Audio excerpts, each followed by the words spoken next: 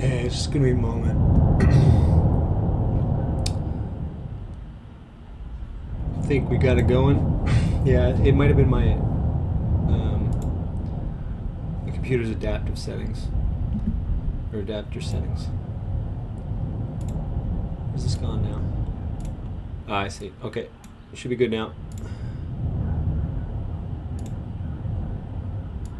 All right, welcome back, people. Sorry, guys, but it should be much better now. Let a few people come in. Say hello in the chats. Good to see Oz.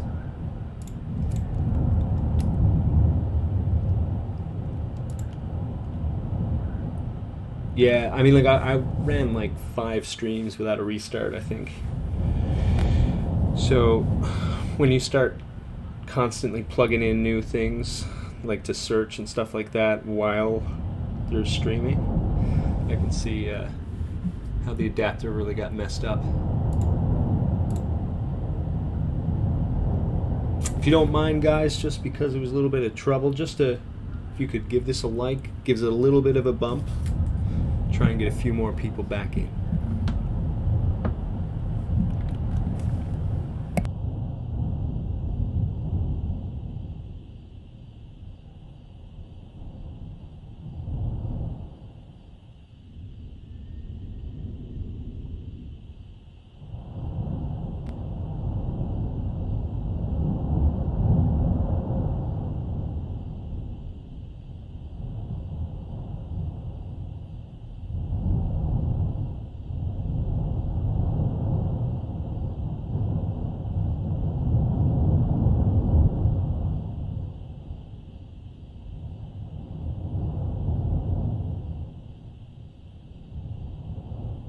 This is that replay from Oracle. It's pretty sweet. Top 2 are live. Bottom 1 is a fast forward replay of that barrier getting broken down. Oh, I gotta shut that up, don't I? Bet you I do. Yeah, I do. Sorry.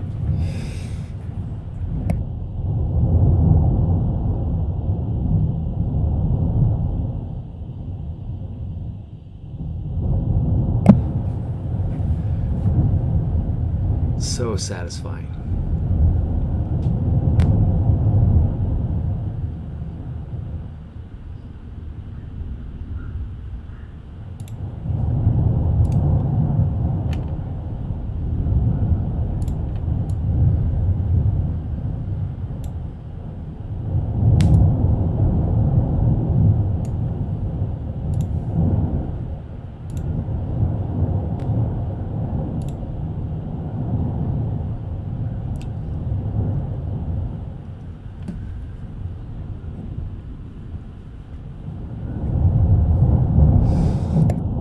Let's keep the chat clean, please and thank you.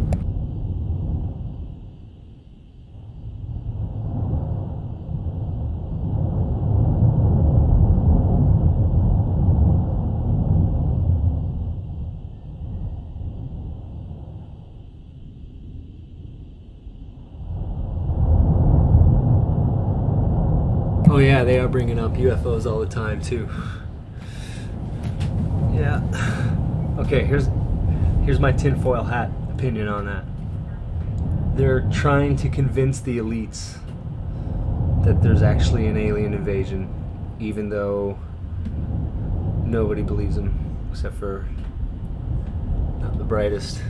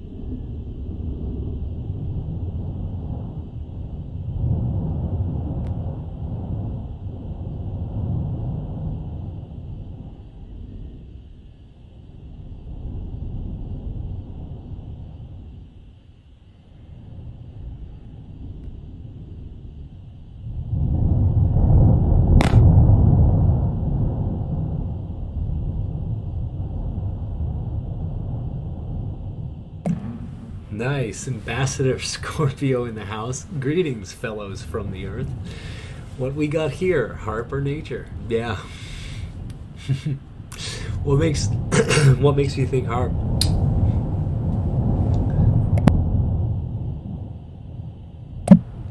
It's the Unitarians. The unveiling of the Space Force. Oh, we're off to a bang here in this chat. I love it.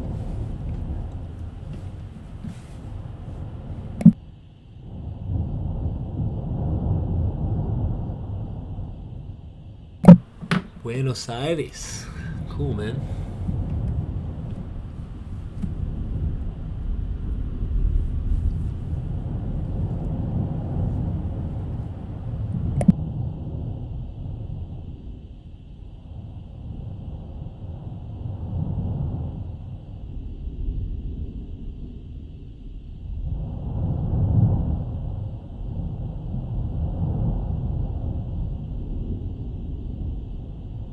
State your case, sir. I am down for this.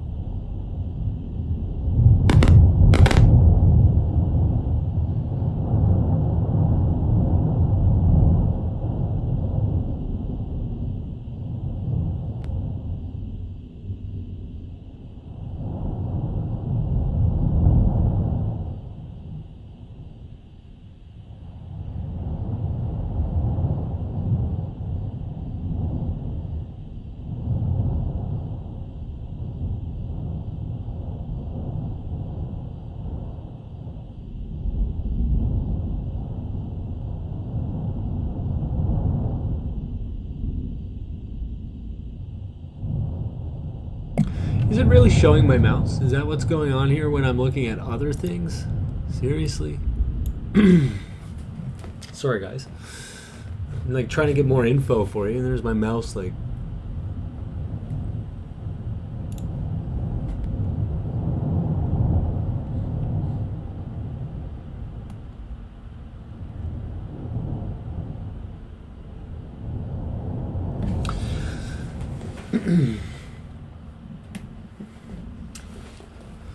So I'm seeing maybe the reason why there's so much smoke is that we have a partial blockage in the vent. Not sure how much it is to worry about it, if that might be related to the small earthquake that was just had.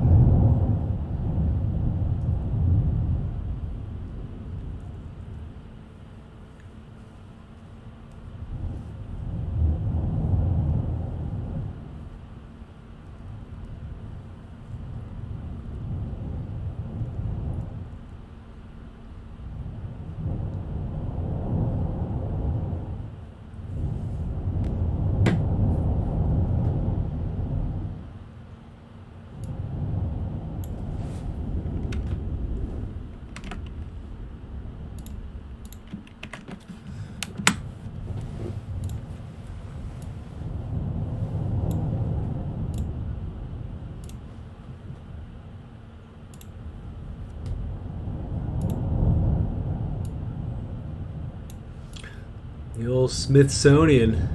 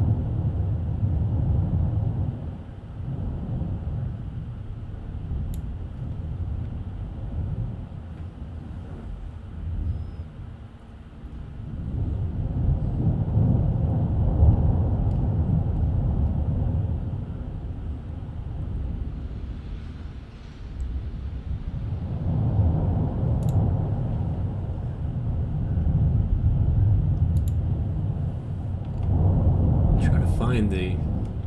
I can't see it.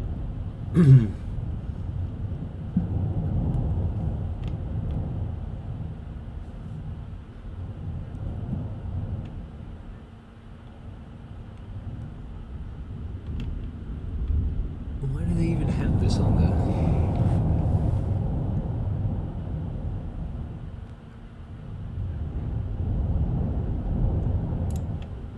Sorry guys, I thought it was someone actually giving decent information. Of course not. Never trust poll. Give me a moment, I'll find some other stuff.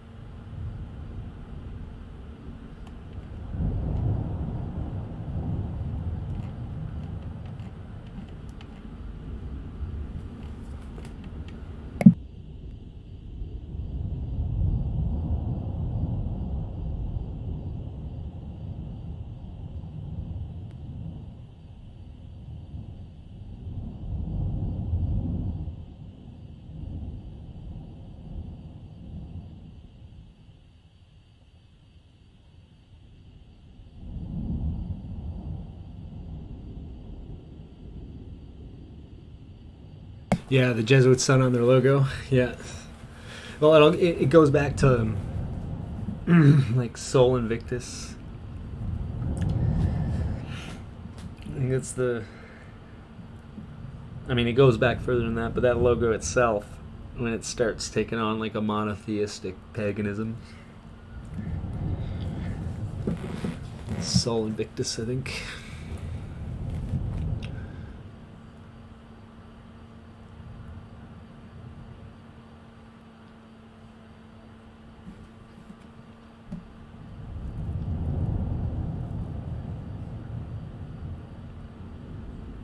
Technology only proves how dumb we are. Since the chasms within the scientific community in the past almost 2 years, partially any source, is for sure tampered. 100%. You need look no further than eco-health and global health and One Health, One World initiatives. And their ties with Science Magazine, Nature Magazine, New England Scientific Journal, The Lancet. These people are completely controlled.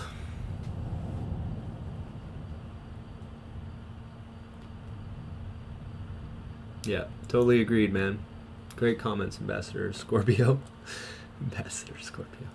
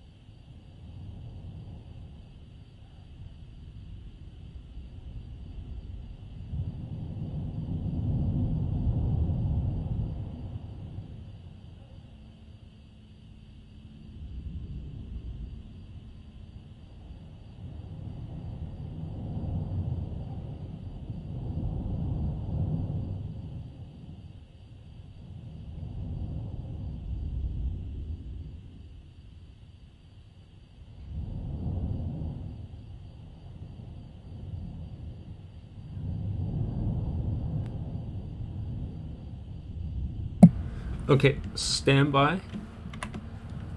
I'm adding 2 screens on. It's just going to take 1 second to load. Looks like it's a good time. Seems to be status quo at the moment. Don't worry, it's coming.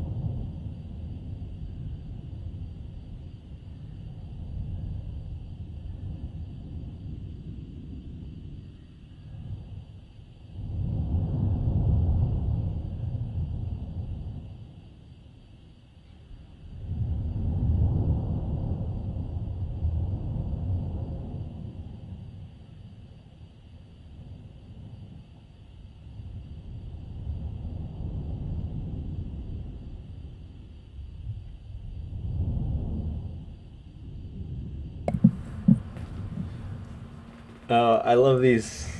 I love these posts because, you know,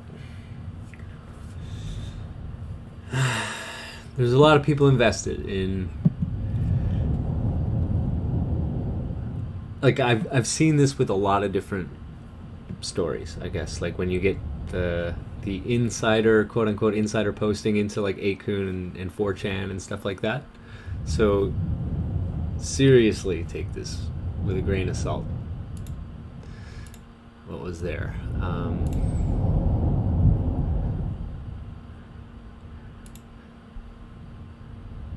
We'll see what it says. Let's just read it. Again, for those just listening in, there's nothing really linking to this to this is in case what's happening. Could just be anyone writing it.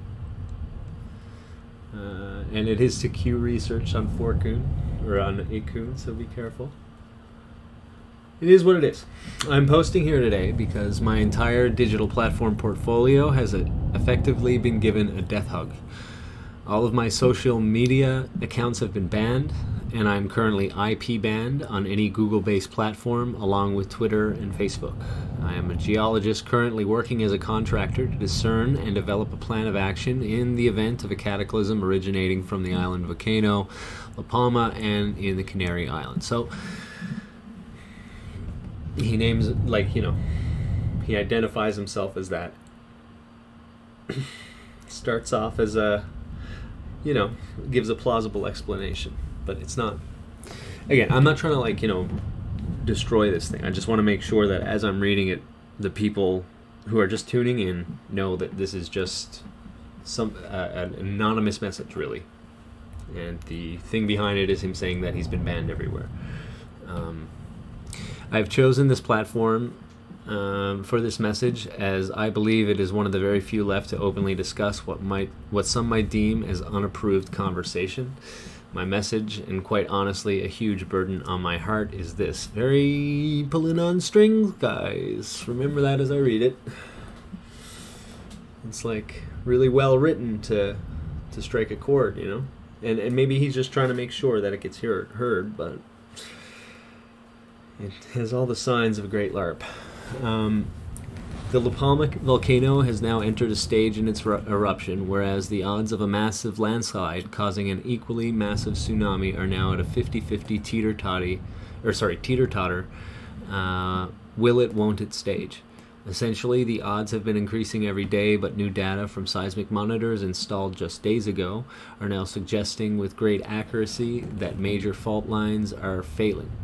Talking about what's on the big massive tsunami, the top of the island can slide into the Atlantic. There is a fault line, not underground, like underneath the mountain, directly underneath the mountain, and it can shake off the top of that mountain. That's why everybody freaks out about this thing, because that is, a possibility. But again, we don't have any information that this is anything more than a LARP. So I'm reading this out because maybe it's something to bear in mind, but it could very well be a LARP. So as I continue, bear that in mind, please. Due to the nature of the volcano's geological makeup, certain actions like ocean water entering the tubes or further seismic events are now constantly monitored, as either one has the entire breadth of power required to trigger as either one has the entire breadth of power required to trigger the slide. So either further seismic events, meaning further earthquake, or ocean water entering the tubes. We've talked about these possibilities a lot. However, as I said before, I'm a contractor. Who I work for is under an NDA, non-disclosure agreement, so you're going to have to discern. This is convenient, right? So you're going to have to discern for yourselves who it might be. Because of the decisions made by my employer by contract, I feel as if I have a unique duty in informing the masses, as best as I am currently allowed, hence my posting here, that they are not going to be making any action whatsoever in the event a tsunami approaches. 1 second. I feel as if, because there was brackets in between it, sorry.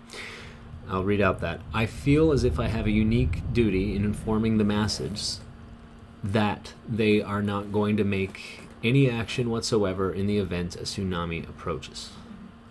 According to the memo I received, the decision was that any effort made to evacuate citizens will be untenable, and thus the need to even prepare or mitigate damages to life or property will not be executed.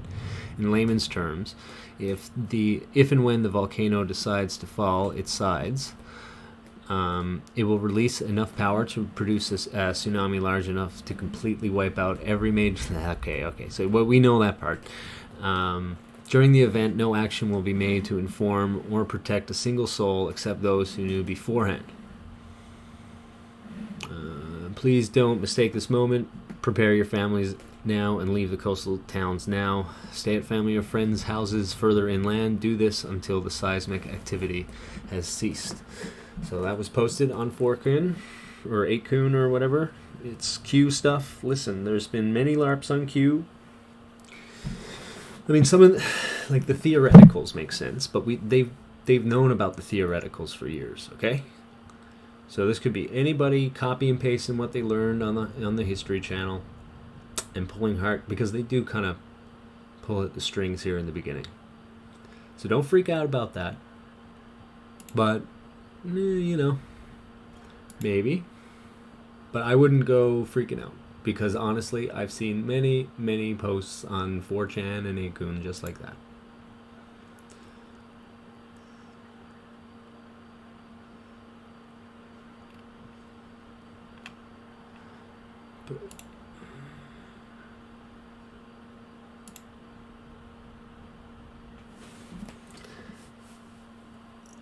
Yeah, a real geologist would not be saying something like that, I'm pretty sure. I don't know. I don't think so. These are ways to instill learned helplessness onto people. Anybody want to learn about Elsagate? Let's do that. While we have a calm point, we're just watching a campfire at this point.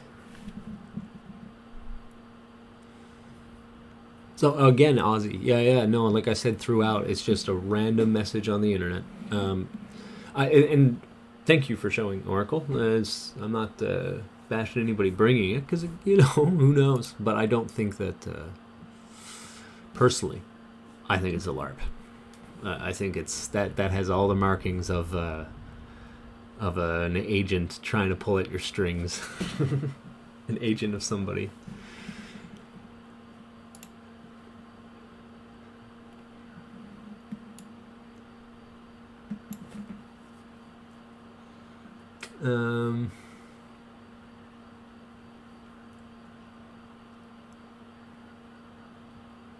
Okay, let's pull this one out.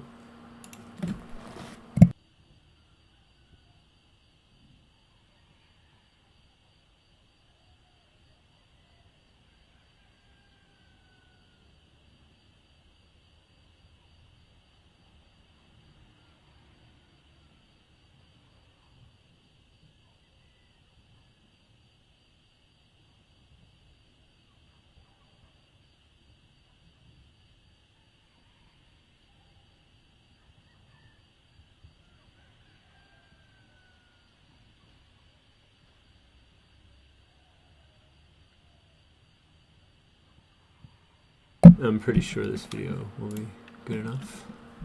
Just a second. Alright, I don't know. Who here has heard of ElsaGate? Who has not? Let me know if you have not. This gets a bit mind-blowing.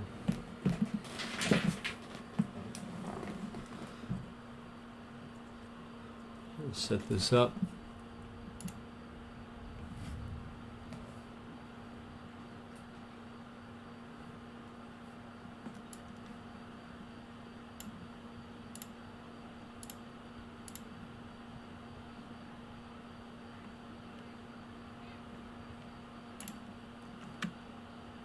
Whoa, what's going on here though? Here we go. Starting back up. I don't have much for sound though. I don't know why. I have everything up full. Oh, she's blowing up.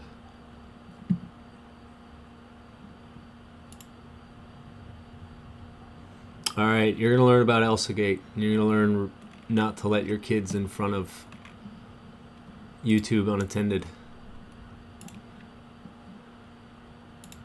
Hold on.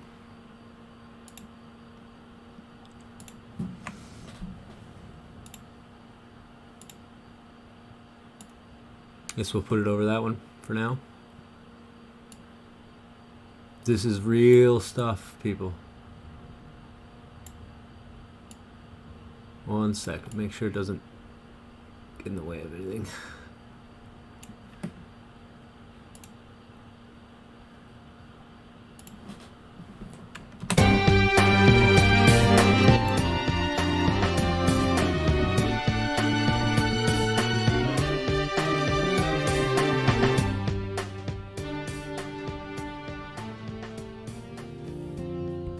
Previously, we've given a general overview of why the Spider-Man Elsa YouTube phenomenon could be harmful to children. In this video, we will explore the psychological effects of these YouTube channels in greater detail. In previous videos, we have touched upon how repeated exposure to the same traumatic content has the effect of normalizing problem behaviors. These videos heavily reference and simulate dark adult topics like rape, kidnapping, sadomasochism, coprophilia, drug injections, and abortion. So it's very hard to find like a big, easy rundown on this from the beginning, because first off, all of the checkmark channels are basically covering it. I can't even show checkmark channels because they'll probably take down my stream. I got a feeling we're okay with this guy. But basically, these are all, everything you just saw, every single slide that he just showed just then was on a video that was marked for kids. If you guys upload anything, like you have to by law say it's by kids or not by kids now, I think it has to do with this. This was marked to go in YouTube Kids. So like you hand off your kid like the tablet, and for the most part it doesn't make those sounds of really bad stuff, so you don't pay attention to it if you're not watching. But what these kids are watching is like disgusting, and it's meant to instill learned helplessness into them, and I'll get into it a little bit. Sorry that this is more of like a second chapter video, but just to catch you up, that's what was going on, and it was caught about 3 years ago, and this was all over YouTube, all of these videos, and they were getting millions, if not hundreds of millions of views, and then when they were caught, they all just went, but they all have the same themes of exactly what he was just talking about: needles and poop and like the rape, everything. By making popular and beloved characters simulate these behaviors, using a whimsical musical score to place the situation in a happy and light atmosphere, these videos essentially make children think that these behaviors are acceptable, good, and even desirable. Featuring small children in bright colors further impresses these messages as being normal to children. It is worth mentioning that the children watching these videos are very young, and therefore their minds are very impressionable. These characters often function as role models for children, so when these behaviors are acted out, children will naturally want to imitate them. Besides making the children more likely to think that they should engage in those same behaviors, it also makes them more likely to accept someone else performing those behaviors on them. This is where the term grooming is applied. One specific characteristic of the majority of these videos is the presence of spiders. Spiders, and insects in general, are one of the primal fears of humans, and they can elicit an emotional response from people of all ages. If used properly, these videos can effectively change a child's mental state, priming them for further, more extreme trauma in other videos down the line. In early stages of cognitive development, it can be difficult for children to differentiate between fact and fiction. Exposure to this traumatic imagery can have long-term effects on the conscious and unconscious mind of a young viewer. Another noteworthy aspect of most of these videos is how each recurring character plays into a specific archetype. For example, Elsa, with her blue color scheme, is picked on, abused, and suffers the most in these videos. The Joker, associated with pink or purple, is the abuser and bully. Spider-Man is paired with the color red, and is the one that saves the day or resolves problems. This hypothesis is strengthened by the fact that other popular children's characters are rarely included, because they would disrupt the color scheme being developed. And one thing to mention too, like, this doesn't necessarily do such a good job. This isn't just one or two channels like the ElsaGate channel. We're talking about hundreds of channels that were doing the same thing, the same tactics, the exact same thing. All the concepts that he's talking right now, they were doing it in unison, as in it was organized to do so. A 3-year-old can recognize colors before they can read. This works well when trying to establish a certain set of behaviors. Furthermore, this method can lead to the child being primed for more conditioning in the future, using the color basis already established. You may remember the bad baby videos previously discussed, specifically in regards to learned helplessness, which commonly feature the same colors. It is possible that these videos are actually connected to the Spider-Man Elsa videos through this theme of color coordination. There are some bad baby videos that actually will feature incorrect colors. For example, while red may be shown on the screen, the narrator might say yellow instead. This makes the reinforcement of learned helplessness even stronger by creating a schism in the mind of the viewer. This could incense and frustrate the young mind, as the video will still punish them despite getting the answer right. The child is simply taught that bad things can and will happen to them, and that they are powerless to stop it. Therefore, they may learn to give up on even trying in the first place. It is also worth noting that titling the videos Bad Baby makes it seem like crying, reacting, or trying to do anything to remedy one's situation is seen as bad behavior, and that perhaps a child should just accept their punishment without question. One final topic we will focus on are the videos that feature needles and injections. Simply put, these videos prime children for accepting drug injections. This was 3 years ago. Playing devil's advocate, one could argue that it is trying to normalize getting vaccinations, which would make children's trips to the doctor easier for the parents. This may have some truth to it, but vaccines are normally delivered in the arm, while the videos with injections more commonly are delivering drugs through the buttocks. Regardless, this makes children see injections in a more light-hearted manner, and could lead to the subconscious normalization of voluntary hard drug use or injections received from sexual predators. It is well known that sex slaves and other victims of human trafficking are often kept drugged for easier transportation. As we've stated before, be mindful of the videos your children are viewing, and be sure to familiarize yourself with that content and its creators. Many videos are harmless and playful, but even very popular channels and content creators who once focused on a seemingly safe topic such as toy unboxing have shifted their focus and the nature of their videos to pander to this ever-growing and quite questionable trend. One must wonder if these creators are doing it solely for monetary gain, or if there is something more nefarious at hand. Either way, it's become our duty to continue investigating YouTube. Please subscribe to our channel and follow our investigation, and be sure to share this with parents so that we may all spread awareness of the darker side of children's YouTube.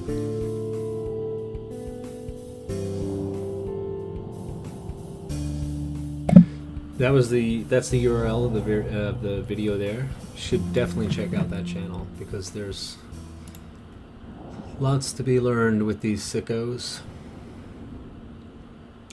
Lots to be learned.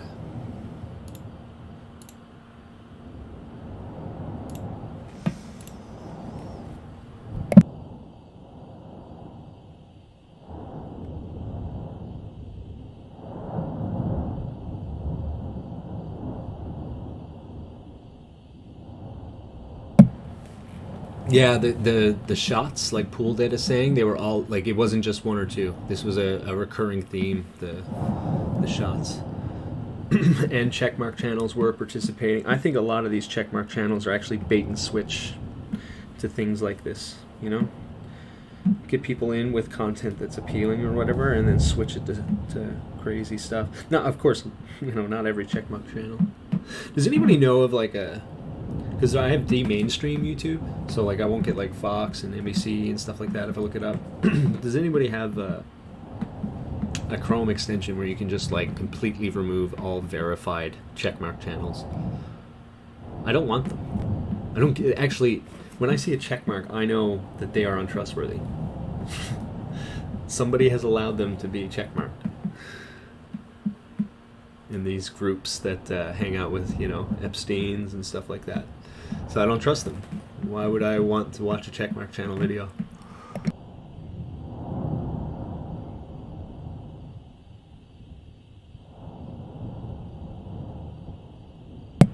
Yeah, bait and switch is like the best tactic, right? Because you can start off being super nice, super agreeable, and then when you get enough traction, you switch to what you really want. Bait and switch is like the biggest cult tactic, the best, maybe the most effective.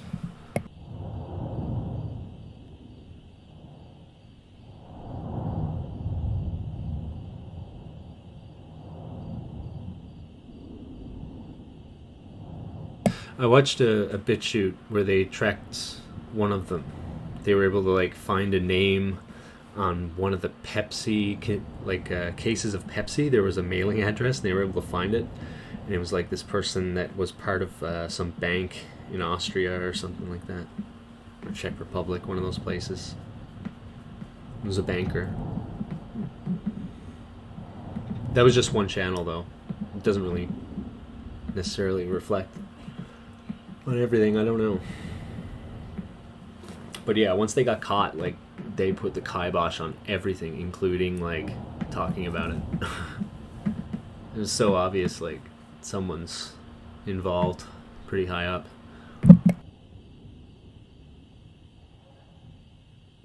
Humanity is simple to deceive because most people don't want to admit that there's such evil.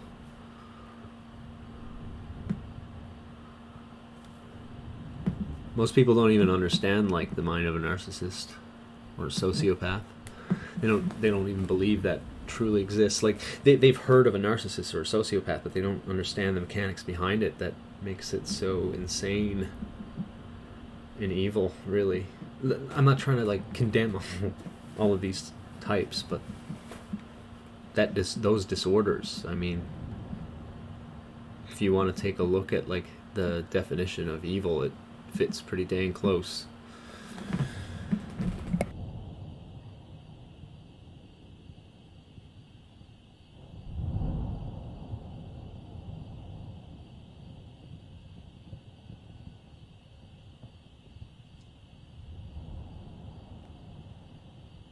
Yeah, ignorance is easily manipulated.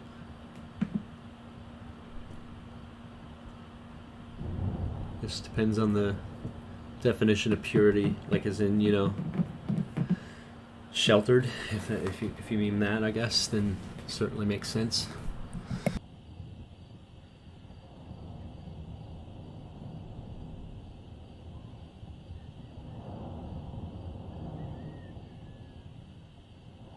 And there is the rooster.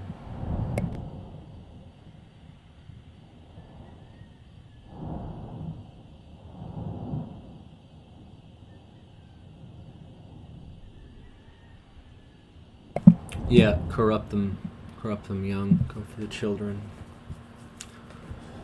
Like a lot of these cults, like they all have these quotes, like Loyola and Joseph Smith, and a lot of them they say, "Give me a child, like give me a child and they'll shape their mind," as opposed to like an adult who's already set in their ways. They all have some quote regarding that. It's because they recognize that's who they... Right, like most Mormon converts leave the church pretty quick, right? For example. Right, because there's no anchor. There's nothing to keep you there. Especially if, you get offended or something like that. Maybe a bit of love bombing, you don't want to lose that. But once you start seeing something funky, like, you'll probably get out of there. But if you get your family in there, and they start getting brainwashed, or kids start getting brainwashed, or whatever, or mind controlled, and then it becomes quite turbulent to leave. You got much more invested in it, right? So, like, first generation Mormons are expected to leave for the most part, but that's why they want to pick up those new single Mormons as fast as possible and get them pumping out kids. Well, if I'm thinking if I'm being super cynical, I'm sure an LDS person is going to tell me, no, it's just the right way to be, but it's about mind control. Get you hooked into family, and then there's something called the fear of sunk cost. I've already invested, money, time, energy, whatever, into something, and the more that you do that, the more likely you are to ignore that it's a net negative, that your efforts are a net negative.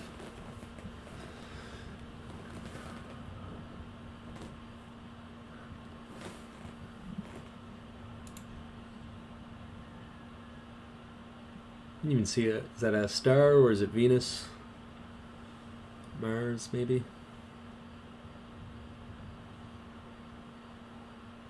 Up in the top or bottom left, top left corner.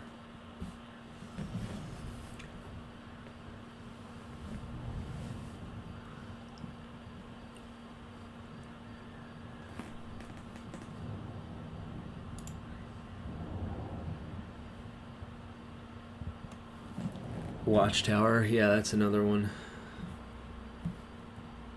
Man, the leaders of Watchtower, like Mormons, there's pretty smart Mormons, okay?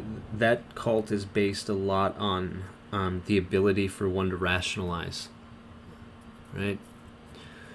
And it can take a lot of brains, and Mormons really look for intelligence in a way, but vulnerable, intelligent people, I guess. That's like their prime target. Because they basically run a real estate cartel. I don't know if you recognize, that's basically what it is. It's a real estate cartel. So they need some smart people up at the top. So like during your general conferences for Mormonism, it's actually like the things that are being said is stupid, don't get me wrong, but they're not dumb at the top. Okay, they're smart people that recognize that this is a LARP or something.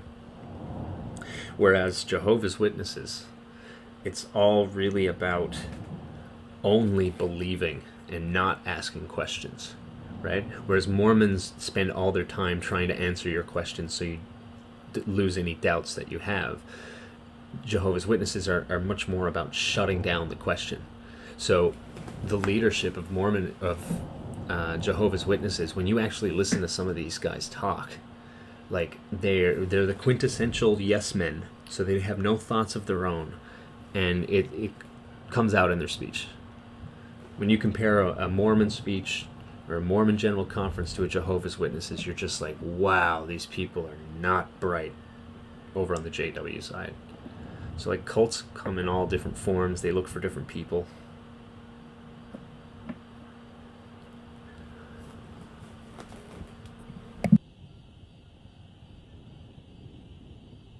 And it's good you got out of the Watchtower, especially as you spent your youth into it, because that training, that programming is pretty strong stuff. I mean, I guess it's hard if you're like, you know, you can't celebrate your birthday and you see that growing up, so like there is that can kind of plant the seeds, maybe.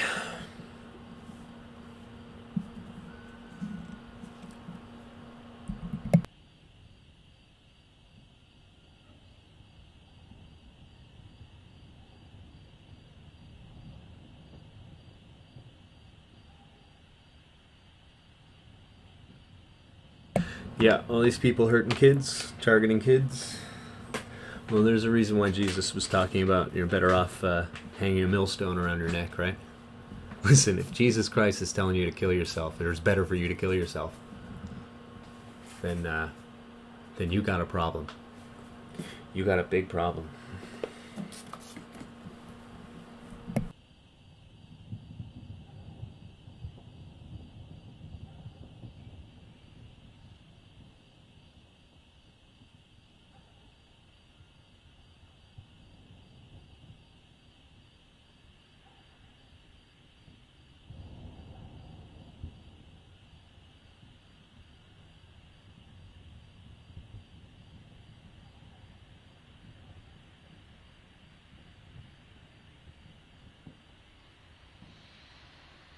Oh yeah, yeah, for sure. Well, Joseph Smith's dad was a Mason, and if the story we have is correct, Joseph was not permitted to become a Mason because he was not of good standing. He had a conviction for glass looking, which is like fraud, I guess. He was going out like trying to get people to pay him to do these treasure hunts, and he would look through glass. Right, so that should tell you what you need to know.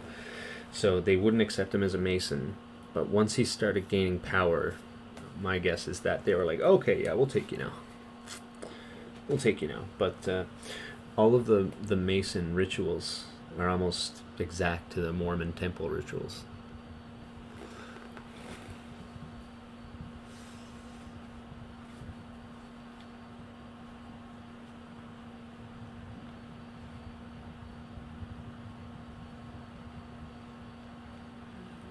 Yeah, Catholic, especially if you're in D.C., Maryland Catholics. That's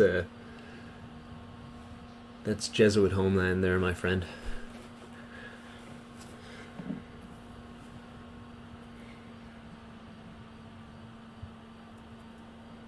Baltimore and D.C. area.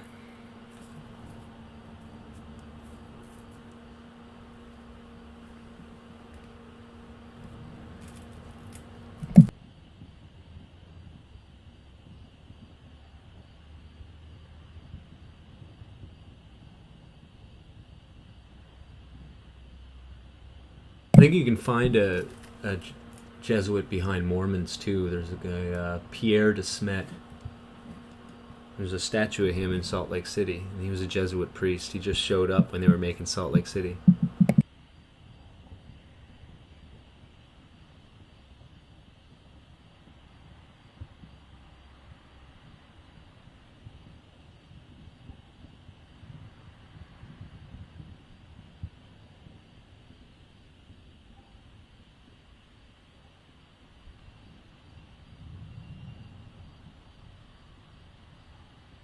Yeah, considering their goal is to stunt you, basically.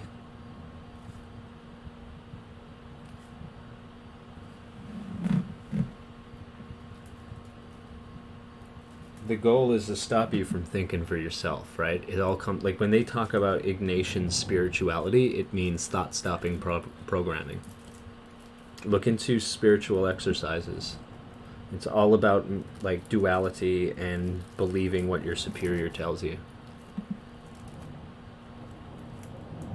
just like Elsagate.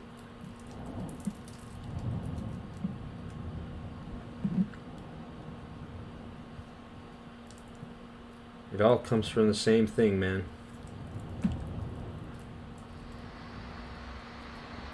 Yeah, and it wasn't even so secret until recently, you know?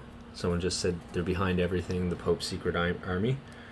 They were just called God's soldiers at one point.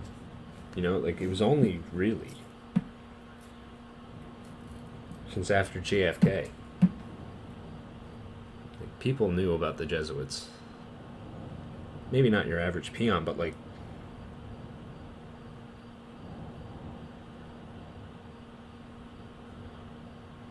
yeah, they're in everything.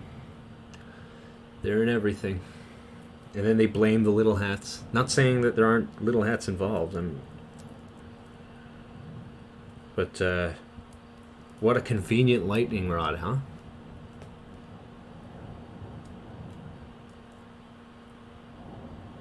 What a coincidental and convenient lightning rod that they blamed their junior partner.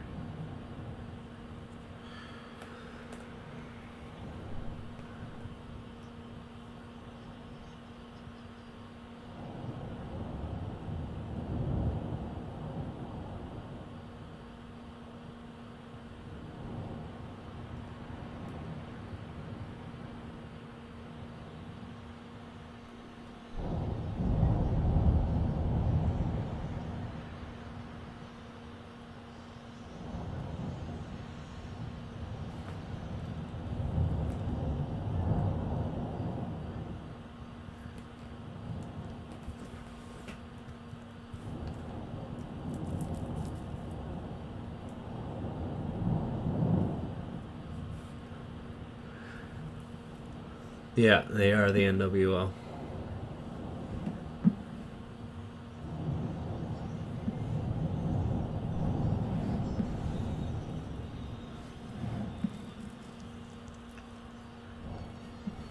The dove. The dove. So columba is dove in Latin. And you see Columbia Pictures is the lady wearing white and blue, holding up the light.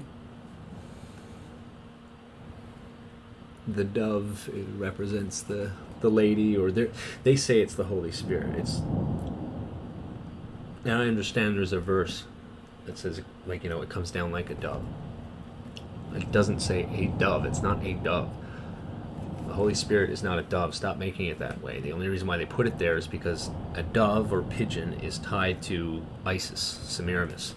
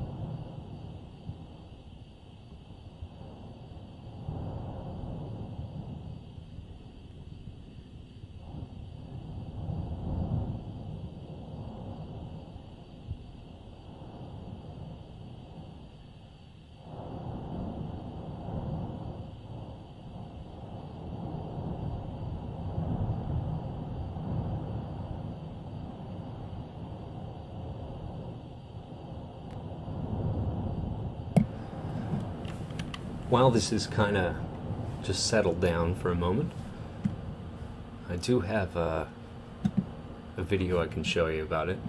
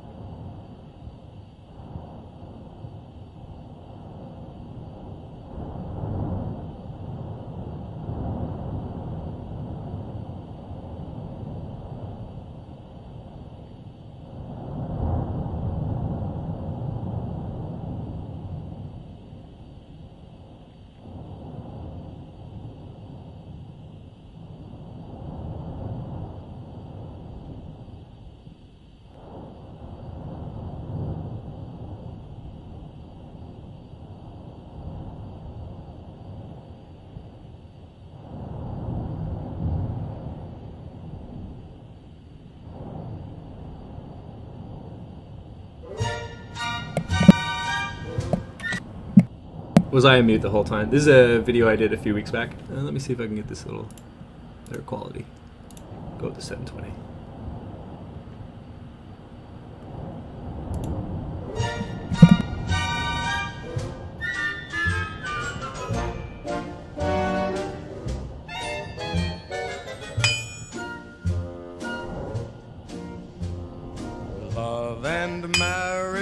Love and marriage go together like a horse and carriage. This I tell you, brother, you can't have one without the other. Love and marriage, love. I became immersed in the intellectual rigor of a Jesuit education.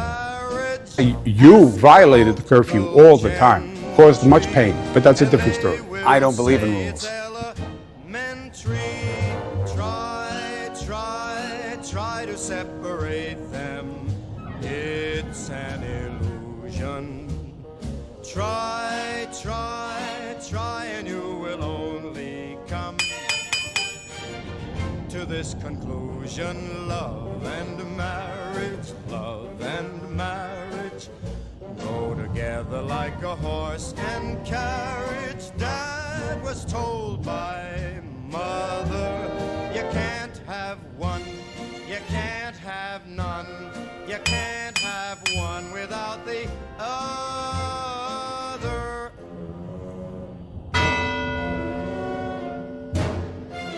Please welcome to the stage Professor Michael Bailey, Chair of the Department of Government, Ron Klain, and Kevin Spacey. The President of the Republic of Colombia, Iván Duque Márquez. As we welcome Justice Ginsburg and her colleagues on stage for a conversation. Secretary Hillary Rodham Clinton. Ladies and gentlemen, welcome the Vice President of the United States. Attorney General Loretta Lynch. It's a great honor to welcome Secretary Kerry back to the Hilltop. Adrian Grenier, an actor, director, and environmental advocate. Speaker of the House, Paul Ryan.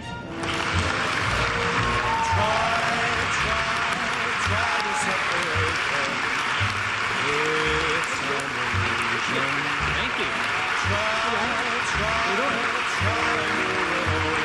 Hi, everybody.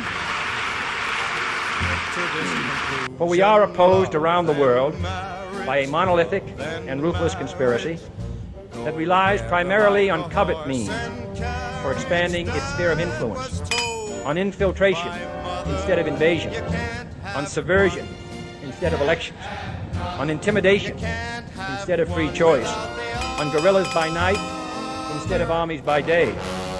It is now my honor to welcome to the stage the President of the United States, Barack Obama. Justice Breyer and Dean Traynor. Dean Hellman and Ambassador Susan Rice. Brian Moynihan, CEO of Bank of America, and Bono.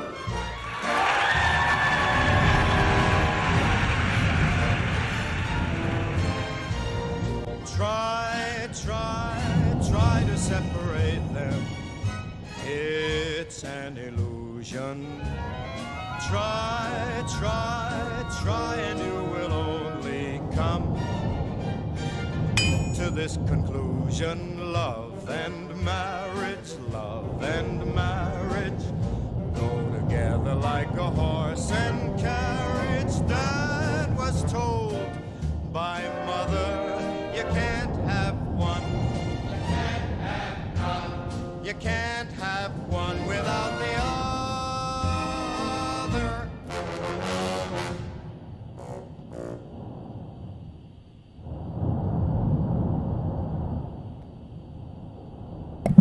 That was a video made a couple weeks ago. Tell me what you think. It's not just one side. I know it seems real lefty, and Jesuits are lefty, but it shows just how far this spreads. When you got Paul Ryan and Trump and all his kids going to the same place. Hey, and F. Bono, I know. Listen, there's a reason why I put him last. There's a reason why you guys have to suffer through I still haven't found what I'm looking for, and One Love and all that stuff. There's a reason why you can't get rid of that on the TV, okay? Or on the radio. And it's because they are Jesuit scumbags. Do you want to know a little bit more about Bono? Let's do it. Let's do it. First off, I can't even show you an album cover of Bono because I'll get taken down, apparently. You can't even show his likeness or anything like that, right? But look up Bono and his good buddy, Cardinal Theodore McCarrick, who is now in court today, as in, right, like during, maybe not this very day, but currently he's in court for sexual abuse of minors, forcible sexual abuse of minors. And that was like, they were best buddies. When Bono went to play at Georgetown University, that same room where you saw like Obama get introduced, that's the same university, Georgetown. He played there, and he dedicated I Still Haven't Found What I'm Looking For to Cardinal McCarrick, his good friend. He announced it in the concert. We got a cardinal in the house, he was saying. Best friends.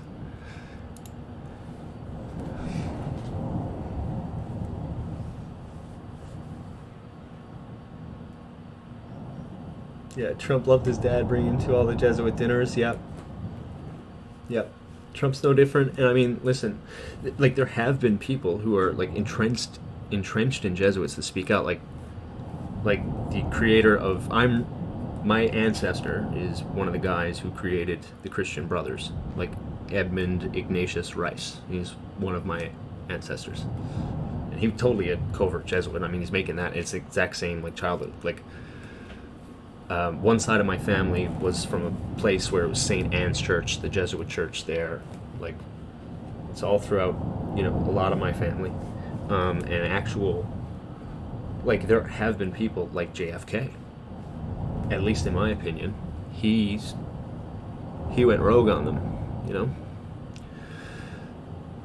But I was hoping Trump would be one of them, but I don't think so. I'm not seeing anything that points to that, to be honest with you. I see it maybe deflecting from that. Was there a flash down on the bottom left just then? Okay, they're messing with the light, I guess, trying maybe to pick out some of those stars.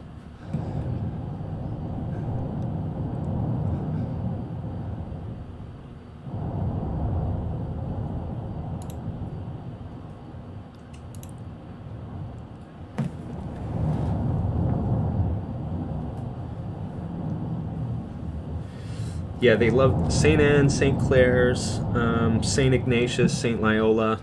Those, if you see those four names, likely you got one of those IHS symbols hanging around there.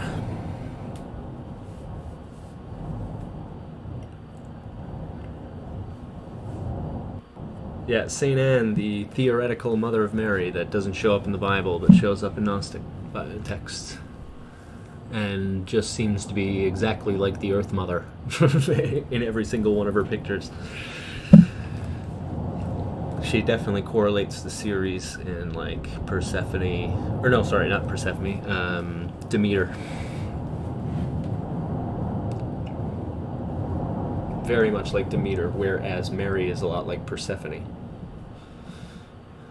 Proserpina, Concordia, Columbia.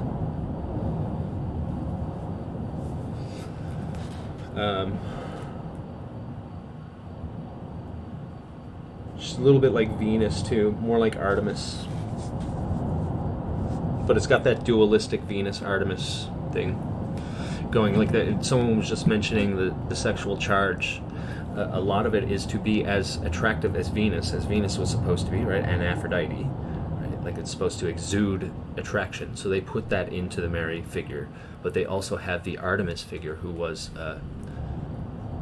along with being not good looking, it was about chastity, purity, darkness, the stars. I don't know if you can see how that's kind of all tied together, but the stars was like the darkness, which was like the unknown. And in a lot of pagan stuff, the unknown and women tend to be compared, and night and women. The ancients feared women just as much as they feared the night. and the only thing I really enjoy when I read like some of the occult stories is just watching the guys getting their butts handed to them when they have ignored the women for the last time. That's the only thing I really enjoy about reading any of those stories when I do my research on them, because it's a common theme. Rhea, Hera, Juno, like they all deal with a douche, a D-bag false idol for a god, right? For their consort husband god, right? The main one, like Saturn or Zeus. And if you read anything about these ones, they're complete dicks. You know, like there's nothing off the table when it comes to these. They were not good gods. They were, ravenous plunderers. Like this was like almost their main characteristic, right? And they were the strong ones. Everybody regarded them as the strong ones, but they were all tricked or defeated by the woman. Like Zeus, I'm pretty sure, turned himself into a cat or something like that at the behest of Hera. Rhea was sick of Saturn or Kronos eating all of his children because he feared being usurped. So he would eat his children, or at his and Rhea's children. And Rhea had enough of this and swapped out Jupiter, or Zeus, when he was born in this story. I don't believe any of this stuff. It's all false idols, by the way. She rolled the stone in cloth, in sheepskin, I think, and gave it to Saturn, hoping that he would eat it in one go, which he did. And then she took Zeus, brought him to Crete, raised him by either a goat or by a woman named, it's something like Alathium or something. I forget her name. I don't care. It's not that important because they're all false idols anyways. But the big one is raised by a goat. And then he comes back, infiltrates Saturn's pantheon by becoming his cupbearer, which is also sexual slave. And what he did then, when the timing was right, and Rhea also planned with him to take out Saturn, right, her own husband, bear that in mind. And when the plan came to Flashpoint, he poisoned Saturn to throw up all of his brothers and sisters that he had previously eaten. I know it's a weird story. And they became, when they united, there started a war. It was the Titanomachy, or War of the Titans, which was Saturn and his group, and the Olympians, who were the sons and daughters, helped by Rhea, and they had Prometheus as well. And these people, they fought and sent off Saturn to, God, hell, or whatever you want to call it. It's all myth, yes, but it's important to see where these people are coming from and why they're so wrong. Okay, so like, I don't put any faith in it whatsoever, of course, right? And I don't go around saying, hey, you should just go study the occult. No, not at all, not at all.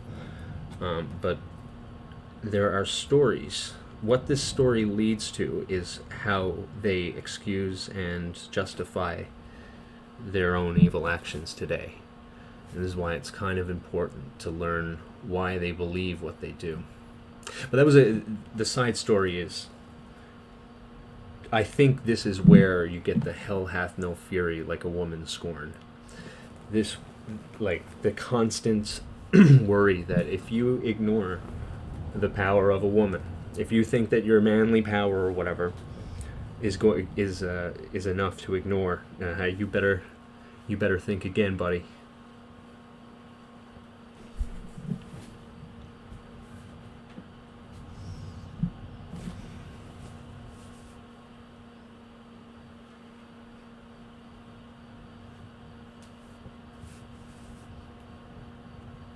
Hislop, the two Babylons, and it compares the Rome and like I think the Mass of the Dead is a big one that they go through. Mass of the Dead that Babylon did, and it compares it to the Catholic Mass, where you eat the flesh of. I don't know if you guys know about like transubstantiation, like where Catholics believe, like when they pray to the wafer, it becomes, they believe it actually becomes the body of Christ. That's eating a raw flesh ritual. Comes from Dionysus, but the ones before him too, right? So Dionysus in Babylon would have been Tammuz or Tammuz.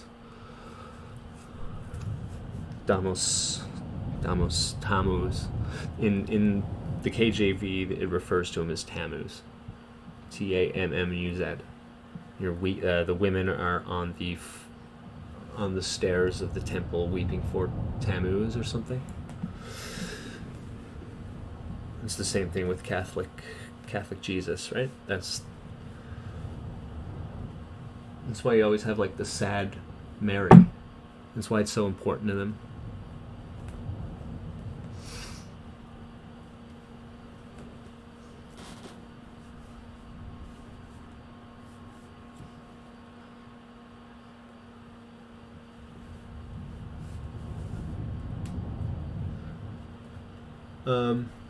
Eddie Optum, and I got a couple compliments on that video, and I didn't acknowledge you for it. Thank you, guys.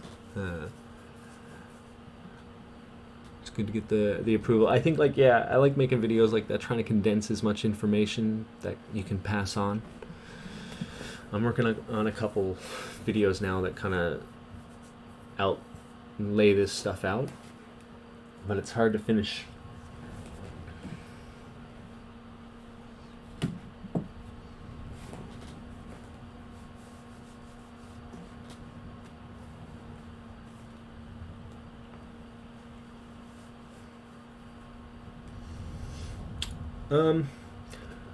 I tell you what, maybe I'll ask for your opinion. Since I just gave you the story of how that works, I'll ask you if you think it works in the video, if I can get your help on that. Because I do have a decent, like, minute and 30 seconds of this video that,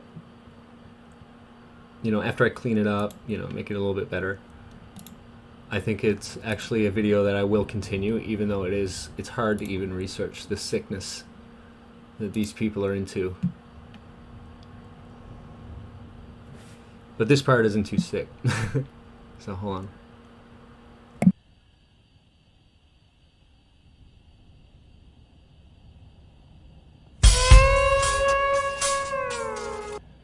Okay, one sec, I got it. I didn't mean to do that so quick.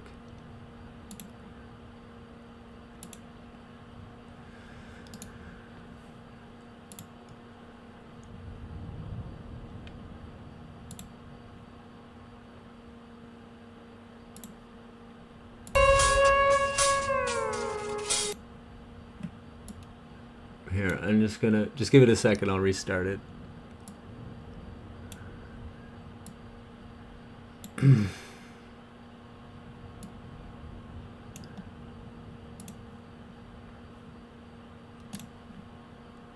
Okay.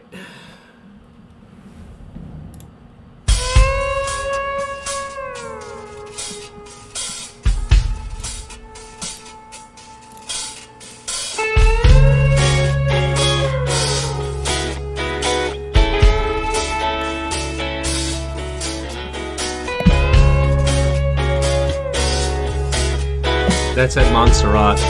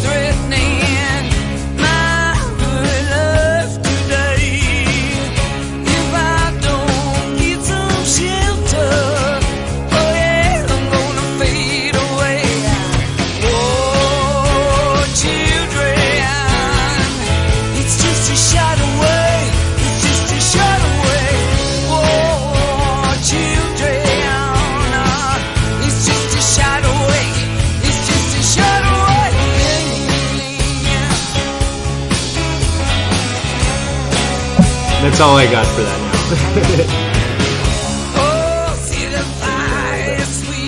now. There is an interesting part after this though, so I'll just hold on because the song is pretty dope too.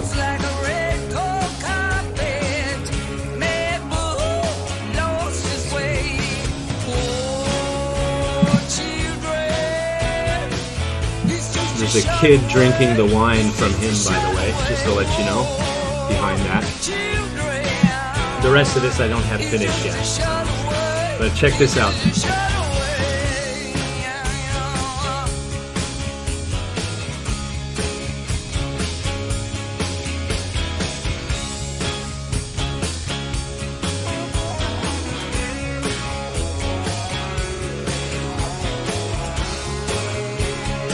That's all for the video, so sorry it's not finished, but that's actually Epstein's Island. That part where you just saw the sundial with the IHS rays.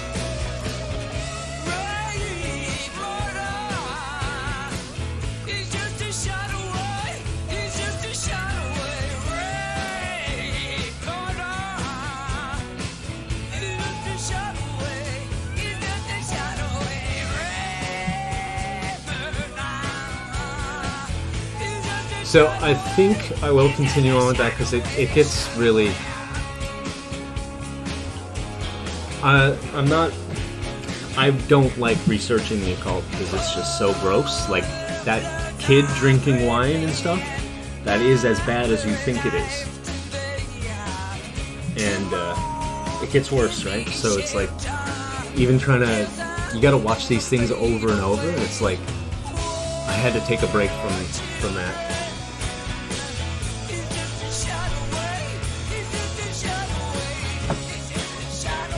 Even if you're covered, you know what I mean?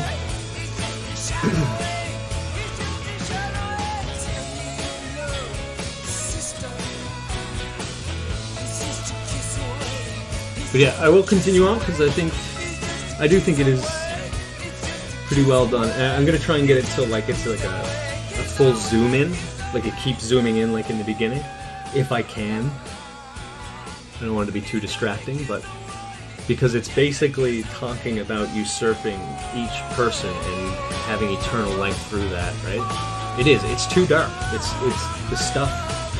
But if these guys were doing this on their own and weren't trying to infiltrate the church and the body of believers with this, I wouldn't care. It's the fact that we see this now in our church. And it's not just the Catholic Church either. You know what I mean? Otherwise, I want nothing to do with it other than to expose it.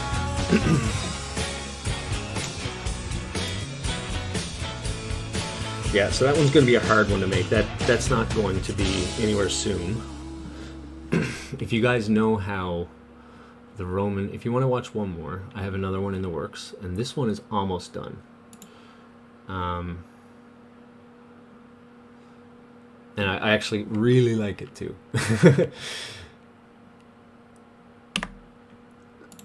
And it's about the Queen of Heaven. Not all of it. And it's about a lot of the stuff that we talked about today too. I mean, I'm kind of... This is what I've been researching for the past little bit, so... And this one's almost finished. There's only like... The only thing that I have left to do is to make how the Roman Empire turns into the Catholic Church more understandable. Okay, so like the first little bit will seem a little bit rocky, but once that story has been told, the rest of it is basically done. And I think it's pretty good.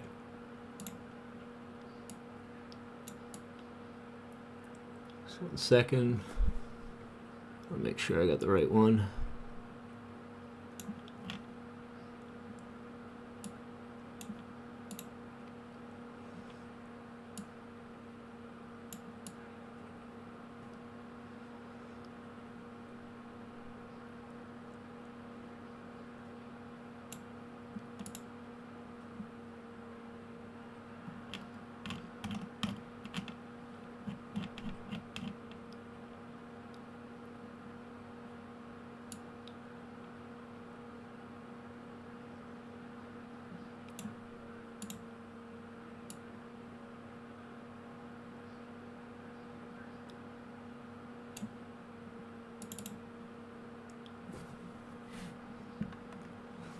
And don't worry, when this comes up big, I'll just put it back in the night I can.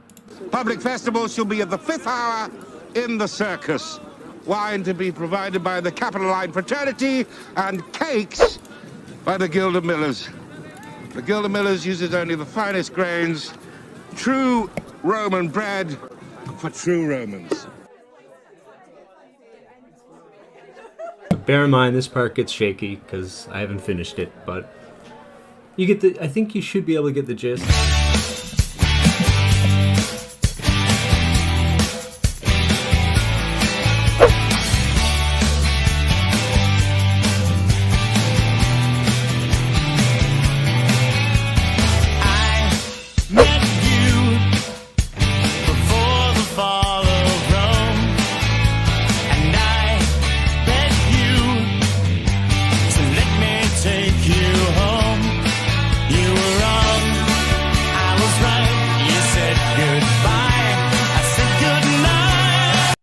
So basically this part will say, hey, you won, and it said, we'll take you too, LOL. That becomes kind of a recurring theme. We'll take you too, don't worry about it. Because they got like the statue from here, and they brought it back. This is a true story. Look up the Second Punic War. They were losing. They were actually getting their butts handed to them by elephants in Italy.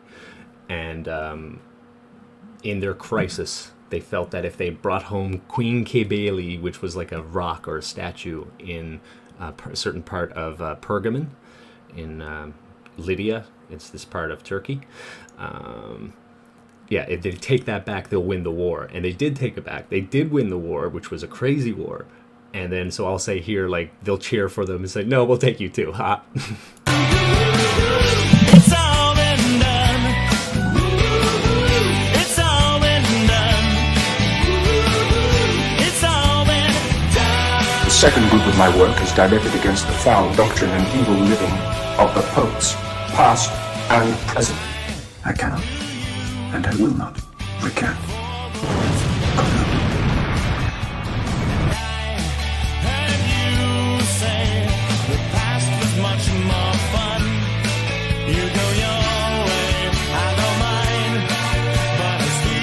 And so basically what will happen here, sorry about that, I know it's in the works, guys. It takes a lot to make these things. So Martin Luther comes by. As soon as they unite the entire continent of Europe, as soon as they do it, it completely collapses once more because of the Protestant Reformation, and they have to fight on two fronts. So they have to create these Jesuits, that say, hey, we can't fight both these fronts. Make me an intelligence agent, and I'll go take over the world. And then he puts a stamp on it, and then this is when it starts up again.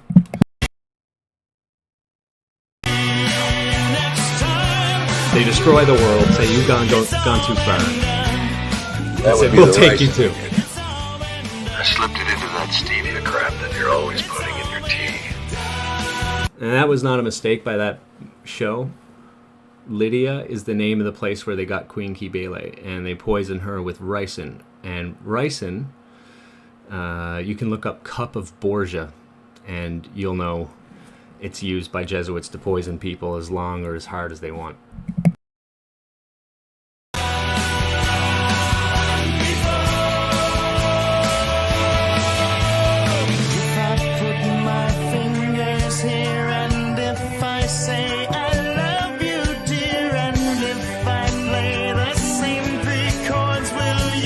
I realized during this whole thing, the Roman Empire never ended.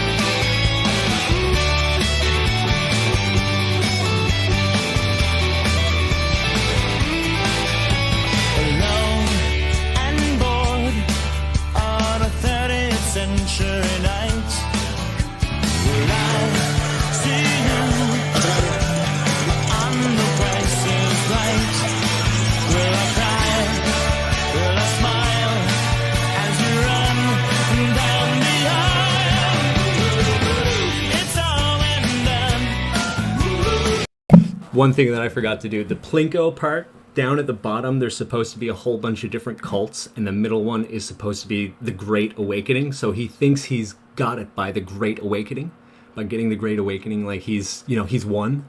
So he runs around, and then finally Mr. Drew Carey Jesuit's like, now we'll take you too. And it shows like all the different Great Awakenings, and the one that's happening today. So, sorry about that. I know there's still lots of work to do.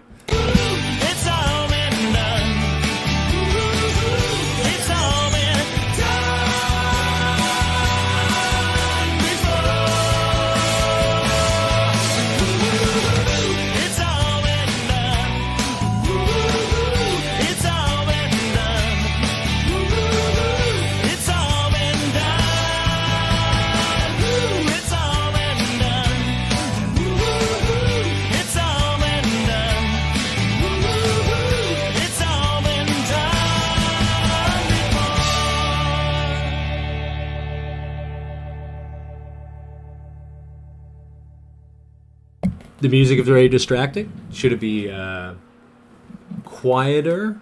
Because like a lot of the lyrics kind of correlate, but I also don't want it to throw people off.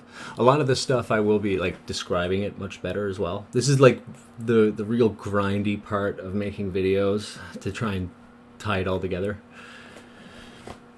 that I gotta do for that one there. And it requires watching it like 150 times. Sometimes you kind of get lost in the video.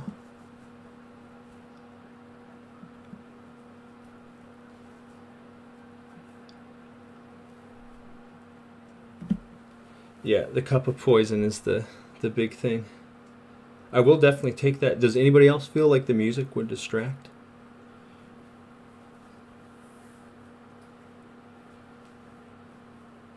Look, I guess maybe I'm trying too hard to be synergistic with the music when I could be passing on information without blasting like two different senses. The genocide chat. The Fauci ouchie.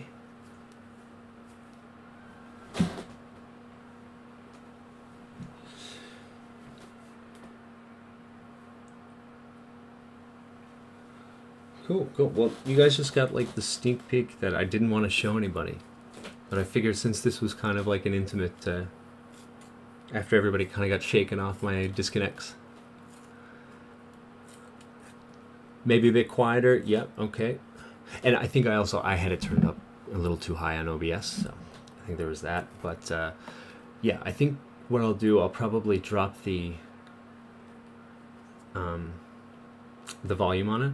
Now, to be honest with you, because I'm a geek, I think, like a lot of the times, I normally put it down low, right? So that you can hear other stuff.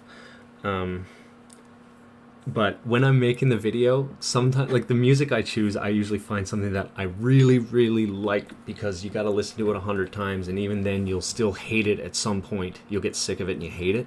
So you got to pick something you really like. So for most of the time, I'm like spending all day listening to the same song, and it grows on you, you know? And so I turn it back up. So maybe I just forgot to turn it down. I don't know. I figured since, like, we got nothing better to do at the moment. This is pretty status quo all night, isn't it? Can't see too much.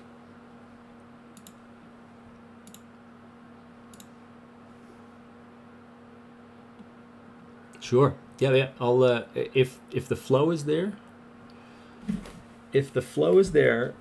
I'll just make sure that it's not going to be busting anybody's eardrums on first strum.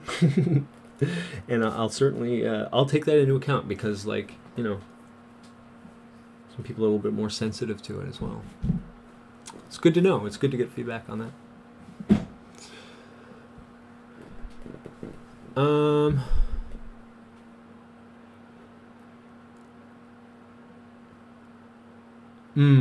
Yeah.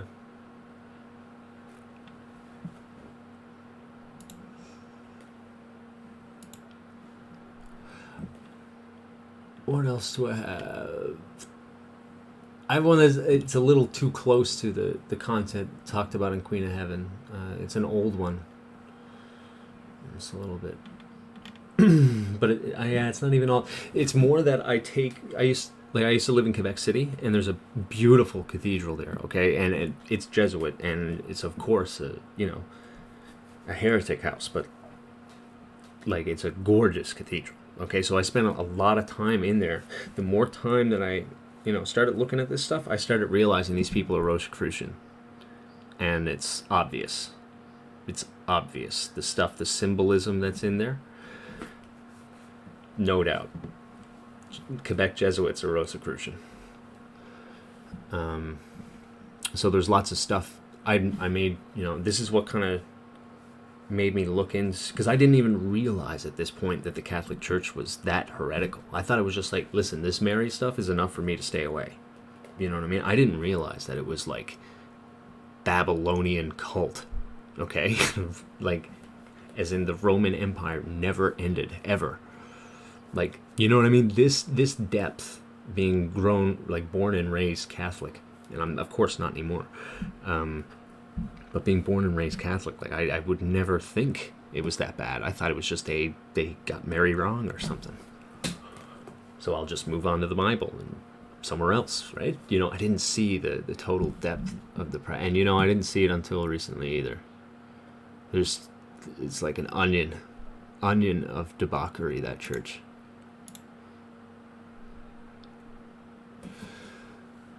Insane Jesus freaks. Well, it's okay. Okay.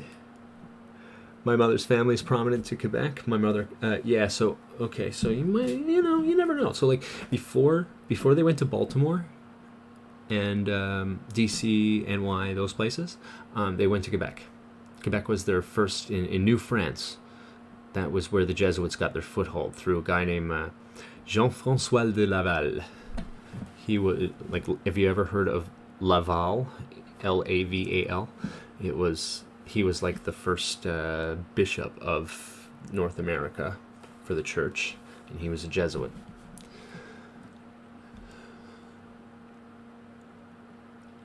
I've been a few Catholic churches that give me the creeps. Oh yeah. But, like, the one I grew up in, it's pretty simple. Maybe a couple maybe one too many candles, right? And like there's the picture of Mary, the little mini shrine of Mary that I didn't even think of as a shrine. So it looked, and like a cross of Jesus as well, right? Which like me, I grew up looking at that thing, man. I didn't think of it as them doing a Dionysian Bacchic ritual. You know what I mean? I didn't think of that. But some churches are like the Jesuit chapel in Quebec. It's like walking into one of the sanctuaries of the Legend of Zelda. Probably based on it, to be honest with you. What else do I got? I got one. Oh. Let's see. 2.6 on the magnitude, sorry. 17 minutes ago. 10 kilometers near the last one. Okay. This chat is totally irrelevant to the subject at hand. Okay, so what do you want us to do? I has a road rat. Do you want us to just talk about volcanoes all day? Here's the flow. Here's the flow. Now I'm gonna keep talking about it. Whatever. It doesn't matter. This is the chat where you can chat wherever you want. It doesn't matter. And it's the place where, well, nobody wants to hurt you, but nobody cares if you're offended.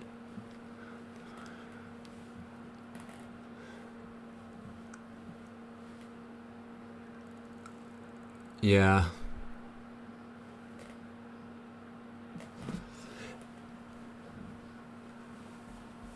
They really do need masks, don't they? It's okay. No worries. No worries. Just making it clear so that everybody knows you are more than welcome to speak whatever you'd like to do in this chat. It's okay, as long as it's being, respectful, civil. Was the word I think someone told me to stop saying so much, so I tried and I just keep failing. I'll play one more video, show my channel a little more, I guess. A lot of people didn't like this one as much. It's about Megan Rapinoe, the soccer player who is, I think we're trained to hate her, guys. I think we're trained to hate her.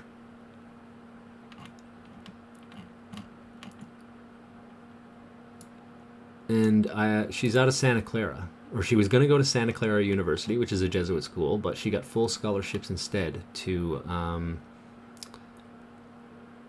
University of Portland, which is another Catholic school. It's not Jesuit, but it's Catholic, and it has, it's given out so many awards for social justice that it might as well be Jesuit, because if you guys don't know, social justice is a Jesuit theology. It's called liberation theology. They just renamed it, sold it to the secular world.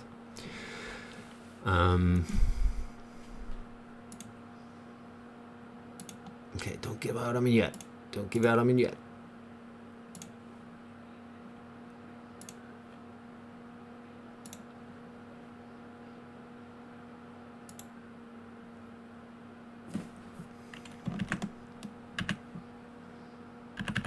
Okay.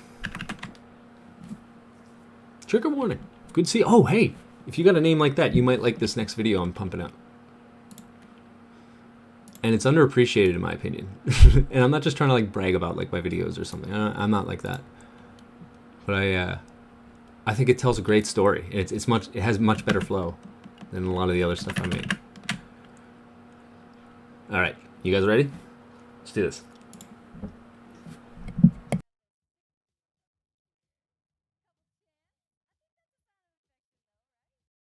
Oh, I see what's going on. Don't worry.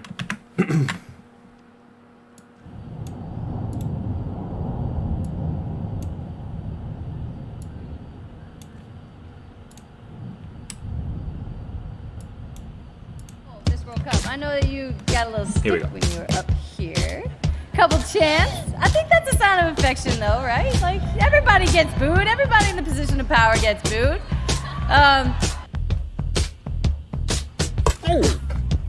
Get a freshly made footlong from Subway instead.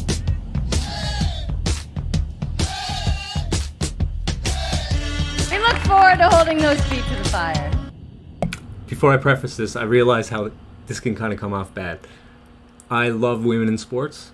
I have a sister who loves sports, and I supported her for her entire life. I don't have a problem with women in sports. This video is just comparing the athletic abilities from the international female team to saying that we need equal pay. That's all. I totally support women in sports. This is my charge to everyone. We have to be better. We have to love more, hate less. We gotta listen more and talk less. We gotta know that this is everybody's responsibility. Every single person here. Every single person who's not here. Every single person who doesn't want to be here. Every single person who agrees and doesn't agree. It's our responsibility to make this world a better place. Equal pay!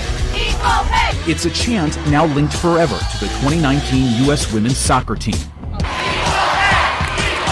On the heels of their World Cup victory in France, the players are using their fame and platform to promote equal pay, not just for athletes, but for all working women. It's very frustrating for us on the team, for women everywhere, I'm sure, to be feeling like they aren't getting paid what they should. The U.S. women's team filed a gender discrimination lawsuit in March. Members were hoping mediation talks with the U.S. Soccer Federation would bring their pay in line with their male counterparts. And it's not just about us, and it's not just about this moment. But those talks fell apart, and now team leaders are planning to take their fight to court.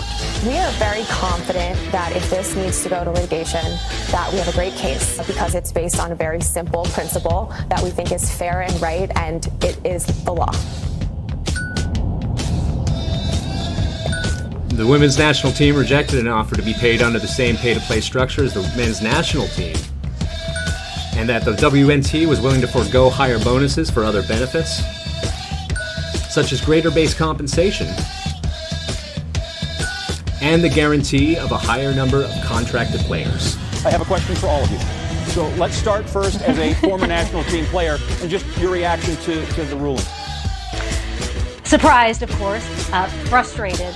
Why do you suppose the judge sided against, I guess who he's not siding with, but went against the women here? The reasons for that were, one, the women actually in this relevant period, which they're looking at, which is essentially the last 5 years. He said, one, the women made more on a gross standpoint and on a per game basis. And two, he said that their pay structure is very different. So we had injury protection, maternity protection, severance pay. And so there were a lot of other assurances we had in there. It's a very different setup for the women.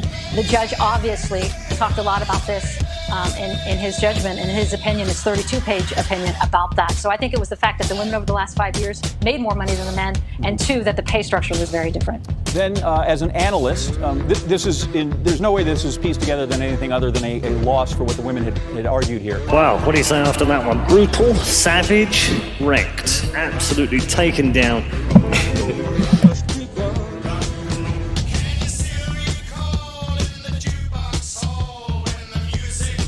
More than some burritos. Oh, nice. Oh. Burritos? Get a freshly made footlongs from Subway instead, with crisp veggies on freshly baked bread. Just order in the app. Oh, okay. Try the oven roasted turkey with banana peppers for a little extra kick. Okay, I get it. Oh. Get a freshly made footlong from Subway instead. Choose better, be better.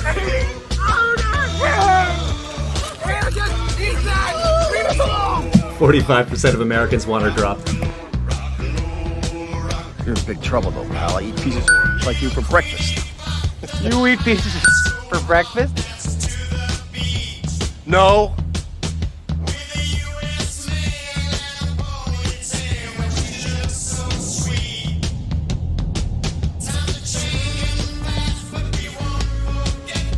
What was supposed to be a normal day of the rake for Team Woke,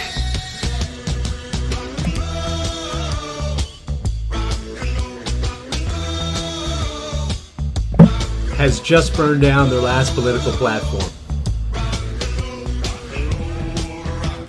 There will be no parade in NYC this year.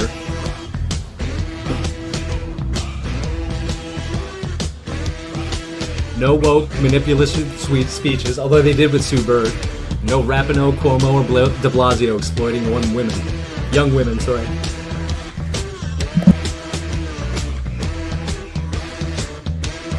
Megan Rapinoe almost bully players into kneeling because she really wants to stand up for something in her particular way. The whole time you were in Tokyo, did you know that you were going to retire? Watch this chick's face after the second question. Did you tell your husband before you got on the plane to go to Tokyo that it was it? No. Wanted to come out of there with a gold medal as well, but it's not just about us, and it's not just about this moment. Hey, Gilmore, you suck, you jackass. And it's not just about us, and it's not just about this moment.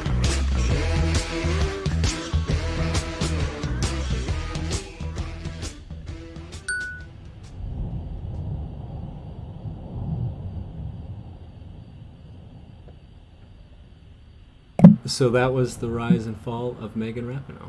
Let me know what you think. Am I overrating that video? I know it's a long one, so like a lot of people, you know, there's like.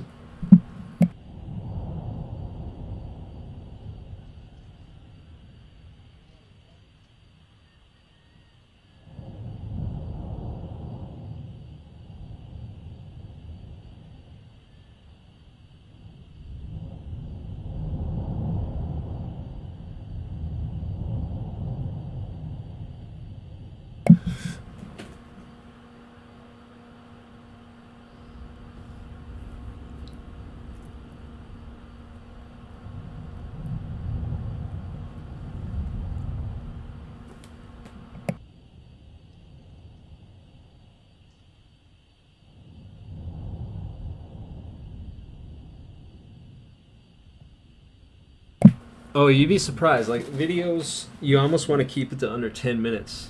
Or, sorry, under 2 minutes. If you want to keep, like, retain, like, get your point across. You want it, like, under 2 minutes.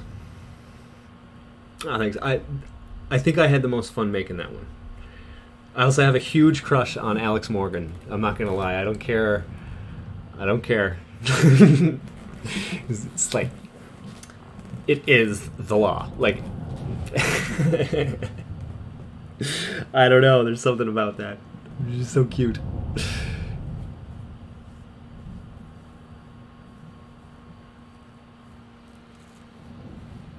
I like throwing on long videos if it, like I'm playing a video game, stuff like that. Have it up in the corner. Like when I'm on the other side of this, usually I would be one of the stream people just watching a screen. Like I take it, you can like do a pop out thing. You can't do it so well on YouTube, like you probably need an external program, but like I go on Odyssey and you can have picture in picture and it stays on your screen. So even if you're playing a video game, like you can just put it in a quarter that you'll never have to watch, that you'll never have to look at, and you have like a little TV there for you. Ho Solo's pretty good looking, yeah. Yeah, it's not like I'm lusting after these people, but yeah, she's pretty. What's her name? The one that speaks, Carly Lloyd. I don't necessarily find her physically attractive, like at least on first impression. But when you hear her discuss, like the situation at hand, you can tell she is a very bright character.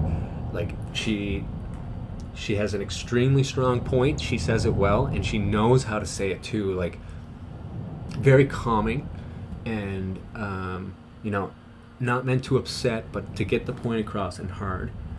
I was really impressed by listening to her speak, and I wanted to add it to part of the video, not just that part. There's one thing where she speaks about like Rapinoe and the way that things were going in that place, and she's basically like, this is cancer, we need to get back playing soccer. But she says it in such a way that I was so impressed. Anyways, long story short, she's so intelligently spoken, well spoken. I think Carly Lloyd's the best looking girl on the team. Just off that, I was super impressed by the way she spoke. You should look up some of her interviews, man. I think she's pretty cool. And yeah, she's retiring. And like you can hear her, like she didn't tell her husband, like the way it was said too. It was like, yeah, you got me.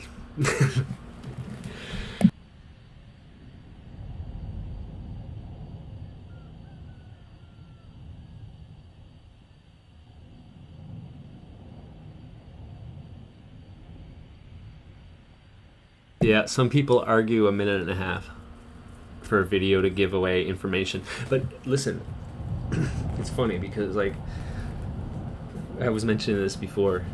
Like, these types of videos that I'm doing, I guess the best way to describe them would be, like, I don't know, didactic. Like a didactic music video, maybe, I guess you could say. Like, it's meant to load a whole bunch of info and give it in a palatable way, I guess. The reason why there's it says Ars Gratia Artis around the MGM lion logo, and it's arts for art's sake. You see all of these people that are like, you shouldn't put information, it's arts for art's sake. Everybody, like, you know what I mean? And when you look into these people like Oscar Wilde and like Edgar Allan Poe, like, these are like the biggest proponents against didactics. And they're all like pedos. so I'm wondering, it's like, don't put information in that could expose us for what we are. That's probably what that is.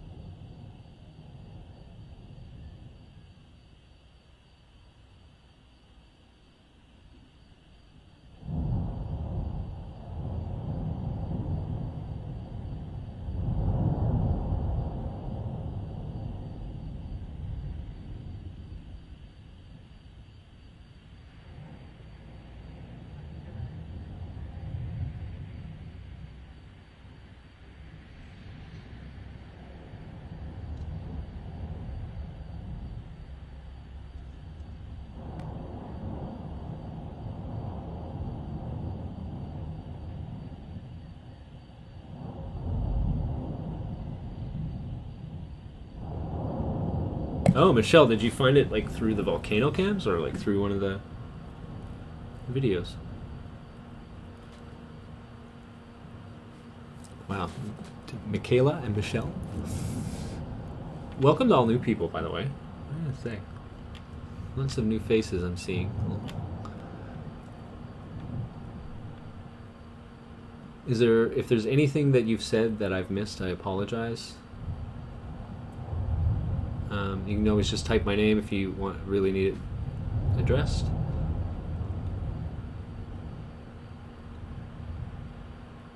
Yeah, I'm not familiar with the whole thing. The only thing I ever saw was a segment about the lesbian coach. Yeah, I don't even care about like the lesbian or not or whatever. It's like there's something so contrived about this. And that Alex Morgan girl, man, she seems like she was like coaxed into doing this. Like, why wasn't Rapinoe's name on that court case? Like, she's the one that's like pushing people into this. Like, you could hear that, like, she was even being coached. Like, Alex Morgan is not exactly the brightest. You can kind of tell, you know, like she's nice and well spoken enough, but like, you know, she's not the brains behind the operation here, right? She's like the poster child because she's really, in my opinion, really good looking.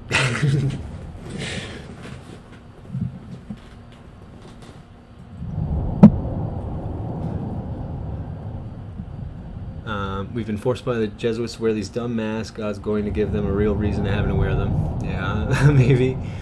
But I don't like looking at natural disasters as like as that. I think I'm a strong believer that there has not been a falling away yet. I think there's many still. There's many born again. There's many saved people around. I don't think we've fallen away just yet. Before the signs and wonders show. Real signs and wonders, not like the NAR garbage. I think people read books for centuries. If the information aid whittled that down is part of my doc. Anyway, oh, hey, that's a really cool topic. And actually, there was another person that I didn't get to enough. I think it was before my internet imploded, I guess. It was Scorpio. The last name on his account was Scorpio. He was mentioning that. How important it is to record knowledge in books and on physical. And what a terrible job we've done on converting to digital, to be honest. So much stuff is harder to get in your hands now, or harder to read now than it was when we had libraries. Or like, sorry, when we were just dealing with physical copies.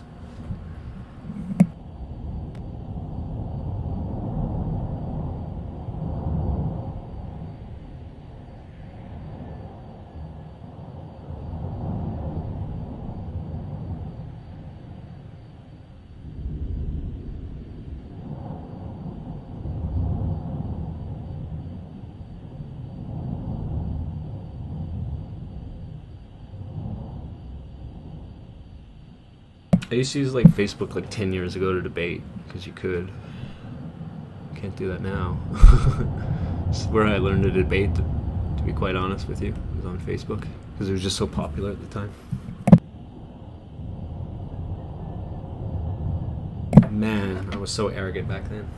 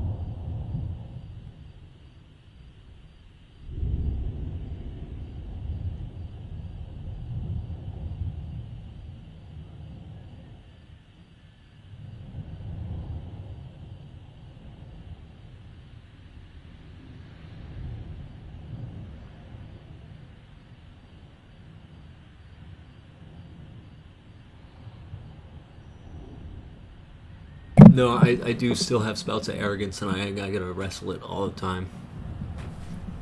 But back then, it was uncontrollable.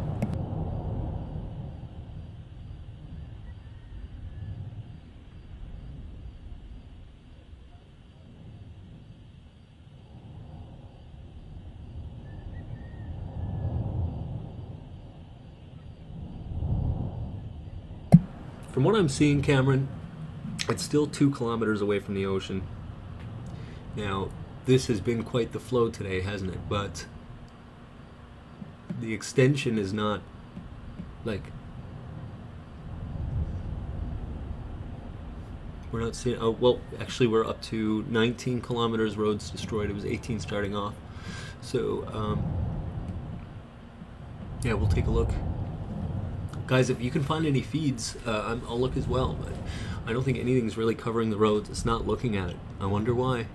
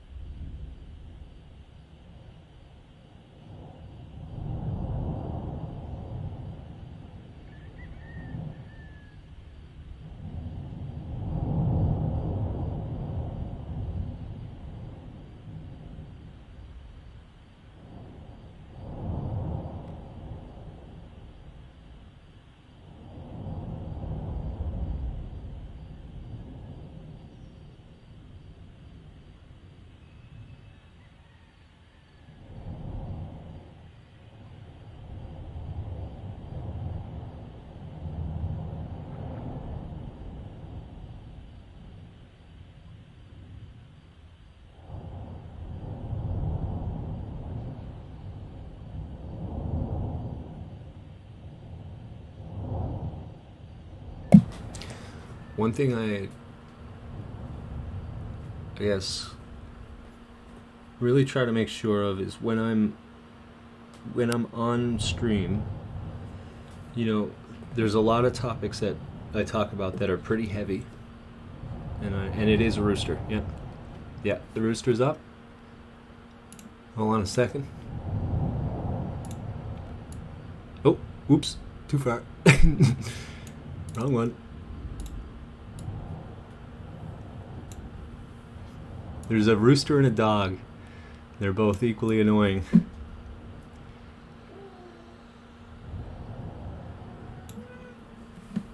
As well as my cat. You can add cat at this channel. Second wants me to let him out.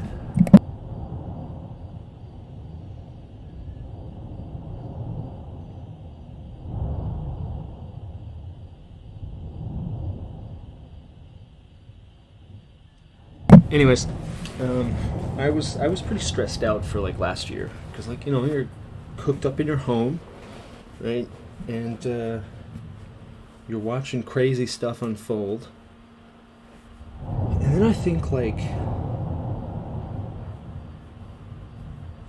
because I'm a right winger, right? So I was like, you know, I was watching, like, you know, the election and how that was crazy and ridiculous.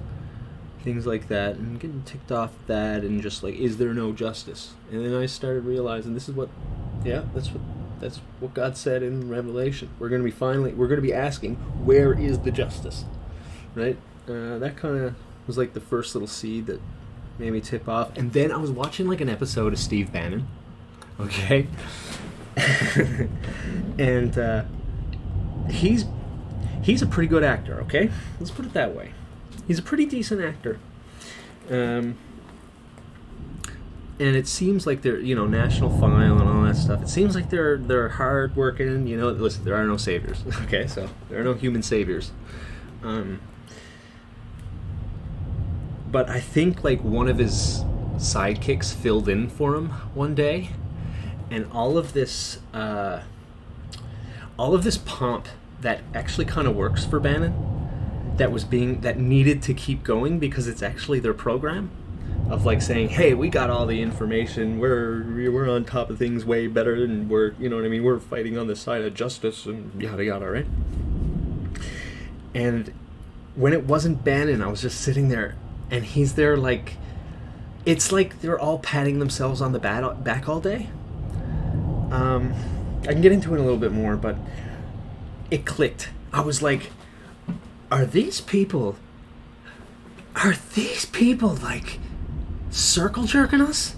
You know what I mean? Like, as in, like, one side is making you feel helpless, and you go over there, and then they make you feel like you're part of the belong, and then things started just clicking.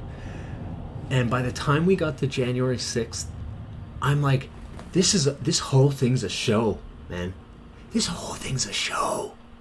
And I'm not trying to sound like a conspiracy theorist to you guys. What I'm trying to say is, it sure seems, and I'm pretty sure even the most normie of us can see, that someone's working real hard to get us ticked off at each other and helpless. And oh, what's going on here?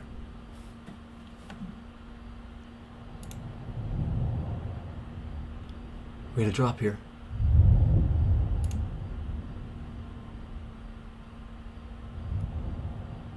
Keep your eyes on it.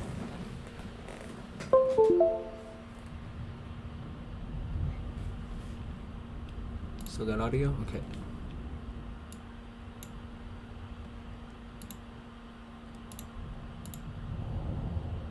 But yeah, I came to this realization that it's just all sides are playing a game on us, and it just really, everything started clicking in at that point.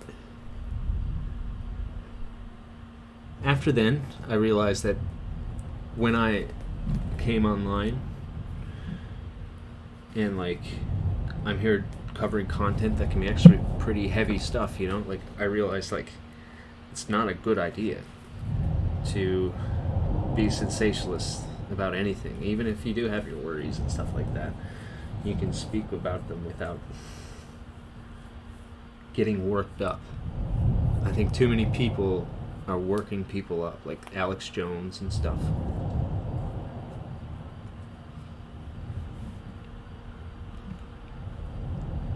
It's like, there's a reason why you can make like meme music with him. I have this here.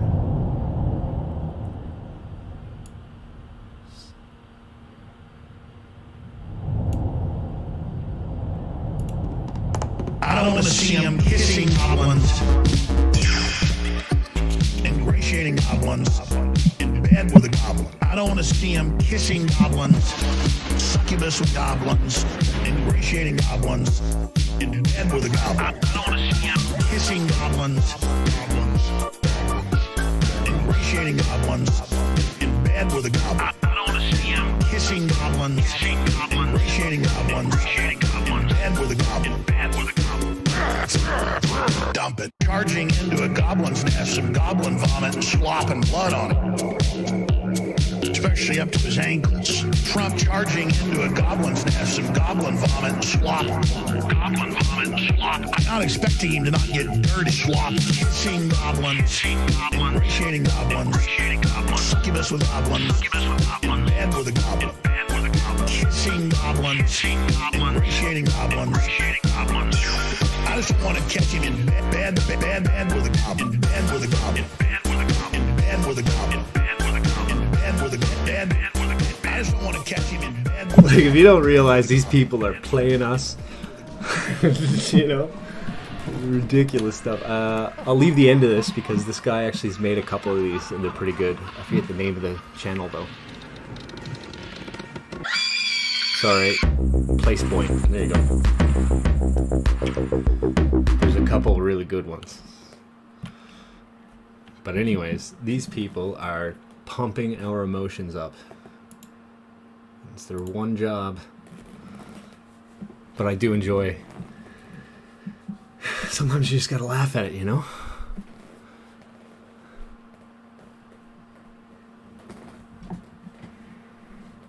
What is Q, though?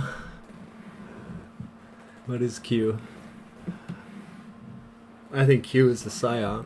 I think Q is like mint. Q is a lot like, hold on.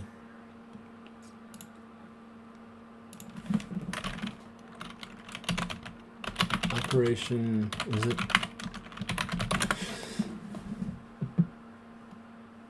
What is making that noise? We'd love to know.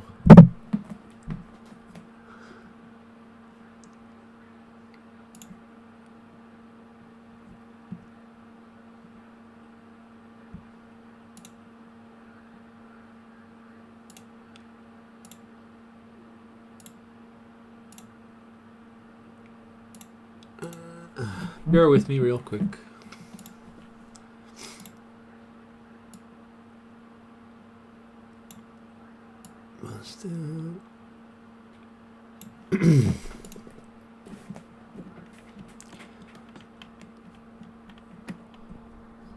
All right. I won't go through all of it, of course. It's pretty long. But this is QAnon from about 100 years ago. So Operation Trust was a counterintelligence operation of the State Political Directorate of the Soviet Union. The operation, which was set up by GPO's predecessor Cheka, ran from 1921 to 1926. Set up a fake. Hold on. I was worried I left the window open again and my cat was trying to get out.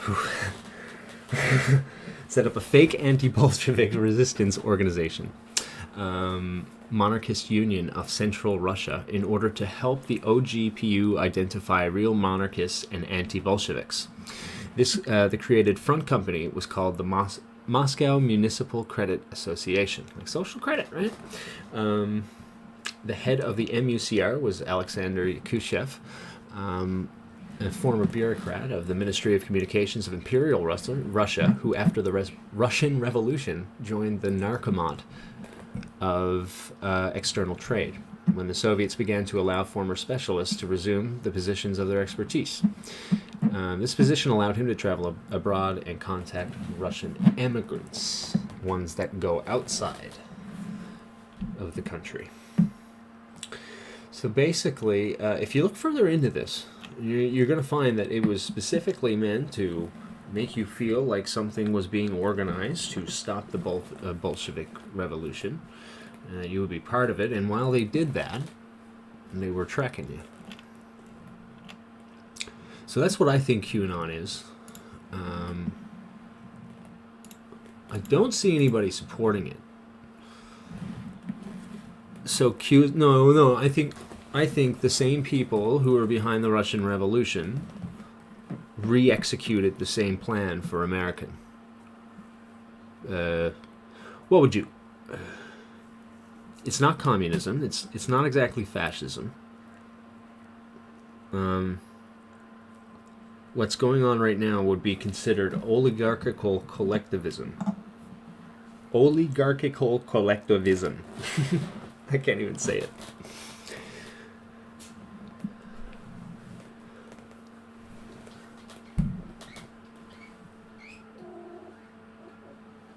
Yeah, basically you have, it feels like communism because you have a bunch of people at the top that are basically in the same circle, and then you have everybody else in another circle.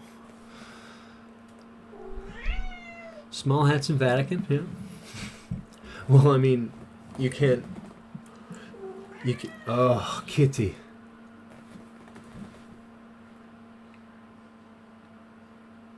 Arrête-toi. Calme-toi. Okay. The small hats... you can find a lot of those as the middle management in the Bolshevik Revolution. And you can... no, it does the same thing when typing. And the same thing in the Chinese Revolution. The Maoist Revolution. Same type of middle management. But I think that, once again, the ones pulling the strings... Well... Okay, I'll show you another thing.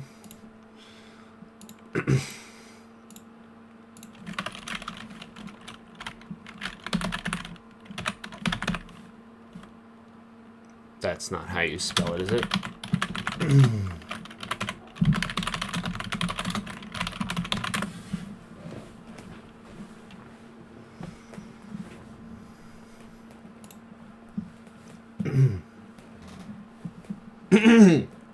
So when do you think communism was invented, guys? You think it was with Marx? You think it was with Hegel? Not Hegel, Engels?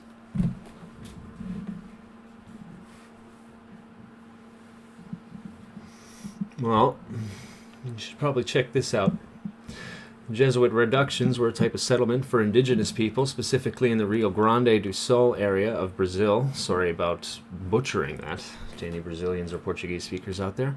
Paraguay and neighboring Argentina in South America, established by the Jesuit order early in the 17th century and wound up in the 18th century with the banning of Jesuit order in several European countries.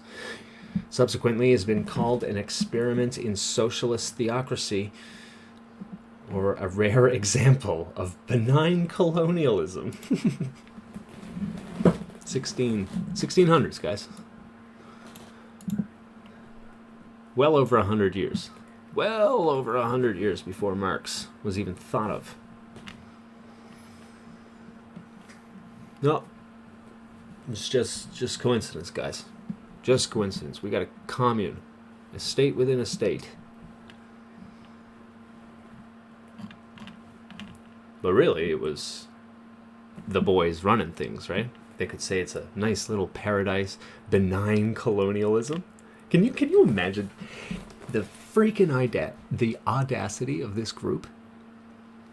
And they're the ones behind. You guys know that they're behind the native uprisings, right? Like you understand that what's going on here in Canada is like it's all from this garbage, right? And I'm not talking about that. There's a big. Go to my stream where I'm talking about Lawrence Southern, and you'll see my opinion on that. I am in support of the Aboriginals who have undergone mind control and worse from the Jesuit order and their way to clamp down on these people. And they did the exact same all over the world, not just in Canada. They did it right here. But somehow we're supposed to be like ashamed of our nation and ashamed of our race and stuff like that because these guys abuse these people, and we all have to now apologize for the Jesuit order. Like, how many times do they need to be banned before it's clear that nobody likes them? The only reason why they're around is because they're cunning. Like, they've literally been, like, multiple times. One specifically, they were suppressed for like, I don't know, 10 years. A pope tried to get rid of them. Multiple popes tried to get rid of them. So communism, almost 200 years before Marx got on with his babbling from his pauper's bed.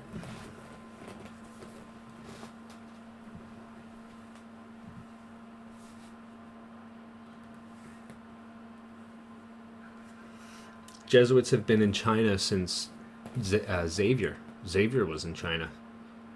There's the reports he brought back Sun Tzu, the Art of War. Like, he's actually the writer. Like, people say that. I don't go quite that far, but he was in China and he brought that back, or him and his entourage. They were in it was either Nagoya or Nagasaki. They're close in my brain, so I'm mixing them up, of course. But one of the places in Japan as well, they actually had, like, they ruled over that place for a while. India, they're all over India. They started via the Portuguese in Goa, and from there they spread. Trier, huge Jesuit hub. Trier, nailed it.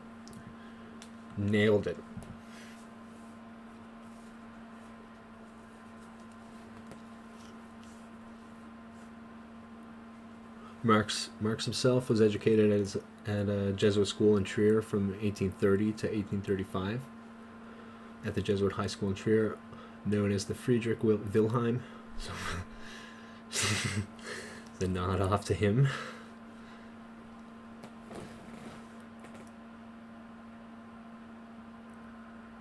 They're doing it to Indians of India. Yeah, I mean, they'll do it to anybody that they can use and abuse, right? For the power of Rome, right? They're not discriminatory. The only discrimination that they have is against Protestants, because Protestants knew they're garbage. They understand, or at least they did. So they had to get rid of Protestants. I think they're behind Reformed, like I was saying before. I don't think Reformed is legit. I think it was made by these people. Volcano's popping off hard. Do we have another view now?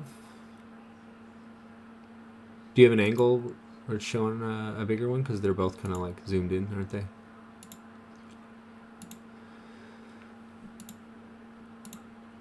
Oh, look at the flow. Okay, he's zooming in along with it, so bear that in mind. Bottom right. You can almost barely tell he was zooming in. This guy is so Chad. Chad TV Canaries.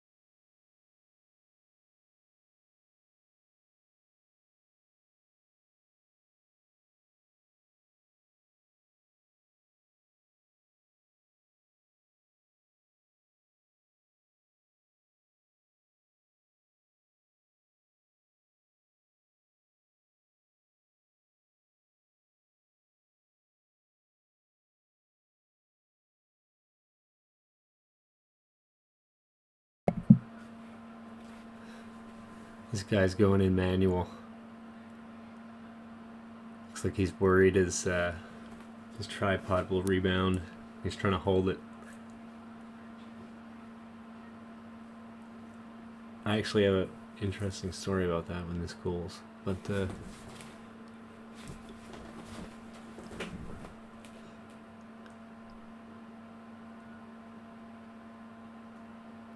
okay, so it's made quite the meander. Cut its way down this hill. I remember it being up much further. I think, anyways.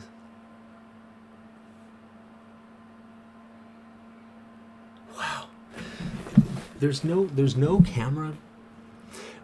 No one can find a camera like that shows the lava going down.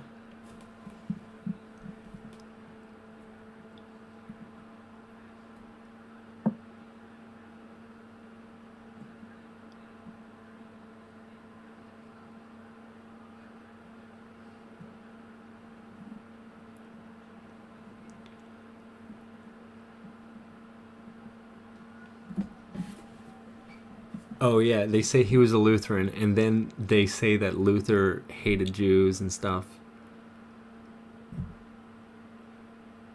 After they were messing with him, obviously messing with him.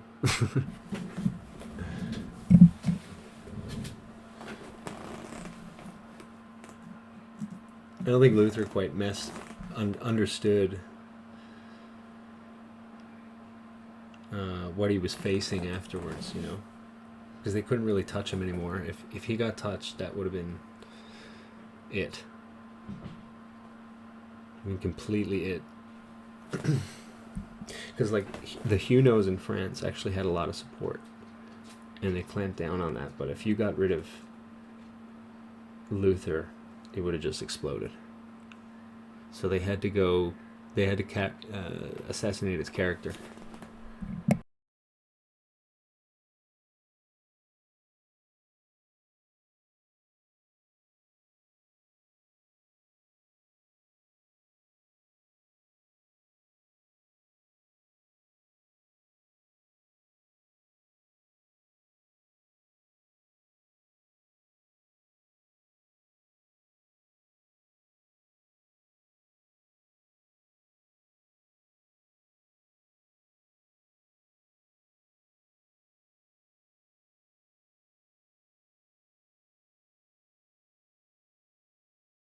Oh yeah, I'm actually in contact with Engoods and a couple others. We might be doing some work together. I need to take a break from the research, that's all. But listen, if you guys are like interested more in that, if you're on Reddit, go to Jesuit World Order. That's the subreddit they use, and there's a ton of awesome information.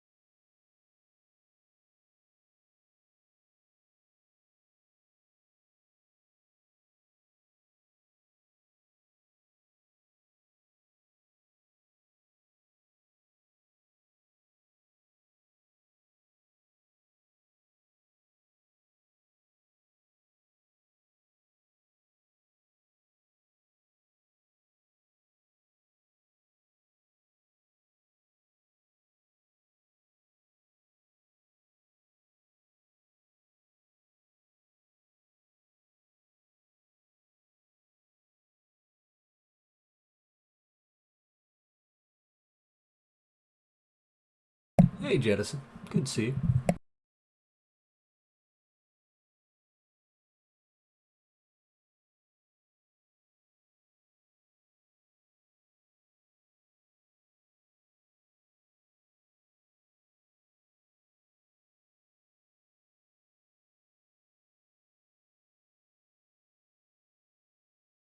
The live stream said?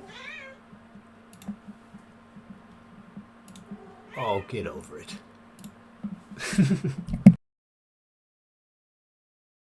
They don't push me on the search results because I talk too much about popes being pedophiles and stuff.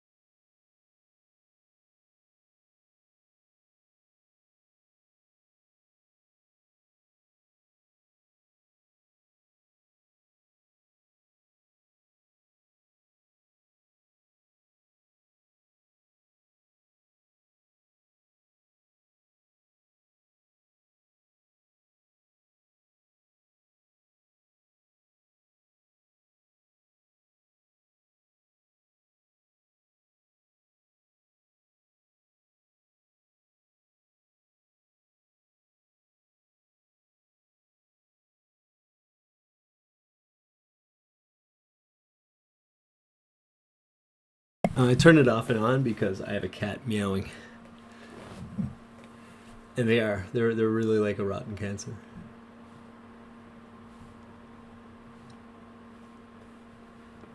Becomes very like, it's almost like an offensive smell. You can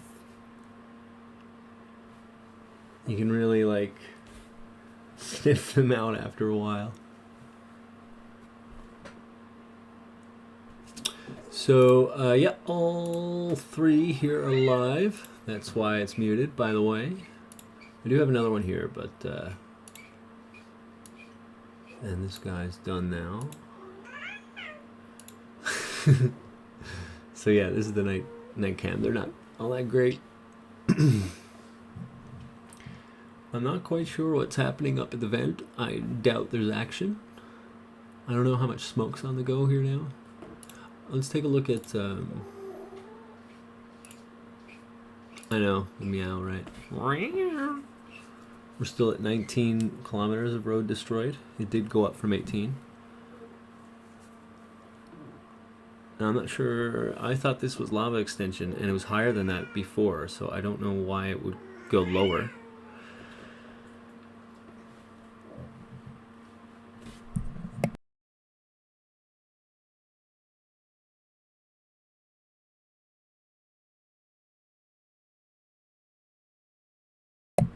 And the timestamp on it is 6:26, which is indeed Greenwich time that they're on, going into day 9. So I'm pretty sure I also saw a higher number of homes destroyed as well. I don't think it was 14. Or sorry, I don't think it was, I think it was like 520 at one point.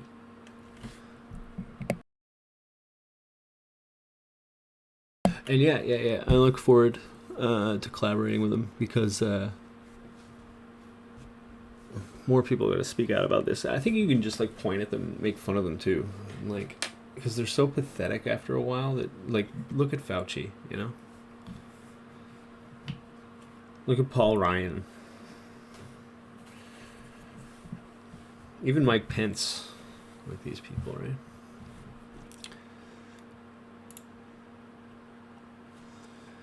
Yeah, I think that a lot of this could be refraction of light because of the heat. This is churning. It's like a convection, I guess, when it's flowing downhill.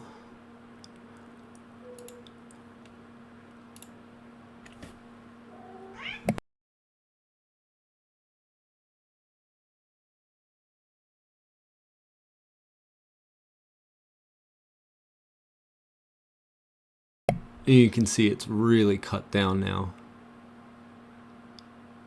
This is a new chasm.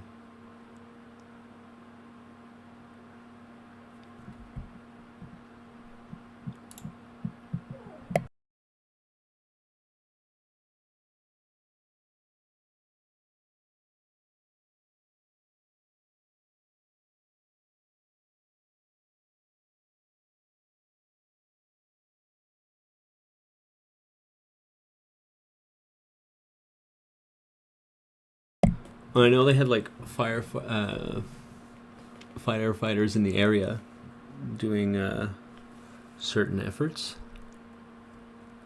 I'm not sure if that was included, but they have pulled the firefighters. That was a couple days ago. I don't know if it's resumed since then. Yep. John Podesta's in real big with Georgetown.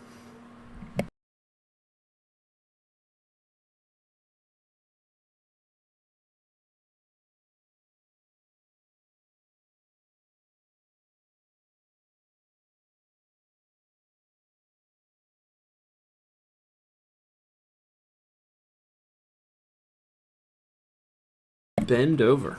Now we're getting all the names. Good to see you, friend. Good to see you. Welcome. An hour and 12 minutes ago at 5:12, they had an earthquake. I think someone posted that. Let me see. Before we got into tons of content.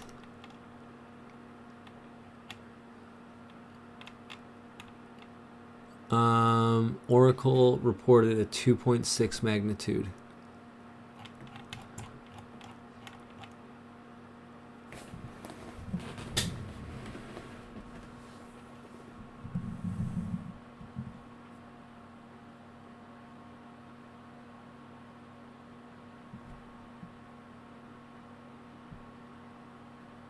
Sorry, what's broken up? Are you trying to post a link? Let me know. If you're trying to post a link, I can just get you a wrench. And do I think New York would be wiped out? Okay, listen. If the mother of all tsunamis does, yeah, it's going to hit it real hard. But that's not what I'm seeing here at this moment. There's nothing necessarily showing that that's what's going to happen. Doesn't mean that it can't. It's certainly on the table. It's a low chance. You know, I've seen people say things to the contrary, but I don't see enough stuff backing that up. To me, it looks like a network of magma that's below. It's like a hot spot, just like Hawaii, and it's acting up. Now, I have heard people are saying that there may be some correlation to plate boundary earthquakes between the Eurasian plate and the North African plate, which is just off the coast of Portugal. And like there's also some earthquakes that I saw just to the north of Morocco, to the south of like Granada in Spain. And there's a lot of earthquakes there, but they're all small. And I don't know the history of that place, so I don't know if that's frequent there. Some people are trying to say this is connected, and I'd like to hear more on that. As of right now, I don't see a connection.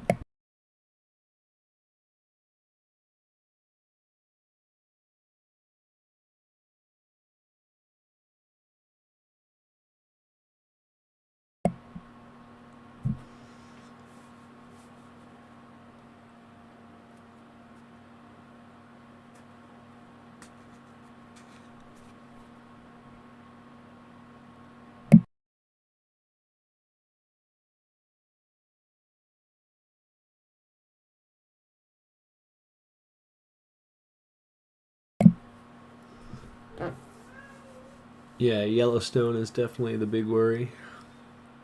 But I mean, again, it's not connected to this that I know of, anyways. The solar flares are causing earthquakes and volcanoes to act up in all plates. I've seen some stuff about solar flares. Maybe I'd like to hear more on the connection between them. That's certainly not something I explored in depth when I was studying geology.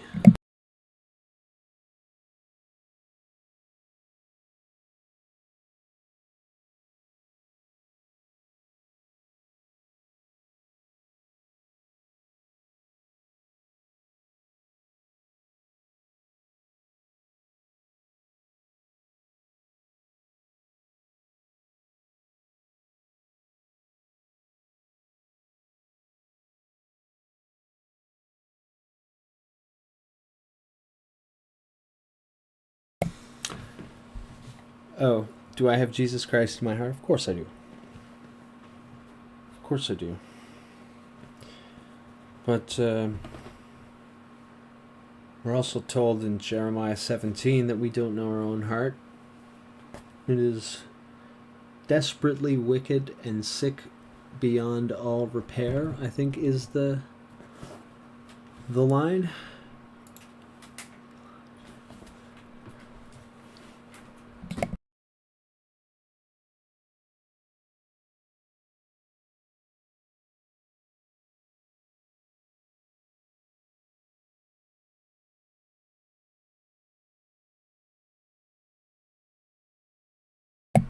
So I guess my point being with that is I can tell you that Jesus Christ is in my heart, but do you know that I truly know that? Would it matter if I answered a yes or no?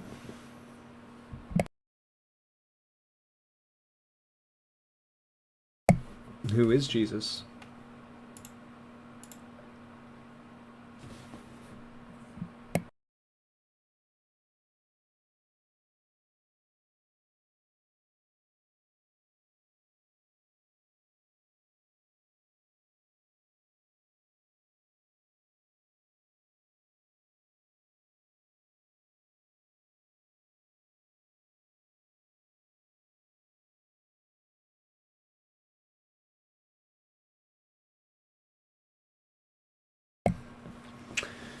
Yeah, it's okay. Sometimes I like watching and observing. It's okay, Michelle.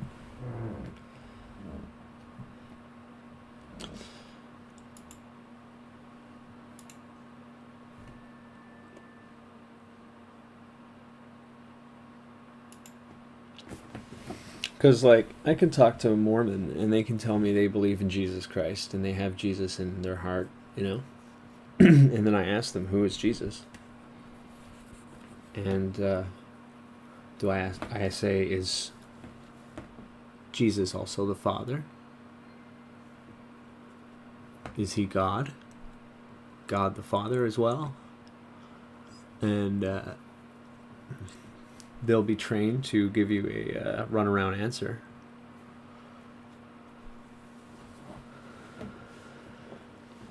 And then you can find out that, like, they believe that Jesus and Lucifer, like they believe all of us are spirit children and spirit brothers and sisters, which is clearly not what is said in Romans.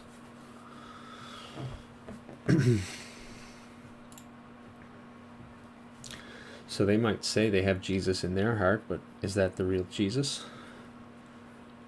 Jesuits tell you they have Jesus in their heart, but is that not Dionysus or Orpheus?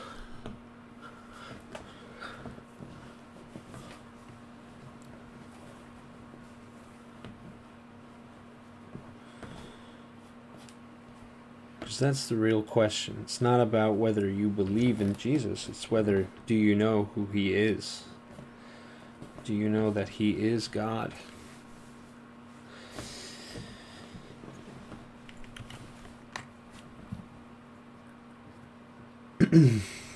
Ask Abby. What is Chad? Chad? I'll show you Chad. This is Chad right here. This is Chad TV Canarius. You will never be this Chad, bend over. Look at how Chad this is. He's holding this the whole time, holding it.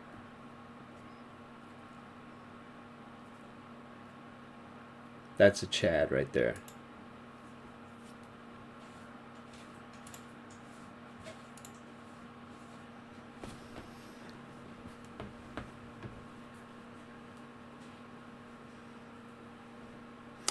Jettison, I saw the sulfur comment, and I gotta say, I think sulfur is a good smell for some reason. Some people don't like it. I do. I always did. I kind of do too. There's a paper mill where, like, one of my family lived when I was growing up, so it reminded me to think of it. Something's going on with the main event. Yeah, you're right. Because look at this. This doesn't show up so bright like that. Unless there's something going on. And you can even see splash. You can see pyroclast coming down. What's going on with these people? Why aren't they...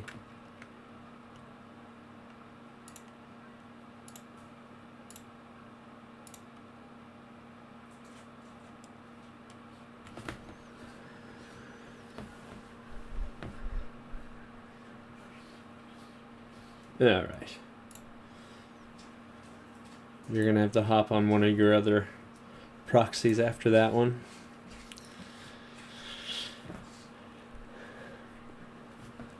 Get another what is it? Get another proxy, hotties. Masadi hotties.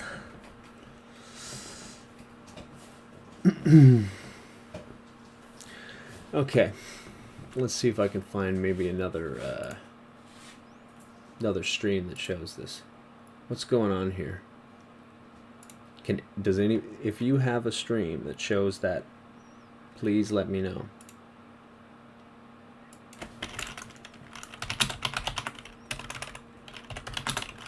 Because there's no reason to have those night cams. Maybe that one that shows the thing right there is good, but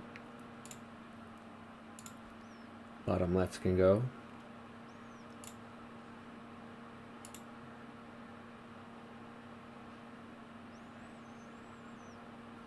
El País is the same.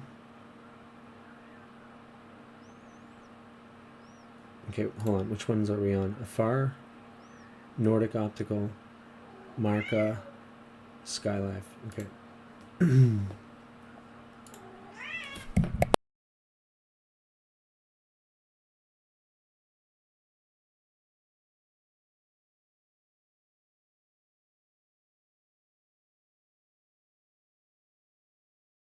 Seriously though, what's going on?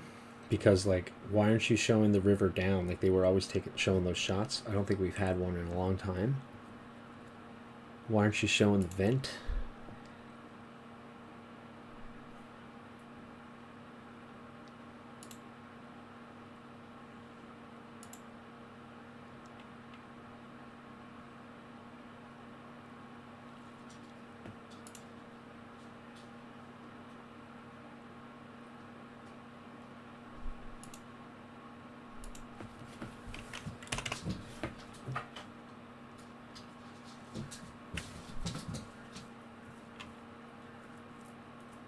I have found one. I just got it. It's on a multi-stream.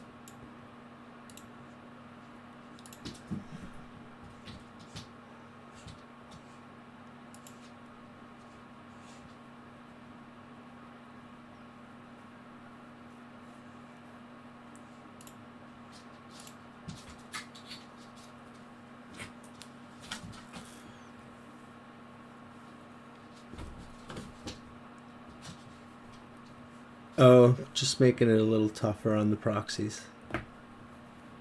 So basically the way it works is if they don't like what you're talking about in chats, they'll come in saying, they'll keep pushing the line, right?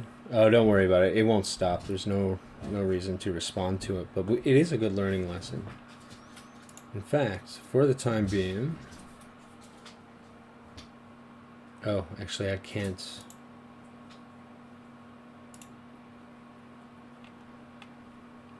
Can I show it?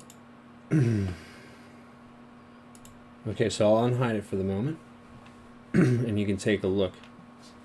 So you have a bunch of accounts. They're basically, you know, no pictures, anything like that. No actual effort put into the accounts, right? And then you comment and you keep saying weirder and weirder stuff until you finally cross the line, right? But you don't do it crazy all the way, right? But when you like go like pee pee poo poo and stuff like that, you eventually say something that will be like, okay, enough of this.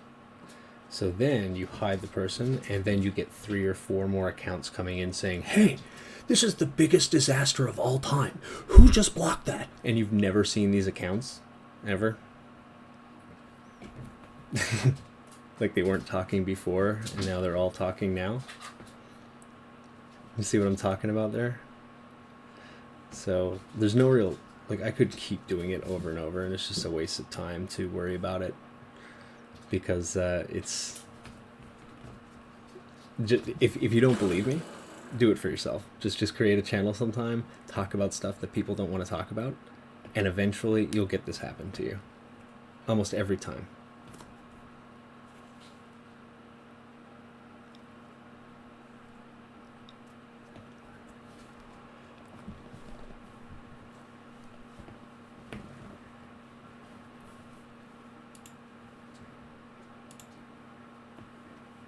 But that's the way it goes. There's no need to stress over it.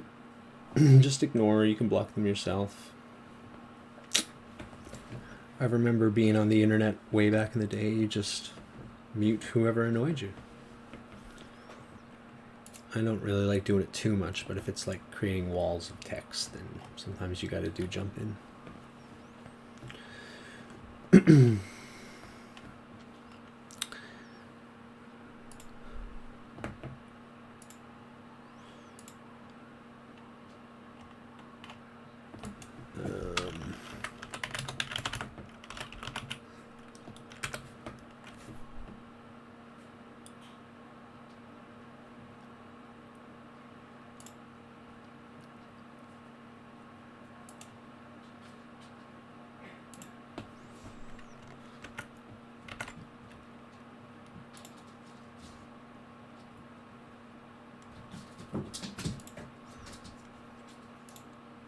I'm trying to find a third camera by them.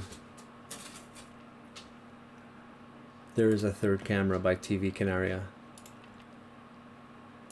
I just haven't found it yet.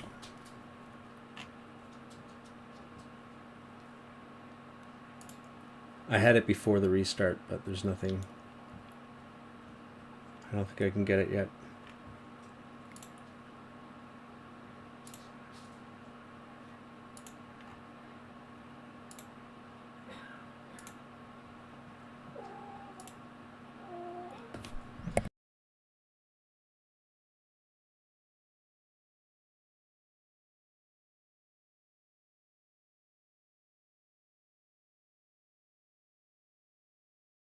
Copy that, Ozzy. Just a sec.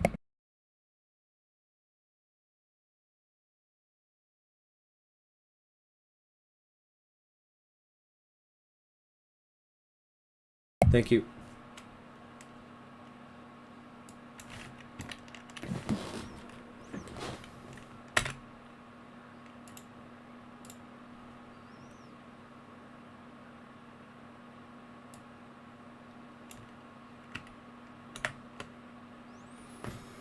Stand by. And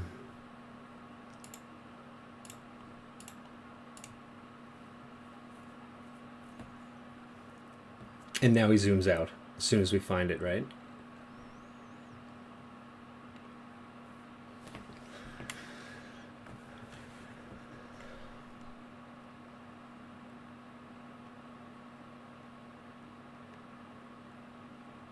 But I do see why they're zoomed in here now. This is crazy lava flow. Thank you, Ozzy. Most appreciated.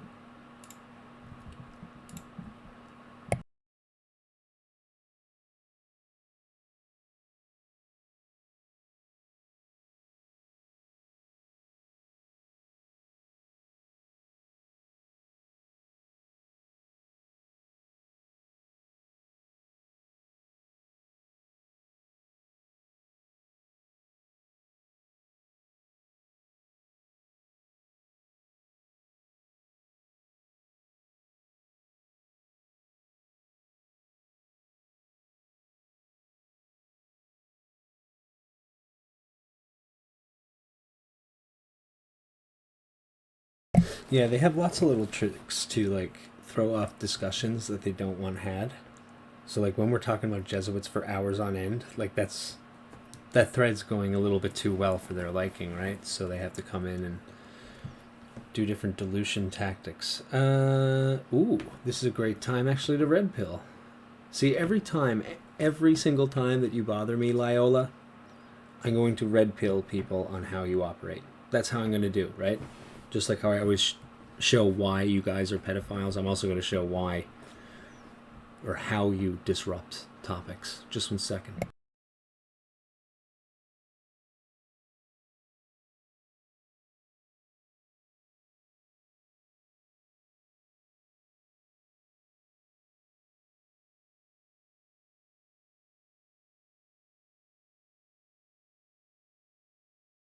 Hey guys, do you want a guide on counterintelligence? Now, I think they link to above top secret or top secret or something like that, which I don't really like that website. But the things that they say in this are obvious. When you look at it, you will see it everywhere. So check this out. Go there. I don't like super stunk. I don't like above top secret. I just like the content that's in that manual. So in that, you're going to find lots of stuff.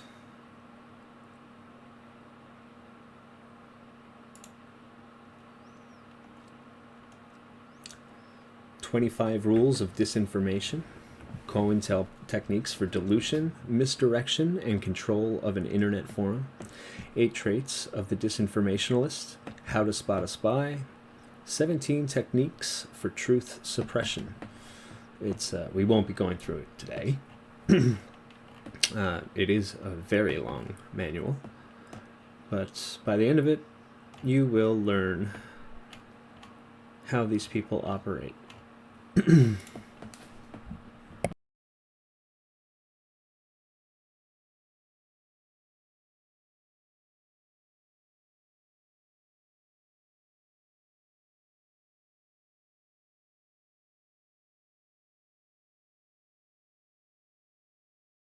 Yeah, I noticed PAX was showing non-live, yeah.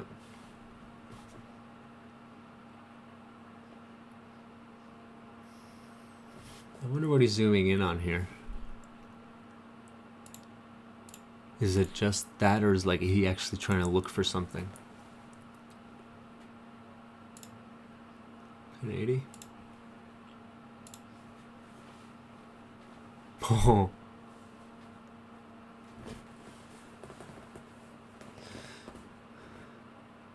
So yeah, it's pretty possible that... Oh, here we go. There's a nice boom there, followed by, yeah, the vent starting.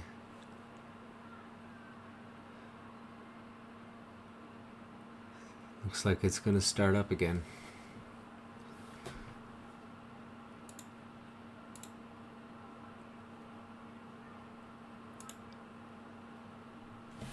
Yeah, no sweat for that link. So one of the really popular one is to always try and bring the conversation back to square one. Just always ask the most basic things. And that stalls people from talking about things like, I don't know,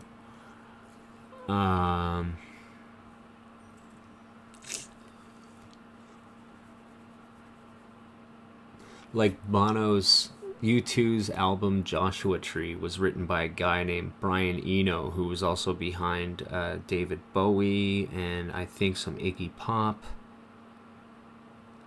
if I'm not mistaken. Coldplay. You know, all these crappy feely songs that were on the radio for the past 30 years? It's like behind these people. So like, rather than being able to get in that discussion, they want to ask stupid questions over and over and demand proof over and over and deny proof over and over. It's the main attack is about getting the conversation back to square one without ever getting further into a discussion.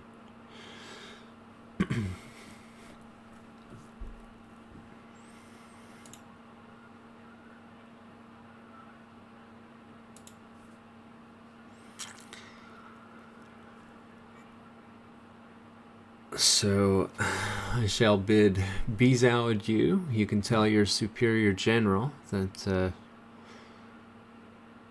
you were the spawn of discussion for how these people can learn about how you operate.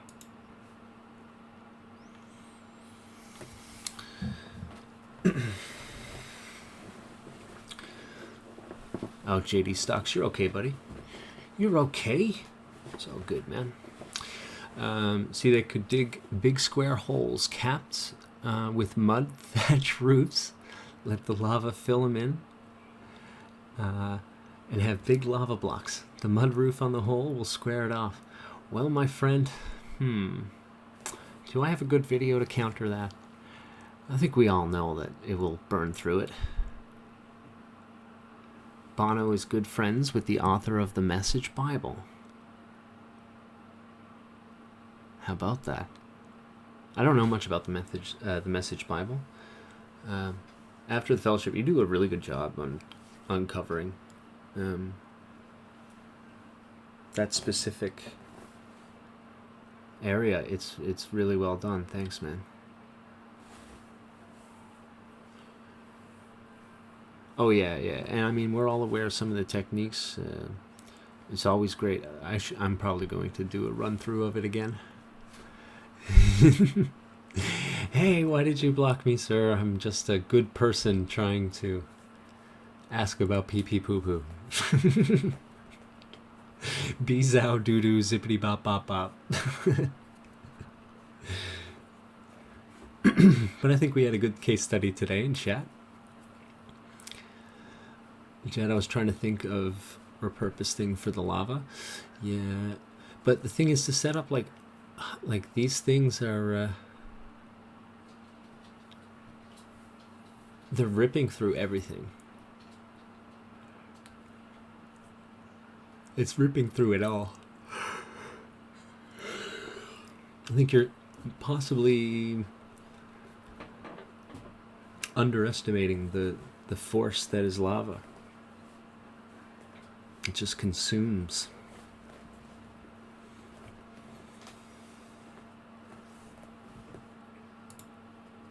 Why is it burst now and not a fountain? Are you talking about the main flank or the side flank or the main vent, the caldera? Well, I mean, we've heard about a couple earthquakes, so there might be some hiccups down there. They aren't massive earthquakes, though. They're not indicative of more Strombolian activity. This is very, I mean, look at this. This is, again, not as fast as before, but it is still quite fast. It's pouring pretty well. Pretty cleanly. And it also seems, you know, stable, about the same thing. It does have a little bit more power behind it, though, maybe. Maybe.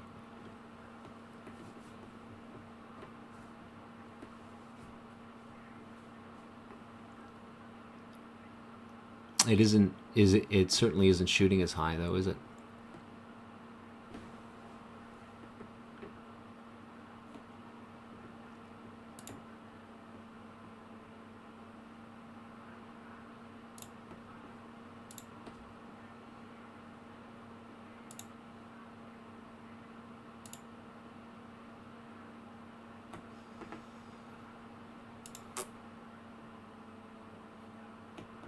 Donation box. I don't even have, like, I wouldn't even know how to do that, my friend. There's no need to donate to me. Fun fact for the, I've been on YouTube since 2014. Yep, I've never been on anything online at which I have received money, aside from, like, you know, there's jobs where I use the internet to search things, but, like, I don't market through the internet. I never have or sold anything like internet wise. But see, if I monetize, there's so much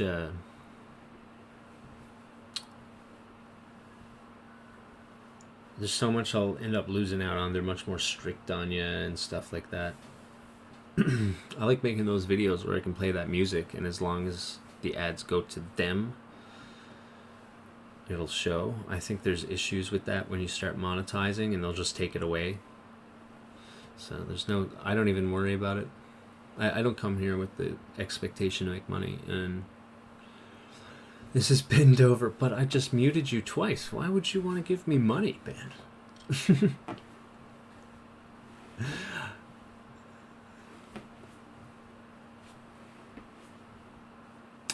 I deal with so much weird stuff, I guess, that you kind of gotta stay as, I don't know. I don't think it's necessarily a bad thing to make money. It's just, like, a lot of these truth-telling channels, or whatever you want to call it. I don't consider myself that, but a lot of people do. I just can't stand how, like, these truthers are just always, you know, begging for money, like, through half the video. It drives me crazy. It was never like this, and it was obviously artificially injected. Yeah, right? Wants my details. I would like to apologize into the future. Why not accept? Is it, philosophically, is it really an apology if you if you expect an acceptance? Is it truly an apology? Don't worry, I'm not like having a hissy fit. Is this chat really worth so much that your proxy should get on for $100? Get back on for $100? Are you tempting me with the world, Lyola? Is that what you're doing? I know your boss has big pockets, okay?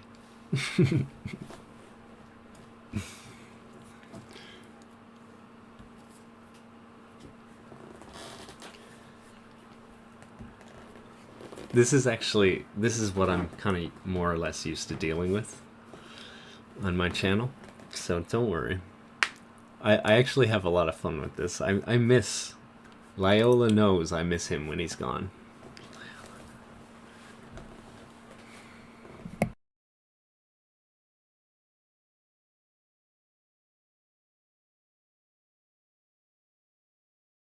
Is this how they got the bushcraft bear?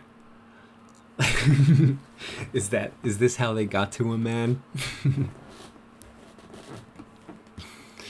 This flow, honestly, for steeper than a 45-degree angle, I don't know if it's all that fast. No, it's pretty fast.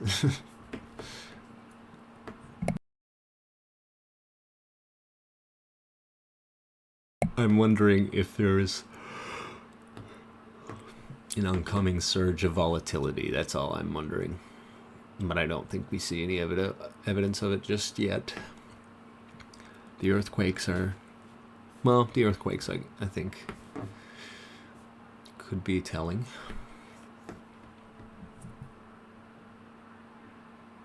And this has died down a little bit. Because you can tell, like, this... Remember, this was way, way brighter for a second.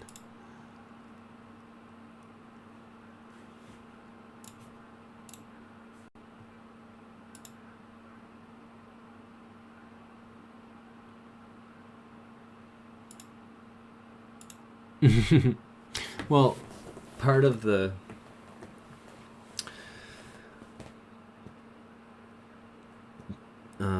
part of it is to literally dissuade you from wanting to discuss things here, right? And it'll use really gross stuff, specifically to, like, trying to scare away women. That's what it tries to do. Because, remember, they do fear the women more, and rightly so. The Jesuits learned their lesson. There's a reason why they don't let them in the group.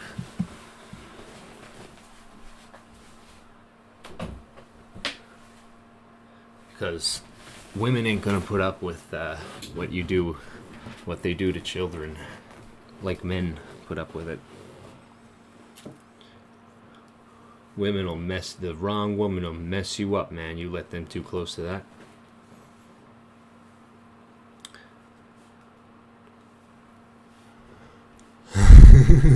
Ben, why did you copy me? It's okay.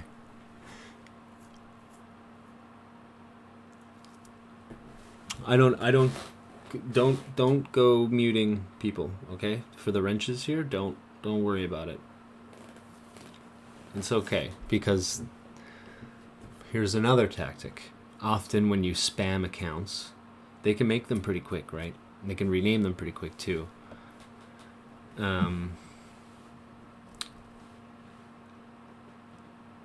They will name it after someone in chat, right? So then you mistake them, okay? So you have to be careful not to sensational, what's the word? Hypersensitize to names, to patterns, things like that. So for those here with wrenches, just don't worry. This is fun. It adds to the campfire.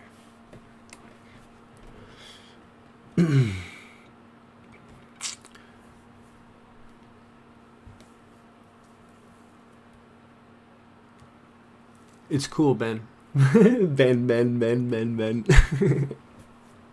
Hi, Ben. Don't worry. Don't worry.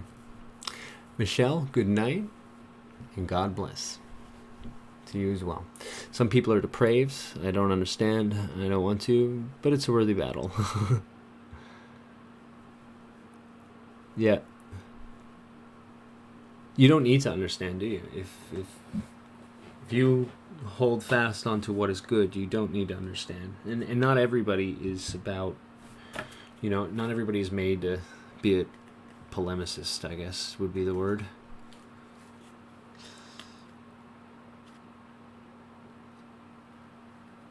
I don't expect everybody to be. So we got like full houses here. We got 800 Bens, and we have a couple Michelles in different spellings.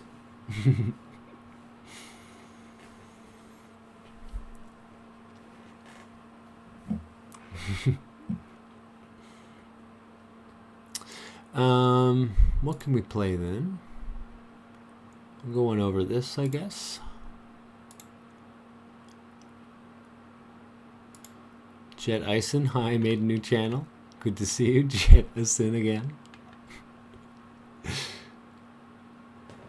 This place is going too well for my liking.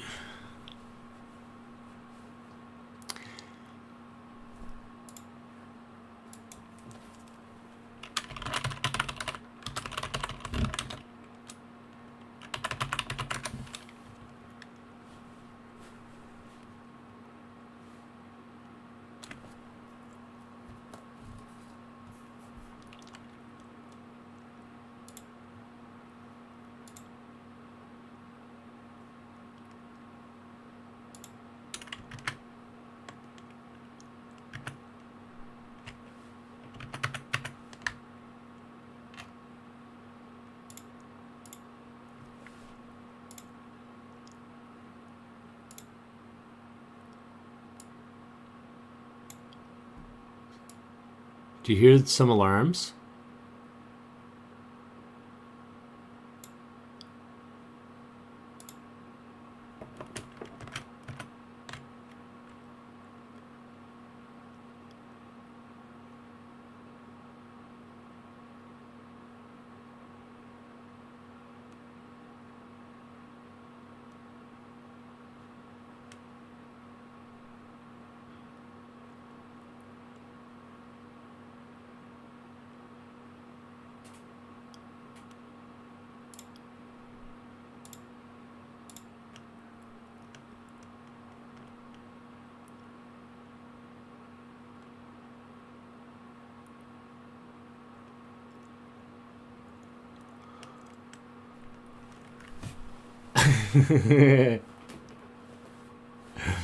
It's okay, Ben.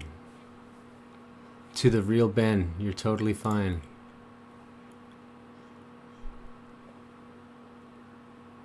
Getting noisy. I was going to put on that video, but we'll hold off for a second then.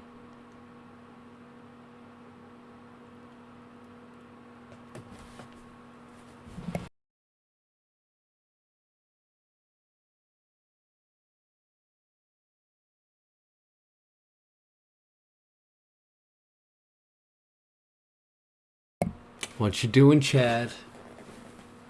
Chad TV Canarius, did he just fall asleep?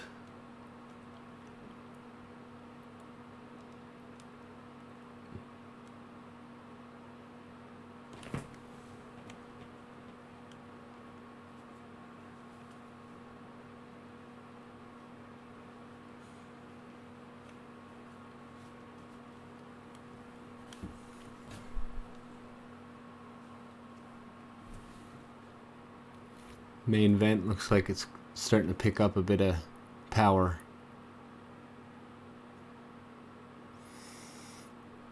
And this side vent is just, yeah, there's nothing stopping this anymore, I don't think.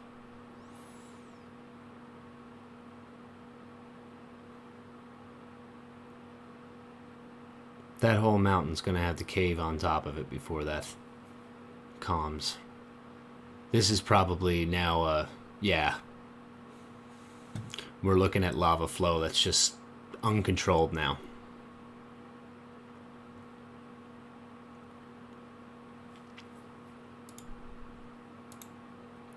You would have gotten farther. Oh, sorry, guys.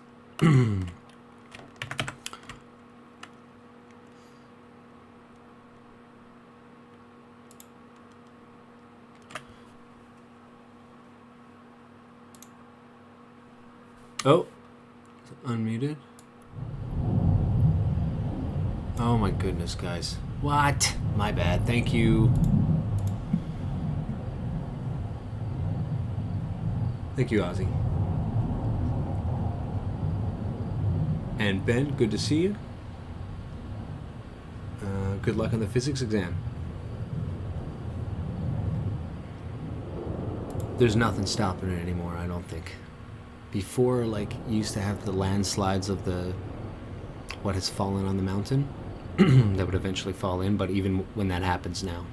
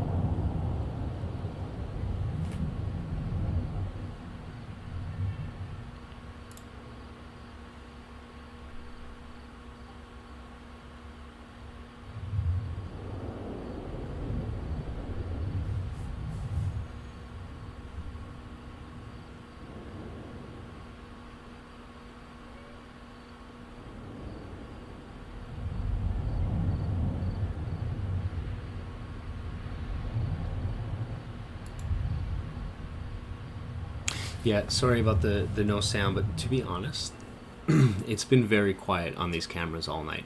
Like, I've had like, you couldn't hear what I could hear, and it's been very quiet. It's only been recently when I mentioned that it's loud, that it was even worth talking about, to be honest. I've just been listening to crickets all night.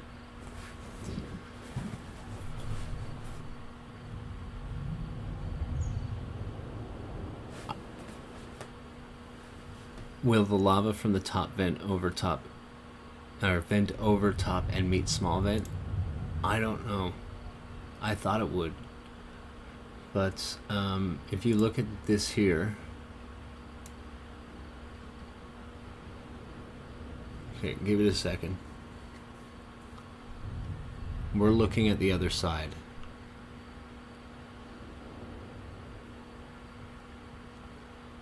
This is inside. And that's the main vent there, right? That's not the side vent in the back. You'll see the side vent now. It's going to show where the lava flows out. And you'll see it's pretty far away from each other. You'd need a massive collapse, I think. Maybe it's meeting itself underneath, but I don't think so either. The stuff is so different. Aside from, like, you know, it's meeting itself, or it's coming out of the main vent pretty deep down, I think. This was, we're going on about 2 days now. We will be 2 days ago now in a couple hours.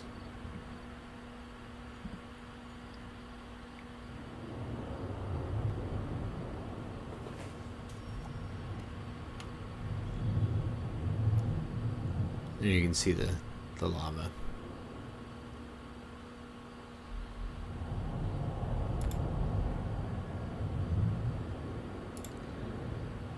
I haven't shown these in a while, so I want to show you the shockwave too, because this is worth it.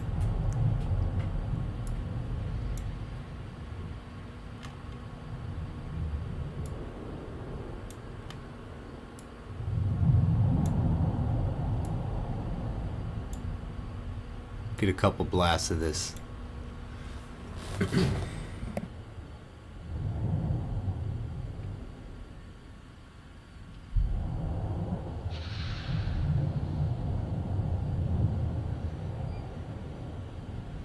The replay's muted, so whatever you hear is from the live cams. Whoa, look at that fire come out.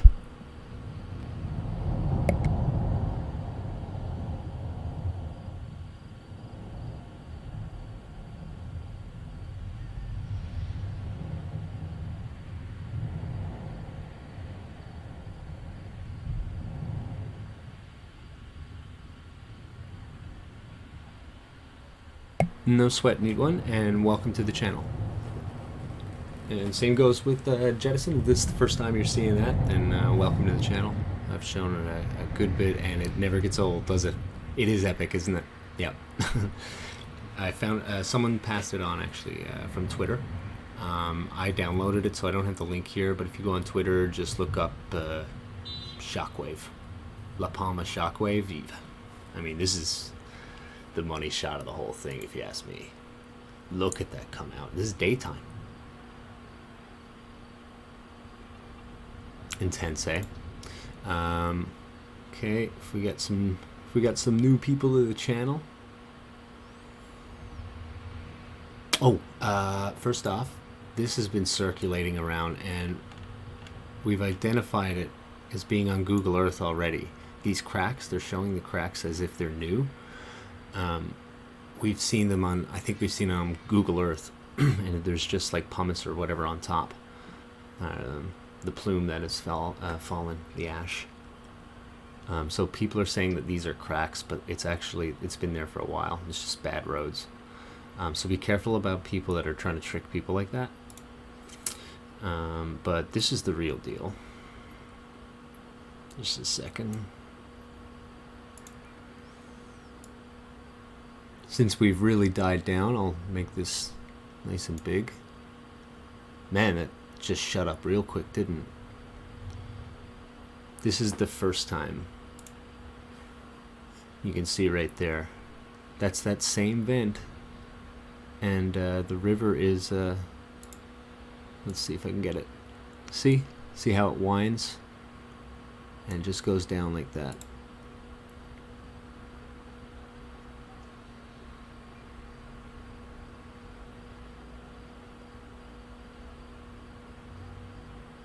Just intense. I was able to find that again on Twitter by searching La Palma Lava River, and it was like maybe third or fourth hit. So I don't have the URL on me, but you're more than welcome to take a look. Shouldn't take long to find that. These highlights are all over. Oop.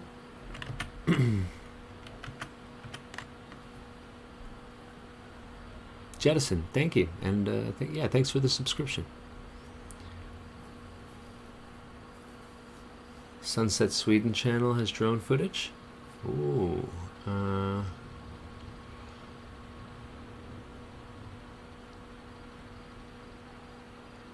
bet you they were pretty warm. But that, okay, so that lava is not the same stuff that spews out gases. That was very fast flowing lava, and it was reaching its, what do you call it, terminal extension, I guess you can call it. So it was cooled down by that time that it got there. And you get a little bit of that mantle over it that you can see. That will help. But listen, if it was like, you would not be able to stand that close from up at the top. You'd be vaporized before you would. Yeah. I'm amazed that people built houses in the area close by. Actually, there was an article that I did not like that I was reading earlier that was talking about that. They were saying it's because, 50 years in between eruptions, this is usually how it goes or whatever. It's a long time. So if it was maybe every 10, 15 years, people would remember it, right? And they would say, maybe we should build there. But, give it 40 years and you've basically forgotten the chance that could actually happen again. And people start building. They get, more brave each time. And then it becomes less and less important. Or it takes less and less bravery as you keep doing it.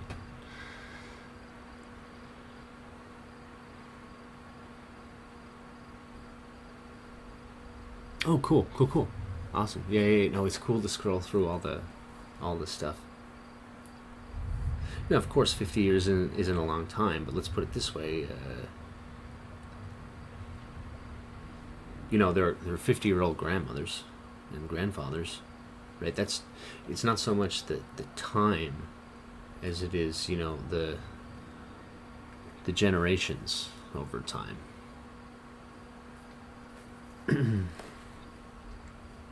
Like, they don't remember the time that it was a catastrophe, and maybe the parents remember it, but once you get to the third generation, those kids only remember the stories. You know what I mean?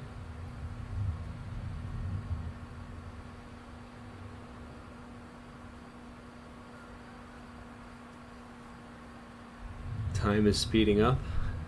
That existential question, I tell you, that's one of the scarier questions in life.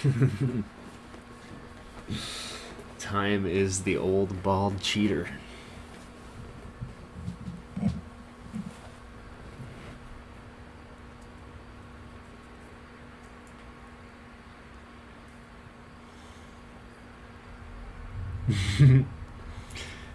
Well, let's say you're making an okay living. The average person is making an okay living as a banana plantation worker. They want to build a house for their own. Going on that budget, what do you suggest that they should do to give themselves a bit of a barrier from volcanoes? Because, to be honest, that island is all of the area that one could possibly live on is potential lava flow someday. It's a very interesting island. You got like this huge extinct volcano up top, and it overlooks like nobody can have a home on that. Like, well, at least only a couple homes you could fit maybe on certain parts of it. Everywhere that you can live on that island is basically right on the coast. And on the south part of the island, the entire thing is an intrusion of magma pushing up on the crust to make it a big mountain.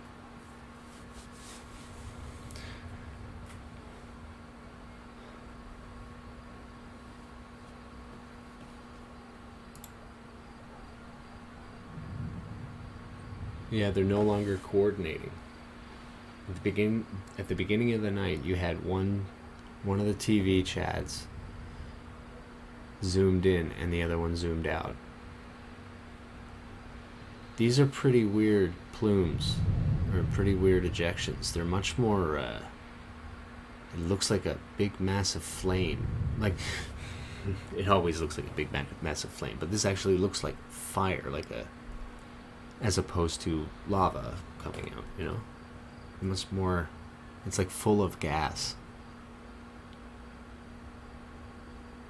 Light on the pyrotechnics.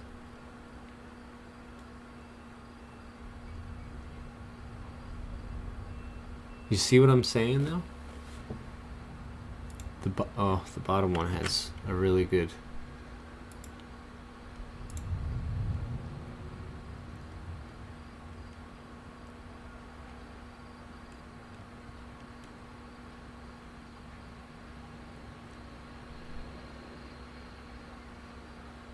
Yeah, of course, as soon as I stop, or as soon as I say it, it stops doing it.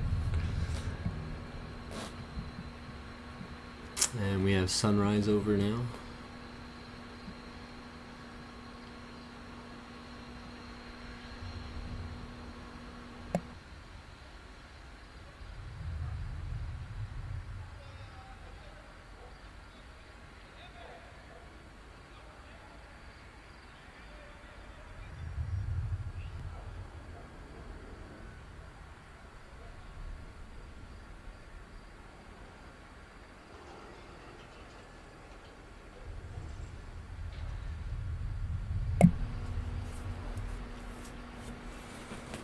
Yeah, it's mostly like everywhere you live is sitting on top of that magma network that is always there, but only sometimes loaded and ready to shoot.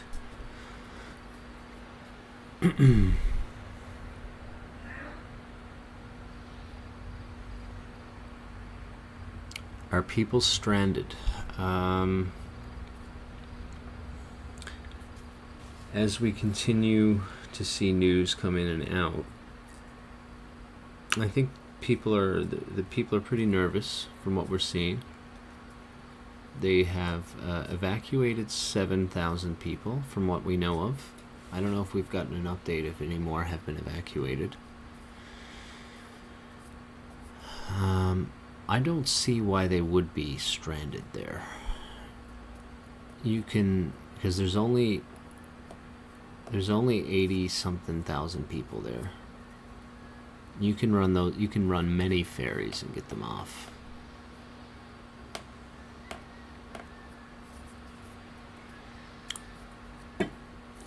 We're trying to figure out, you know, are people trying to leave? Because honestly, like, we get news articles that are kind of vague.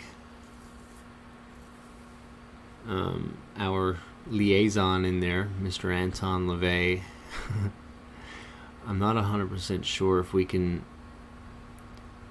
rule out that he's not just saying what the government wants him to say or someone wants him to say.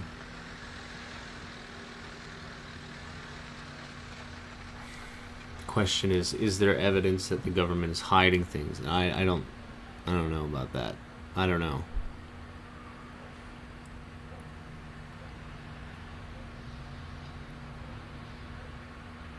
It's kind of weird how they're not mentioning the gases enough. Someone was asking what the flames could mean. You can't really see enough. A lot of gas coming out. Maybe there's a bit of a blockage for the solid material and you were getting gas come out. Maybe. It's one possibility. Another one could be that maybe it's dying down and these are shot, like we can't really see it past the smoke and the cone. So we're just seeing like the top, which is where, like, you know, the heat concentrates, right? Could be that.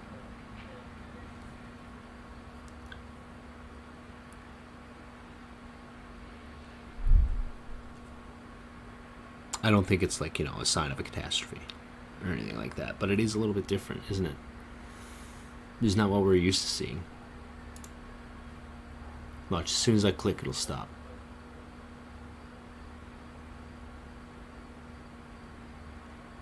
Right? See? Right? Normally we're used to seeing like a fountain of pyroclastic ejection. That is like a huge flame that comes out of nowhere and goes away just as quick. I'm just more excited than anything. I don't know what it means. Maybe a bit of blockage, but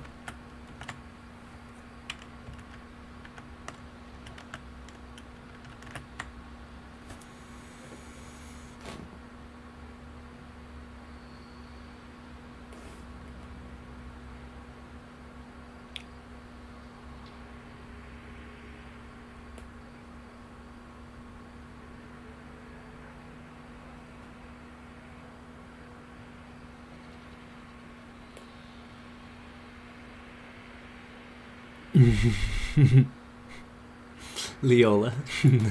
Ben Leola.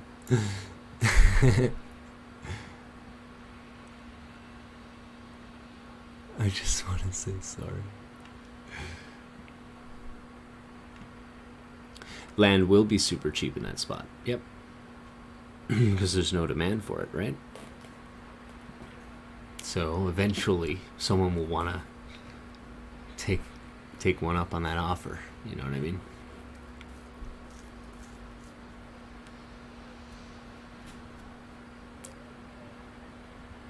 So, Ben and Jet have been impersonated? Yeah, okay.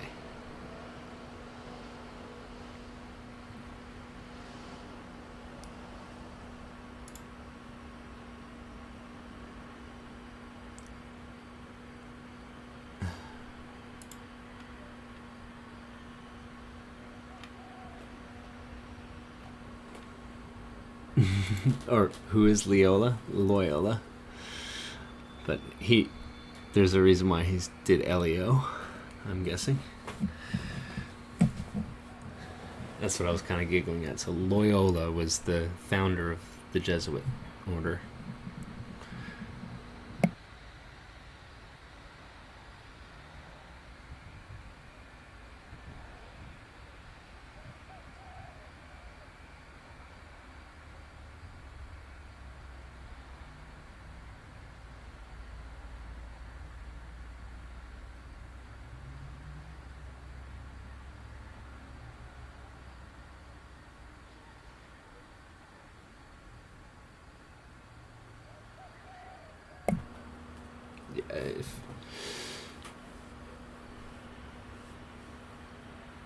If you want me to drop him Jettison where he's like literally impersonating you, then I can if you want.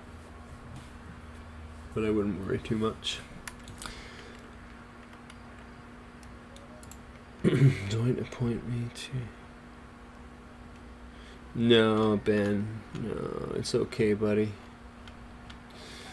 It's not... There was a bunch of Bens that came in earlier. I don't think it was you. It's alright.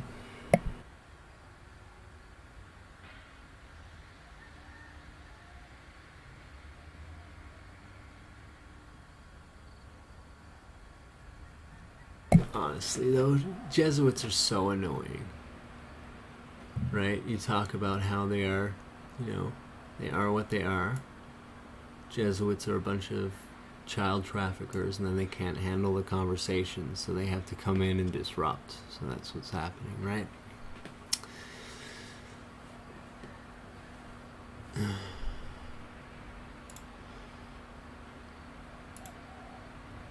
Bottom left, Chad activated thermal.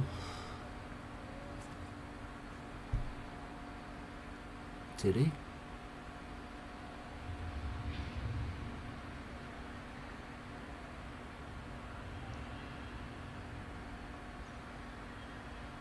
We got the sun coming up. I think that's what that could be. Because like over the clouds and stuff like that, it's a lot brighter.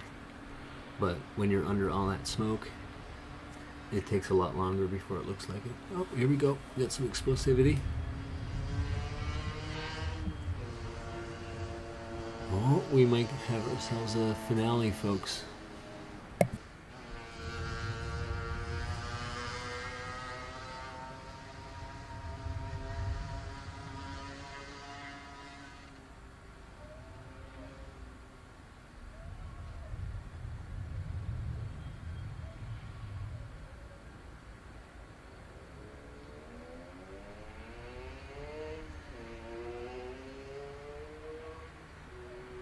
Little eye. You're an interesting cat, my friend. Don't worry, I know the real McCoy.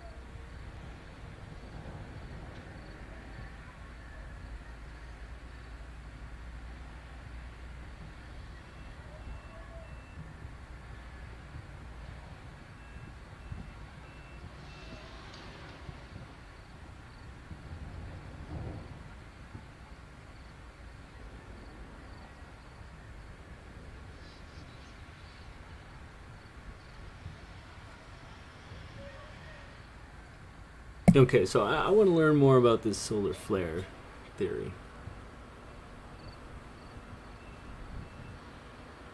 You should, if you have any information on this, I'll play it.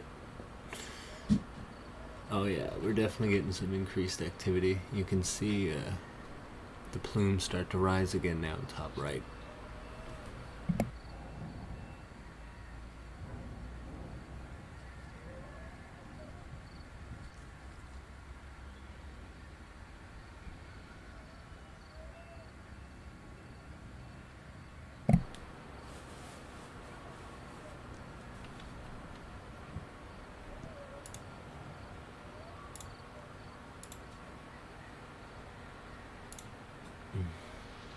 await the next wave.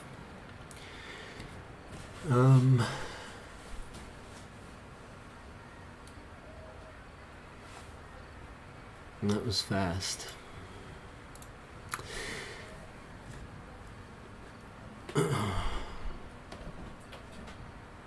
So, neat one. Does it say how close it is to the sea? Because last number I saw was, I think it's 1.9 kilometers to go to the sea.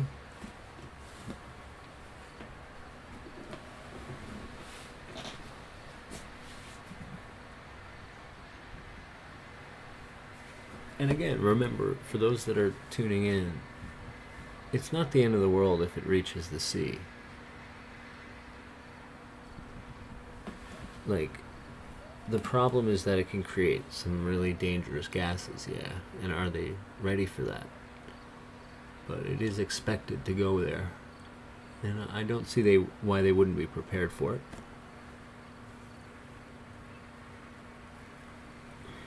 I think maybe we should take a little bit of a closer look to see if the authorities are on the hop, because we have seen like the information control that is so common with maybe controlled events. Would be a good word.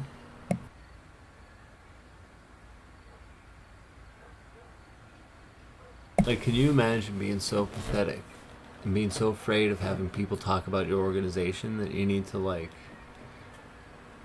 create a wall of garbage in the chat?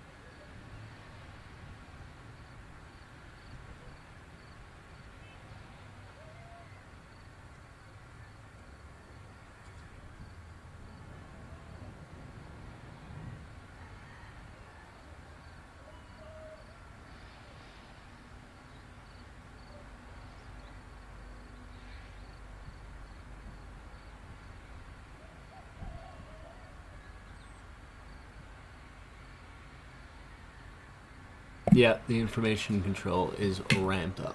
Big time. Big time. Man, the alarms went off when I heard Bushcraft Beer. It's like, you cannot re-upload because we don't want fear-mongering. Like, you're speaking just like a Chinese commissar, man.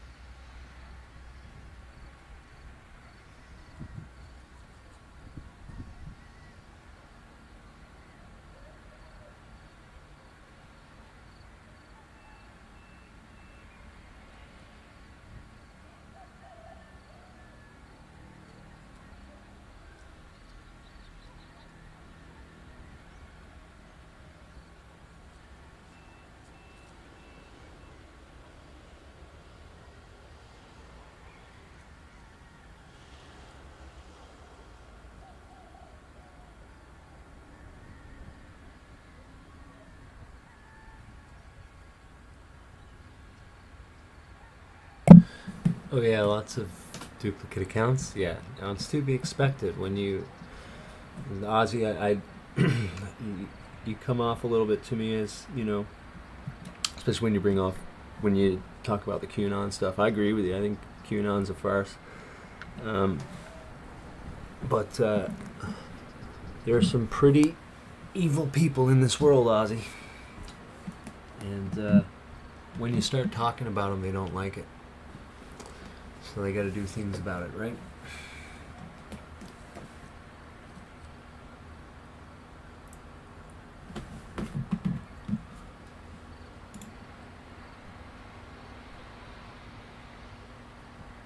He does good pans too, doesn't he?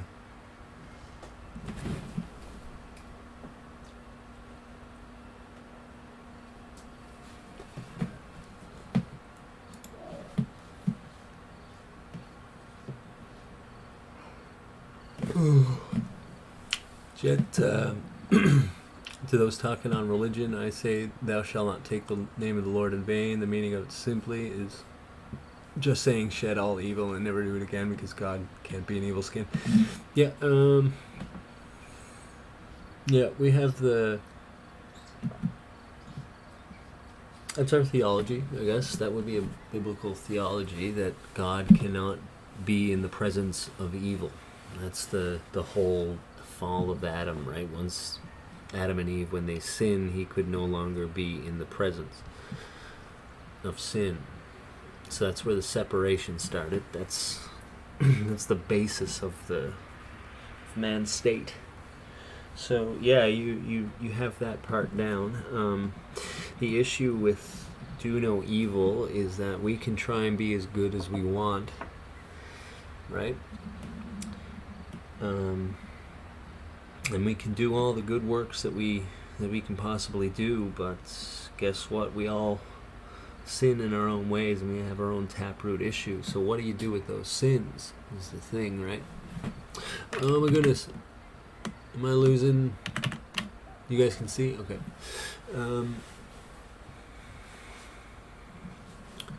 That's the thing, right? Because it doesn't matter if you're 99% good and you got to drop a sin. It's still, you're unable to be with, be in God's presence, I guess, right? So that's why you need Jesus, right? That's the message, is that Jesus died for those sins. That's the thing, that, because you bring up a really good point. It is exactly as you stated, but without Jesus, there's a really bad legalism that comes with that, with thinking that you need to outweigh your good with evil, and then it becomes morally arbitrary what is good and evil. Smart people can do mental gymnastics to make them think that what they're doing is wholly good. Oh, kidding. Videos are frozen. I'm sorry. Hold on, let me... It's that thing getting in the way.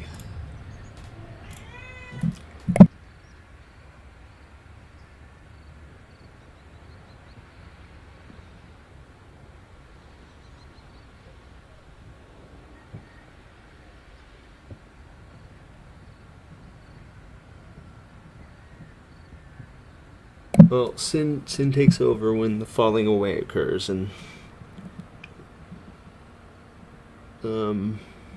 it was pretty clear that the falling away would occur to try and intervene on that which God has told us would happen would be to go against God. There's a certain amount of acceptance that sin exists, that evil exists, and that there's nothing you can do about it. That's a really important part about Christian philosophy, or whatever you want to call it. I wouldn't call it a philosophy as a Christian. It's just, if I'm speaking to a secular person, that's how I would term it. Yeah, no, it was my bad. I had like something up on top of it by accident and it didn't refresh. OBS is so weird like that. Like, I wish it would just, like, I have to have it on top for it to keep going. I don't know if I'm missing a certain, like a setting or something. While I'm speaking, my cat is currently inspecting everything I have and messing with it at the same time. It's kind of hard to speak. This is interesting here. It's not pushing as high as it normally is, but the black smoke is there. What's going on in here? What is going on? Is that a trick of the light, that it's darker than what it actually is? It looks darker.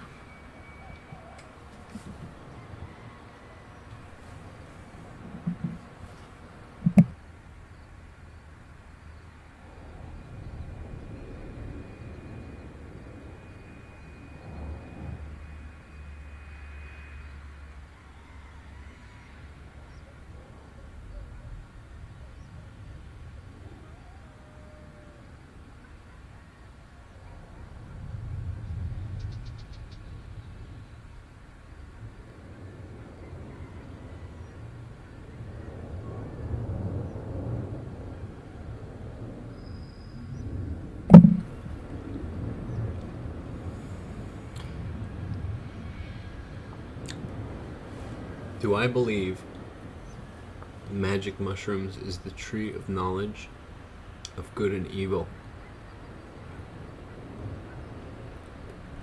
If so, please describe my theory. Thank you. I don't think I have a theory fleshed out on that.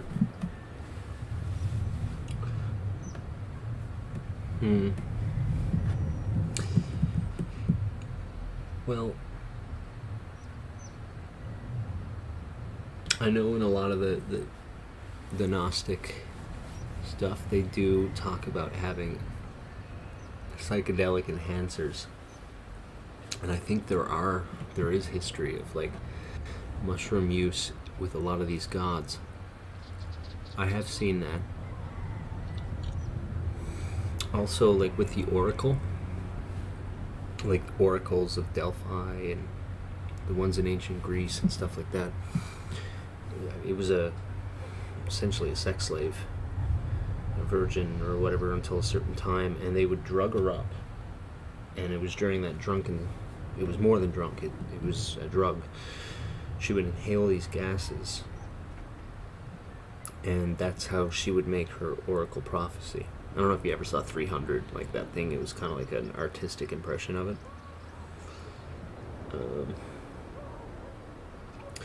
There's the theory that's remember that rolling stone that we were talking about, where Saturn's wife saves Jupiter by swapping out the baby for a stone. Apparently, they would have a stone that represented it in a lot of these oracles, and some people speculate that could be actually like almost like a big bong or pipe for different drugs.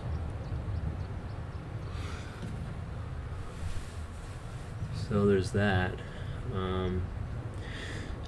Dionysus, the story with the water to wine with Jesus, is asserting godhood. It's Jesus asserting godhood and superiority over the tale of Dionysus, he was the god of wine. In an Orphic tradition and Pythagorean tradition, I believe they think that he didn't just mix wine but other psychedelic drugs in with the wine, and that's why the followers of the Dionysus cult would be getting super, super smashed, because it wasn't just wine that they were drinking, it was psychedelics in with it. I've heard that as well. So it's divination. I mean, so yeah, I think it's possible. I've never put enough thought into it, though. It's an interesting one. I don't think magic mushrooms are going to bring you to Jesus, though. I think you certainly could think that you were brought to Jesus by by mushrooms, but no, it's not how it works. It's the opposite. Thank you for all the updates, says Michaela. Take care, and we'll check in another time when you're live. Been an interesting discussion. You too. Thank you very much, Michaela. It's been really great having you. Ozzy says, I bet they did. Yeah, very likely that it had to do with psychedelics and stuff like that. To know God without doubt, this takes away the chance to believe, and to believe that is stronger than knowing. I don't get it, the physics of it, but that's how it rolls. So, Christians aren't really supposed to know God without doubt. Like, we know God as he's described in the Bible, but it's faith that we're told that our faith is the evidence of things not seen. Right? So I think Christians who know beyond doubt that what they believe is true, they might be fooling themselves.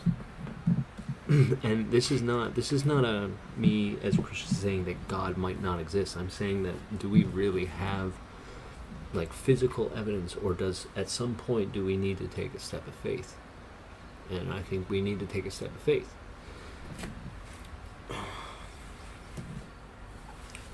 So that's you got to be self-aware that it is indeed a step of faith, that you have chosen the correct God.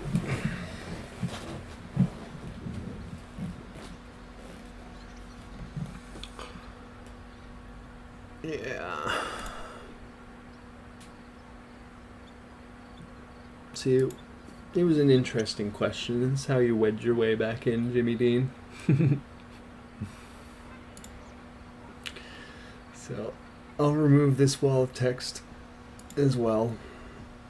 But I can tell you right now, the Book of Enoch and all that stuff. This is, the Book of Enoch is Gnostic by its own nature, but the word Gnostic is to be searching for knowledge. And rather than admitting that you will always be imperfect, and those sins will never make up for all the good you do, right? And you don't place that faith on Jesus and you leave it on that. If you can't do that, you have to rationalize why you can't do it. And it quickly becomes about needing a special experience to know that God is real. See what I'm talking about there? You need a special experience. You did shrooms and now you know. You couldn't read the Bible and learn and compare it to the other doctrines and why it's so antithetical to all cults. That doesn't show you why? Well, then you might not know who Jesus is, because if you're just seeing Jesus from a bunch of mushrooms, we go back just to the conversation that we had just then about Mormons and stuff and Catholics.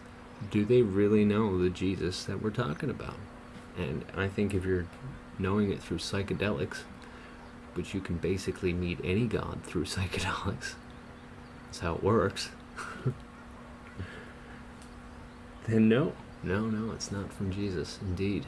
That's from divination. It's from thinking you got special powers, man, to know better than everyone else. And I know Jimmy's probably just,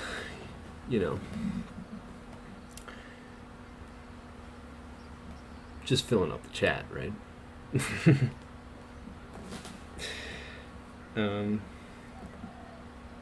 But there's people out there that actually believe this.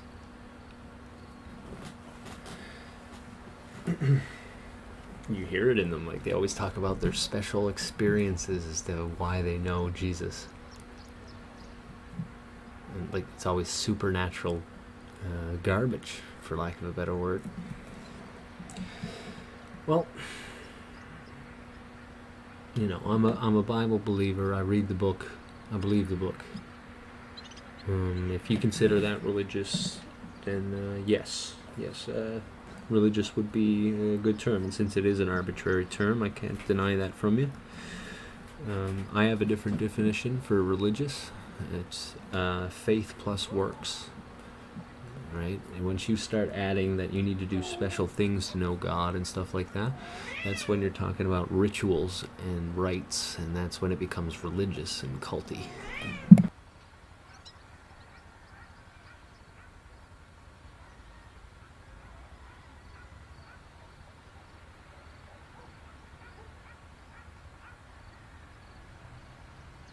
Personally, I think the Bible is the most anti-religious text of all time, if you really dig into it.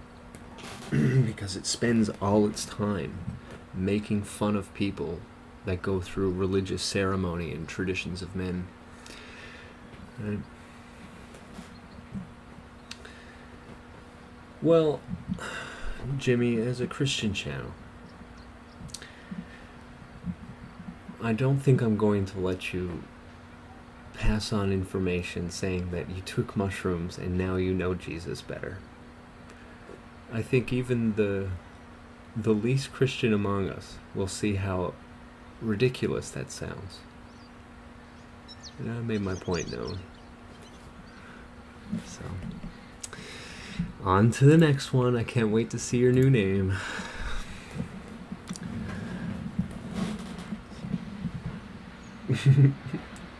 It's funny.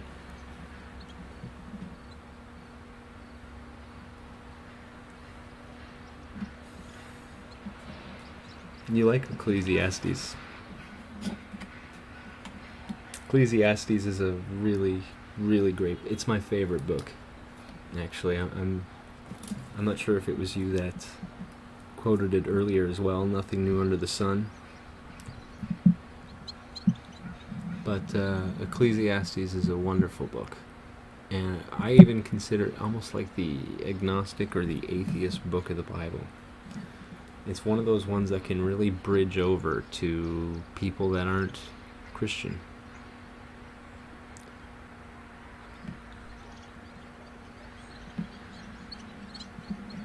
Cameron Brown, good to see you, my friend.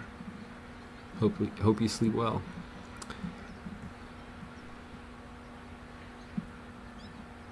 Oh, no, I didn't take the laughing person. It's all good, man. We're all chill here. I'm just playing with Loyola at this point.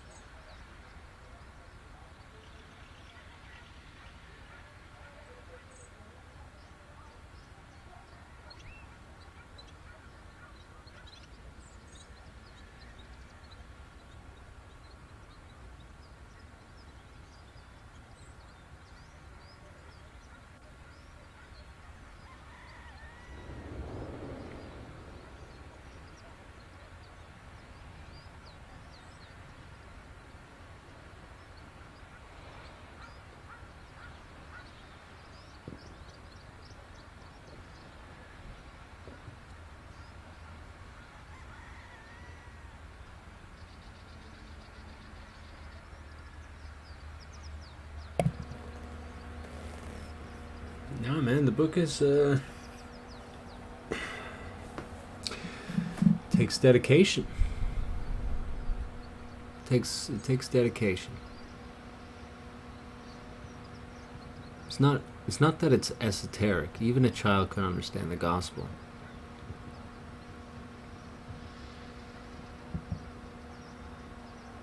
You really have to want to. Nobody can force you to read the Bible. And get knowledge out of it. You know what I mean? No one can force you to do so. I don't believe in God and Jesus. I just go to church, or I just don't go to church or read the Bible. I always recommend, if you believe in Jesus, you got to know him by reading.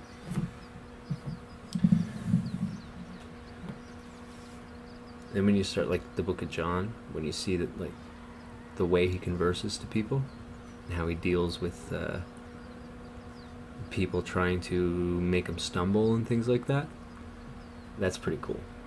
I think it's something everybody should read at least once. Book of John.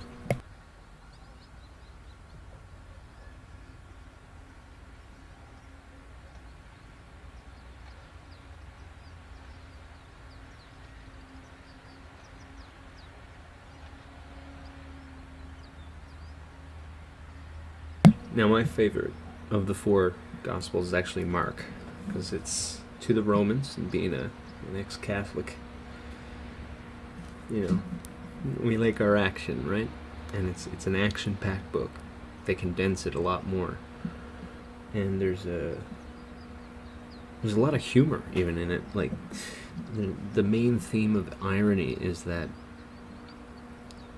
even his disciples, while they see him do all of this and they're like, this must be like a god, you know, this must be God, they still can't quite understand it, and it keeps playing on that. Like there's the most common thing they would say in response to his miracles or whatever is, who is this man? And you have, when Jesus meets devils and demons and, you know, stuff like that, they know exactly who he is.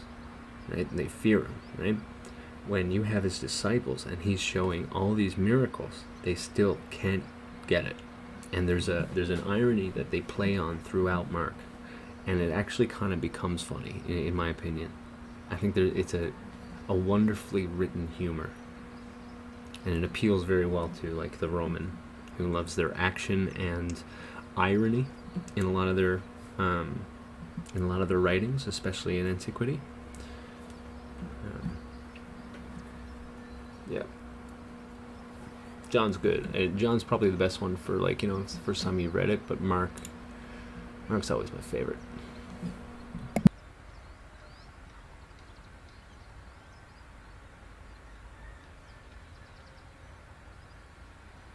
And the Bible speaks of being of a sober mind. So, like the psychedelics, well, I like to see which example you have there, but I highly, highly doubt that at any point did someone in the Bible take psychedelics and good things come of that.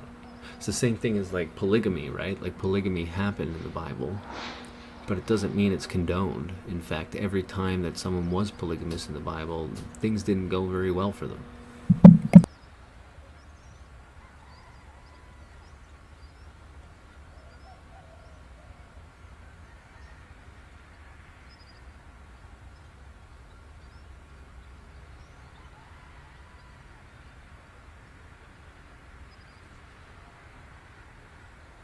The Word of God should, yeah, the Bible should be in every building man create. Well, not to be forced on anyone, but always be there if you want it. Yeah, and I mean that's why, like, you had a Bible in every hotel and stuff like that. That was the mentality. It's the best way, like, because the gospel is shared by hearing. It's learned by hearing. It's not verbatim in the Bible, but that's one of the big quotes. And I mean, hearing, you can read the Bible and it's speaking to you, you know, as you're reading it. So it's really important. Without that, the church falls away. And I think, like, in today's, you know, where like we can't even meet each other and stuff like that, it could become easier to do so. And they might start calling, like, the Bible like a hate book and stuff. You know, they're itching to say that, because it is an offensive book, right? Like if you go back to the Old Testament and like the Chronicles and Kings and stuff, this is all writing down history as it happened. Like Genesis is another thing. That's something I can get into at another time. But specifically, like when you get into Joshua, Kings, Chronicles, Samuel, like those ones right there, it's a timeline of events. And the thing is, back in these ancient times, when you read these annals, these chronicles of things that go down, usually one side is the perfect hero, and the other side is the vanquished enemy, right? Usually there's no talk about how bad a ruler would be, because it's meant to celebrate how great the ruler is, right? in their mind. Right? Whereas in the Bible, you have David, who's just, well, they say the man after their own heart, but I mean, the guy was an adulterer. He couldn't stop looking at his fellow man. You know what I mean? Like, this constantly told a tale of faltering leaders. Something that was, almost unheard of in Chronicles, right? That you wouldn't dare talk about a ruler horribly. You know what I mean? But somehow this survived, and it was able to. The Old Testament is filled with people who have failed. That's what the Old Testament is. It's living proof that you could never live a perfect life, no matter how hard you tried. David is the quintessential example for that. Anyways, I'm just rambling here now.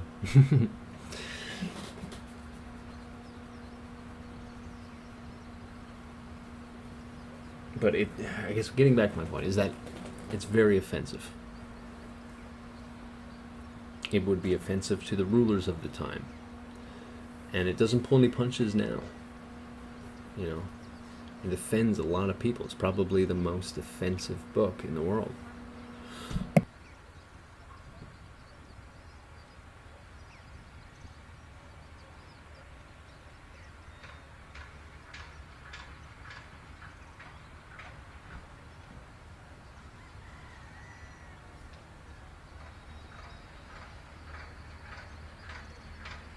Yeah, you can see like a reflection of some houses here, a bit of smoke. This plume, this is the plume. But yeah, looking pretty grim in most of these shots here now, isn't it? It's a lot of smoke. It's not normally this bad. Usually it's a lot choppier. Now it's just like a thick blanket. It was, I think, a little less humid than normal. It was 72 in humidity. And it was a bit warmer last night than it was the night before. So I don't know if that plays an effect.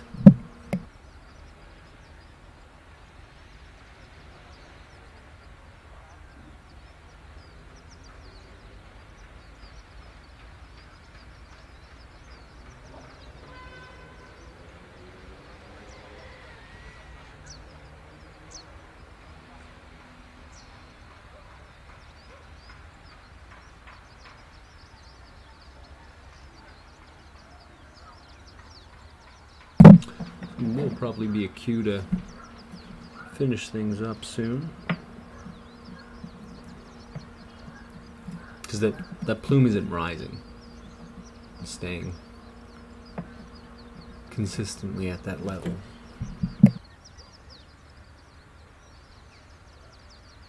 Check some news updates maybe.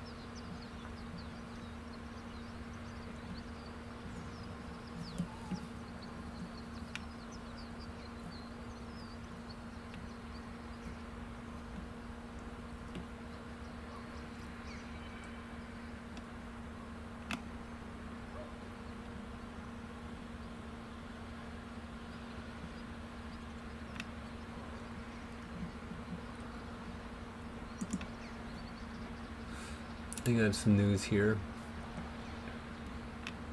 from Reuters 21 minutes ago. Authorities lock down coastal area in La Palma as lava approaches sea. Emergency authorities early on Monday So right now, ordered people in an area on the eastern shore of La Palma Island, the eastern shore, as the lava gushing from the Cumbre Vieja volcano approaches the sea. The eastern shore.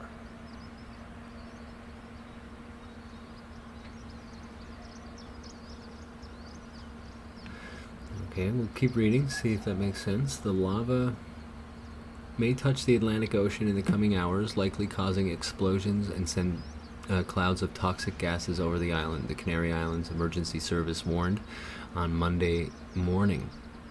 Population will have to follow the authorities' guidance and remain in their home with doors and windows closed, the services said on their Twitter account. People in the coastal areas of San Borondon, Marina Alta and Baja, and La Condesa were ordered to lock down. Climate lockdowns. They were talking about those. They were coming.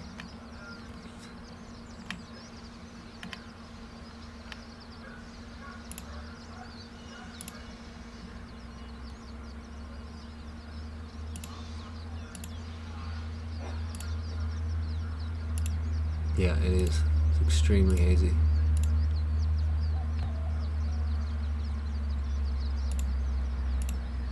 There's nothing on that article really showing about the lava either. Why are we not getting footage of that? Jettison, it's great to have you, my friend. Thank you very much. Drop into the legendary geologist known as 4chan. See if they have anything.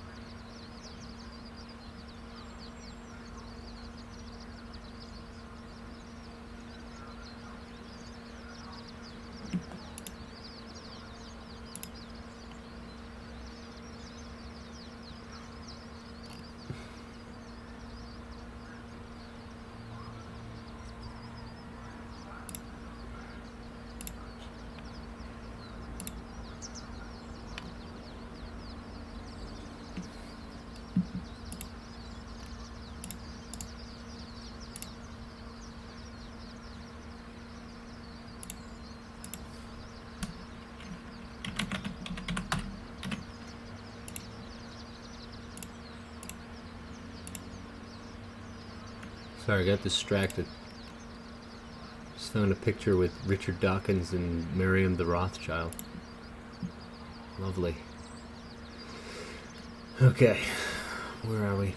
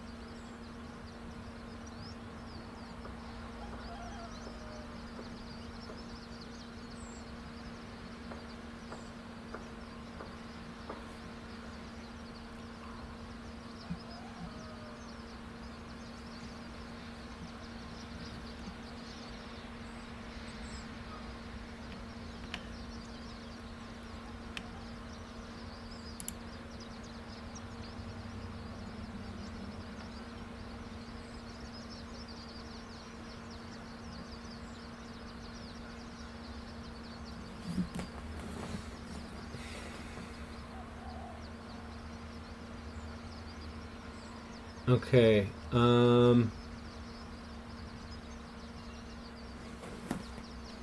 just 1 second.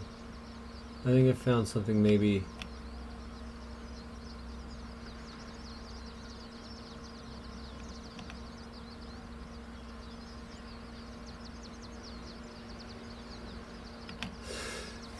I'm getting some info that we've been looking at for the past 2 hours.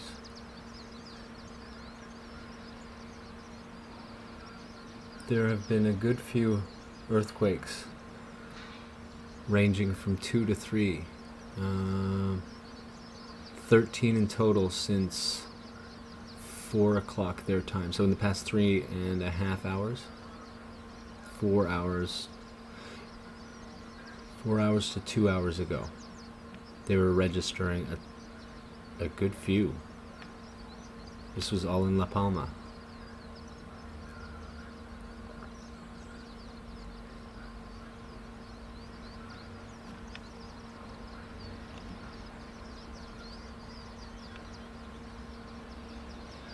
So maybe that makes sense as to where we're getting that gas exhaust from.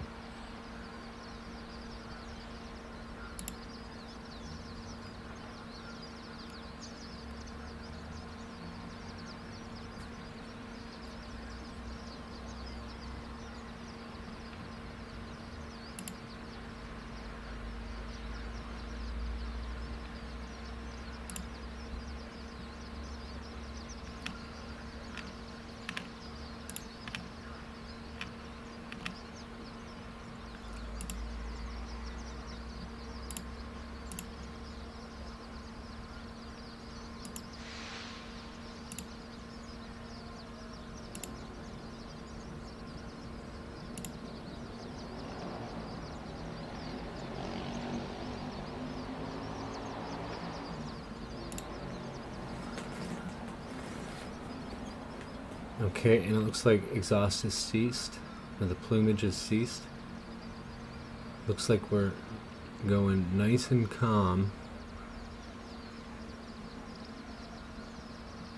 And hopefully the pressure was exerted after those earthquakes, what we saw there. Beautiful sunset, or sunrise. This is up on top of the North Mountain. It's like a huge old extinct volcano overlooking the rest of the South Island.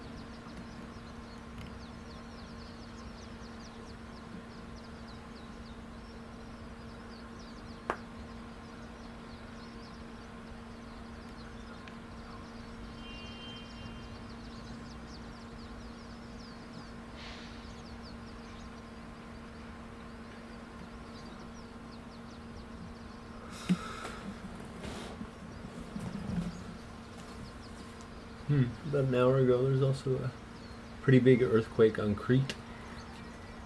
It's almost a 6.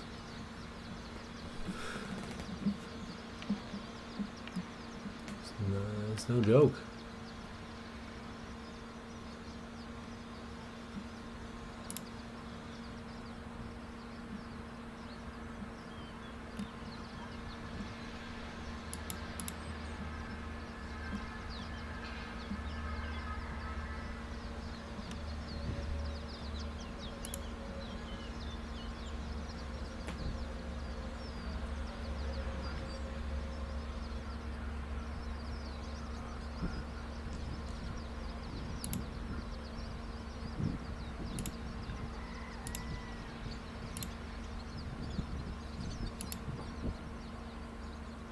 No, it has not fizzled out. That's not how this goes. There's a lot of lava to come out of this yet, but it has calmed down.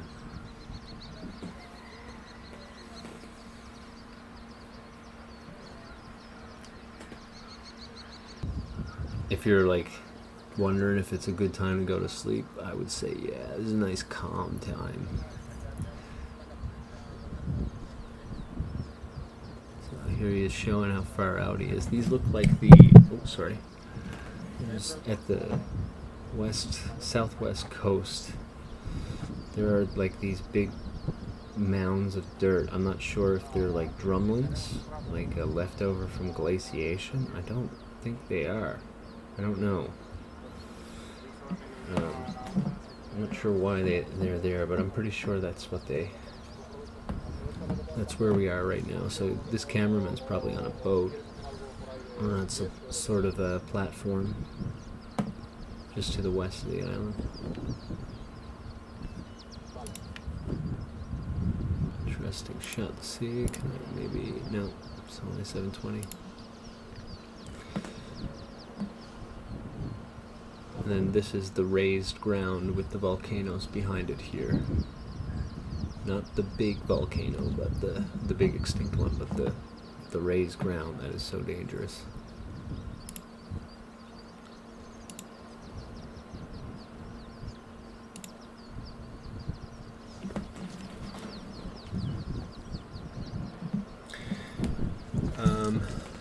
So geologists, or whatever, authorities are starting to freak out a little bit.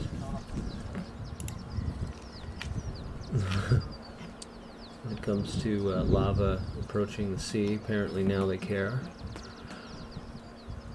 And they're telling everybody they need to stay home with their doors and windows closed. Some lovely stuff.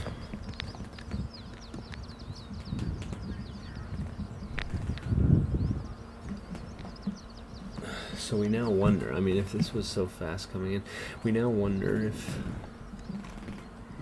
the authorities have been doing their due diligence.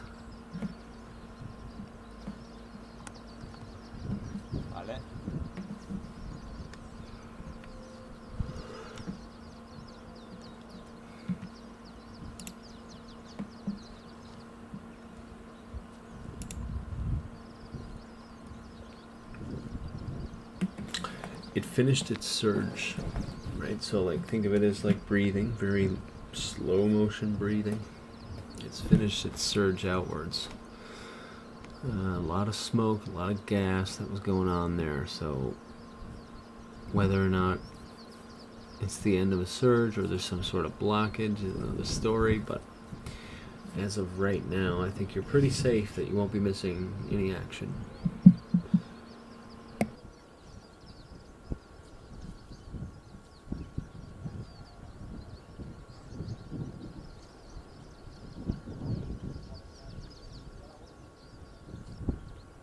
It did stop pretty quickly though. So you wonder if it's like a full blockage or something.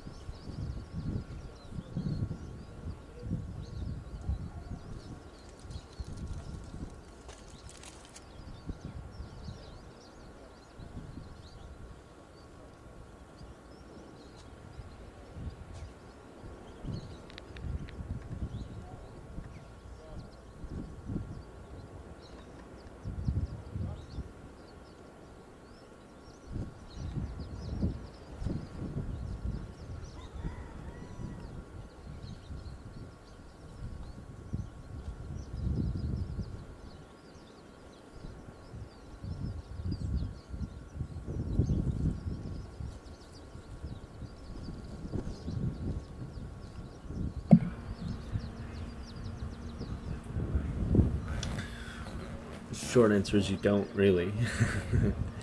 But, you know, after each blow, you know, like, because there are these surge periods, as you've noticed, right? It's off and on. But you start noticing it like the pushing up is no longer, or tapers off, usually.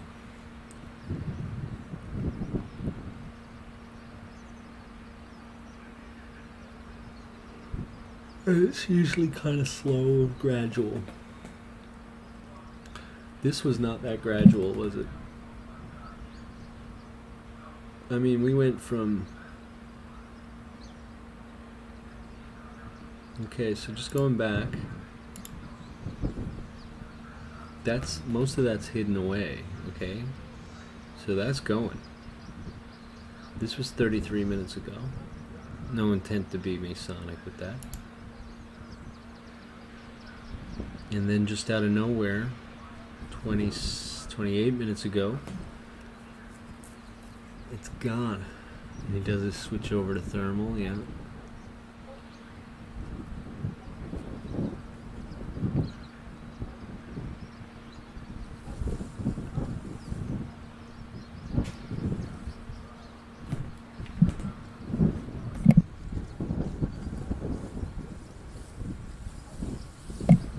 Little bit of steam there, but not much.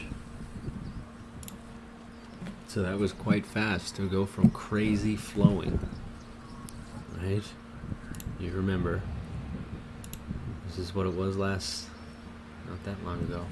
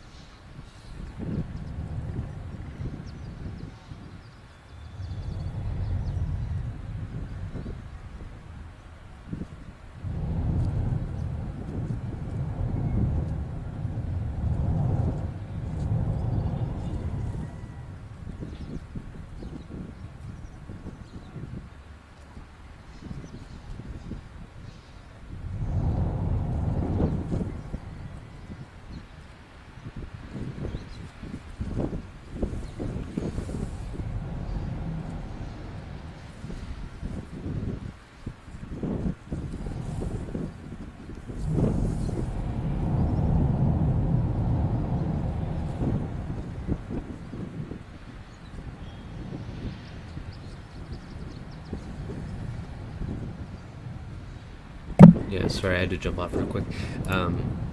This is old footage there, so wasn't trying to like fool you saying this is live, but that was what happened. It wasn't even all that long ago, and now we got nothing.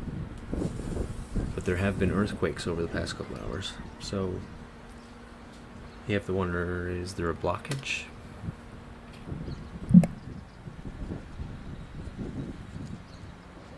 I mean, they do die down and pick back up. That's normal, but for it to be, that was really quick.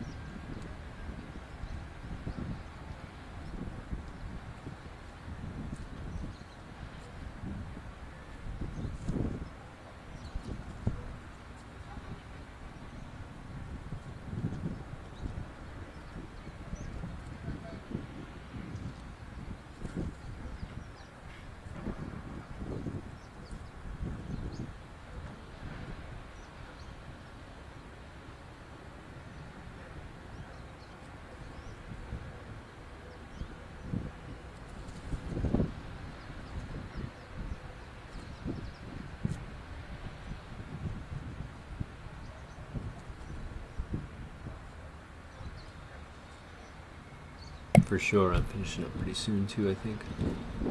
Might leave it live though. Get extra time on this one.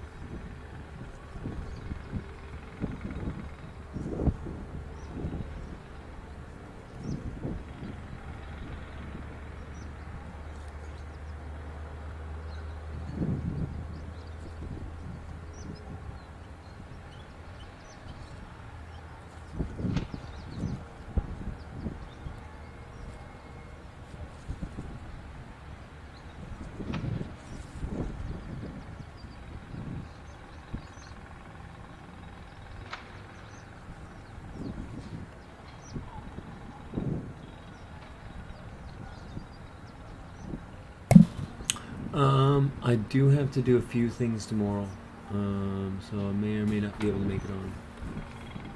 I do have to take one day off at some point, for sure. So I may not be on tomorrow, but check it out. I might be there.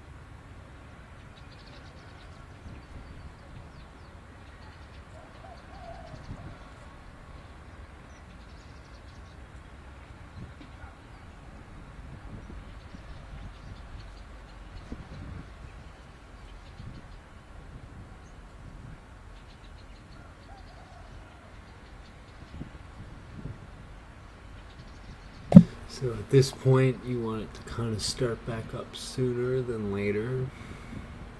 Because if nothing's coming out and we had earthquakes,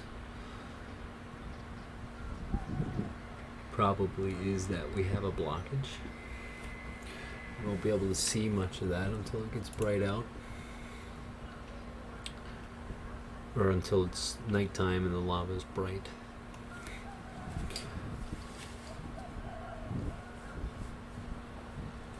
But if there is pressure, hopefully that is released soon.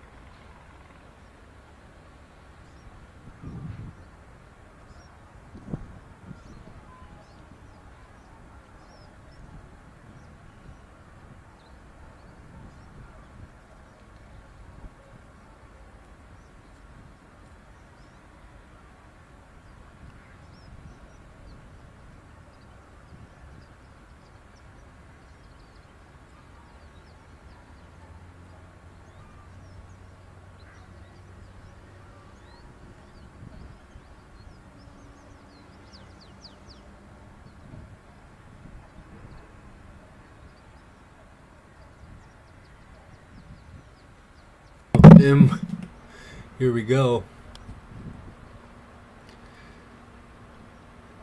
What just happened there?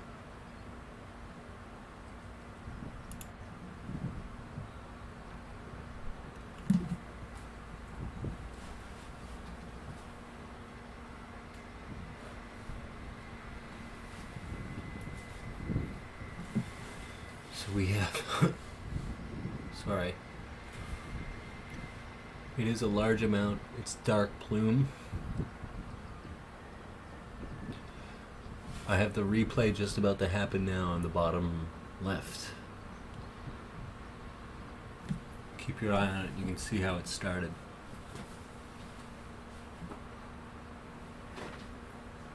Little bit coming out. And then exponential rise.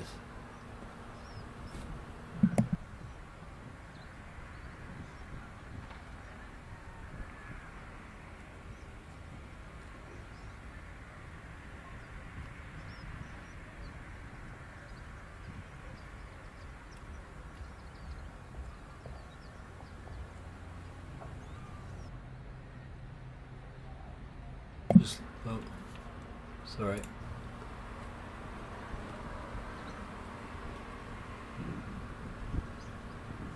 Okay, it looks like it's maybe starting to subside. So I'm wondering if there was like a collapse somewhere down in the vent. Took a little bit to come up.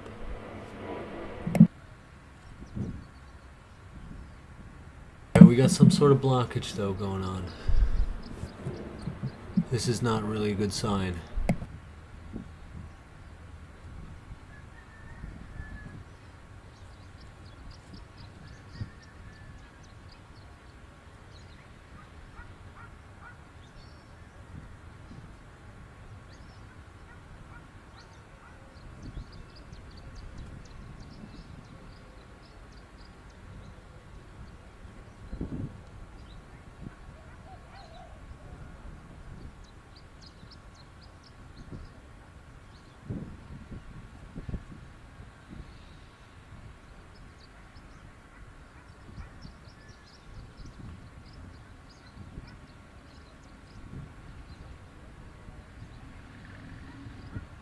There's now a second cloud of smoke coming up, I think.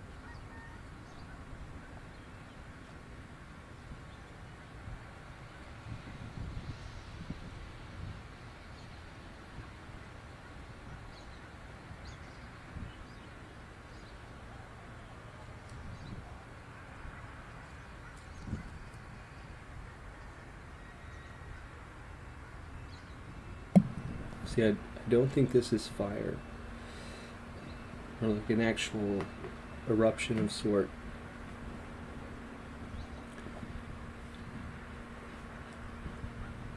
Seems to me like if there was a fire, you'd see a lot more updraft, whereas this seems to be naturally just rising.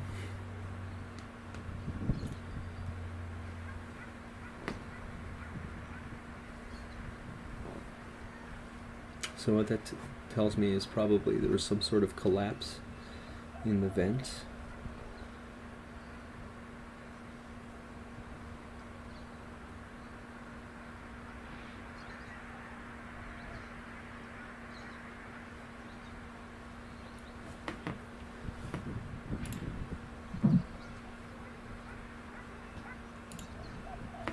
So for those just coming in, there has been a stoppage. But there have been earthquakes, and on top of that, we just had an ejection of smoke, and it was only smoke that came out.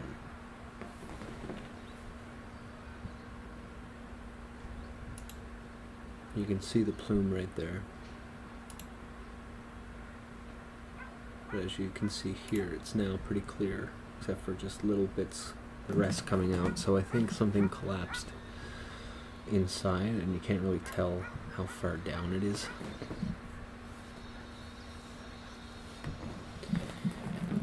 So the worry is that there's blockage now, and when there's blockage, pressure builds up, and so that's when you get more violent action afterwards.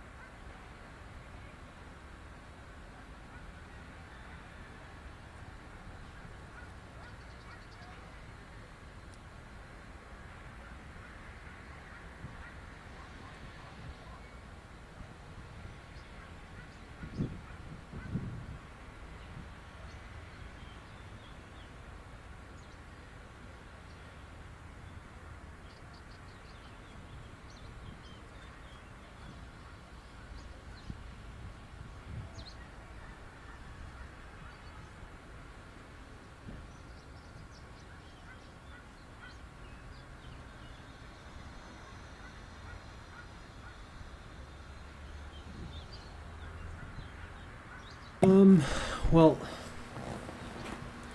it may not necessarily be fire, right? It could be a pocket of acid, ash, and soot from before that is built up, maybe in a side vent, but it didn't fully eject. And what we're seeing is a later collapse of that buildup. It may not necessarily be due to anything magma or eruption related, but kind of the aftermath of that. Does that make sense? It may not have anything to do with current fire.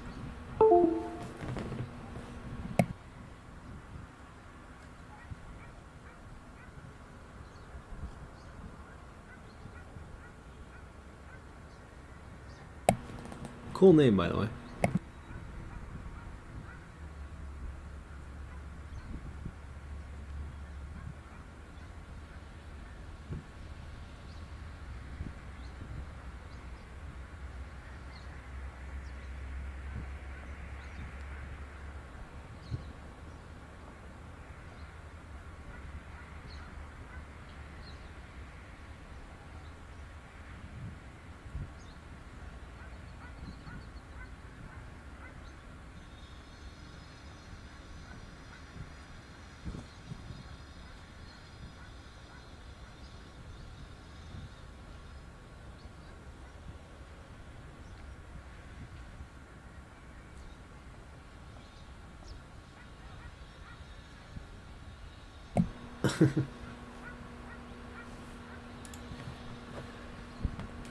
Welcome to the channel. We're just winding down now. This might be something to look at though. If you are planning on looking at this more, I'll probably be finishing up soon because I just like the nighttime. But yeah, I'd be watching out for why did it stop so abruptly.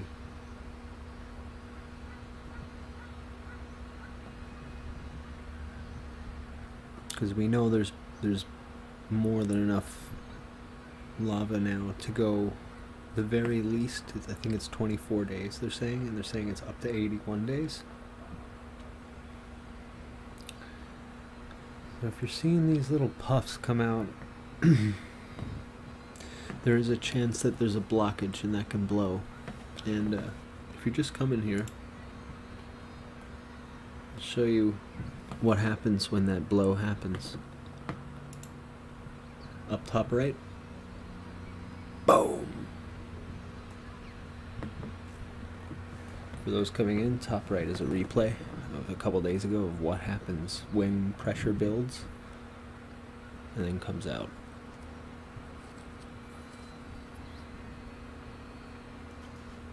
that started a particularly turbulent or violent activity. People were considering it a Strombolian eruption, which is the next stage of eruption after Hawaiian or lava fountain.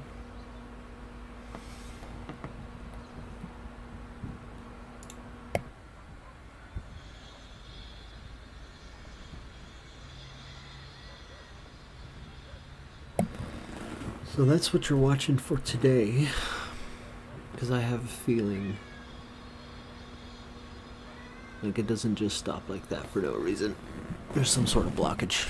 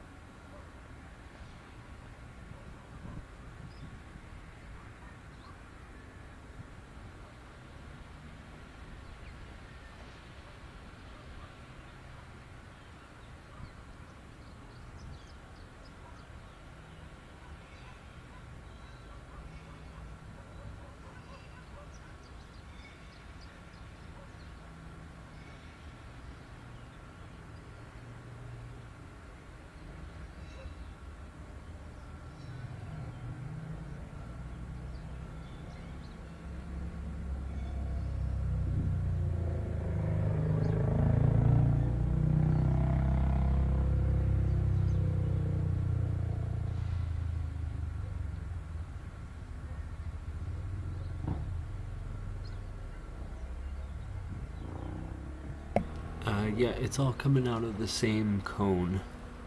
There's multiple vents, but it is the same, like, main one volcano that is erupting. And it will likely remain that way.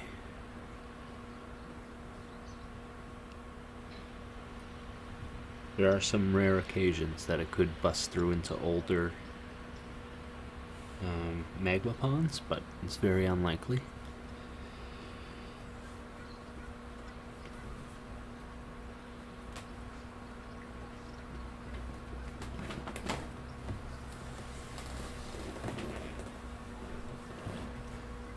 If that does happen, it would be much smaller than this one, though. This vent is a long time coming. They take a while to establish. And it would be probably incredibly unlucky for two of them to form.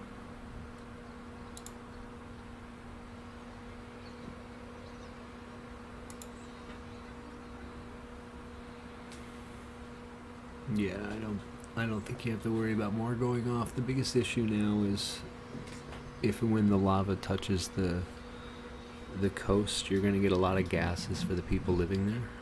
And then there is that, it's a low chance, but it can happen, of a mega tsunami, because the north part of the island is unstable. Or at least that's the theory. There's a big fault line on this massive island, or sorry, massive mountain. It's on the top of this here. It's a big cone, a huge extinct volcano that this is sitting on top of. But it's sitting on top of a fault above ground, but underneath the mountain.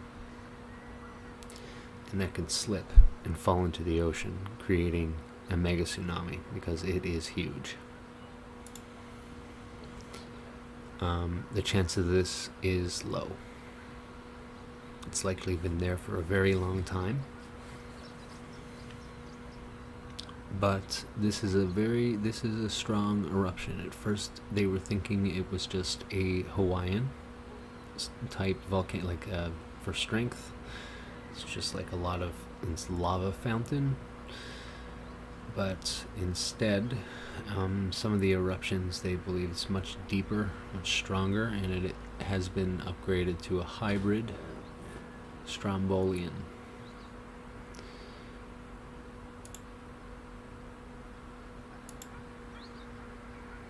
This is exactly how Earth was made, to be honest with you.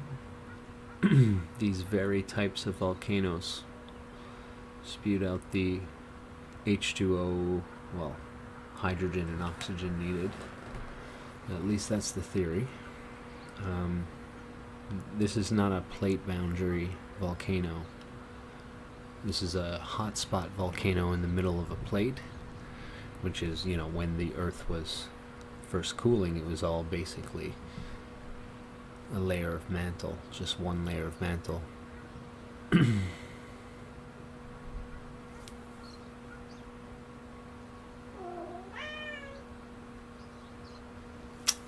That's my cat.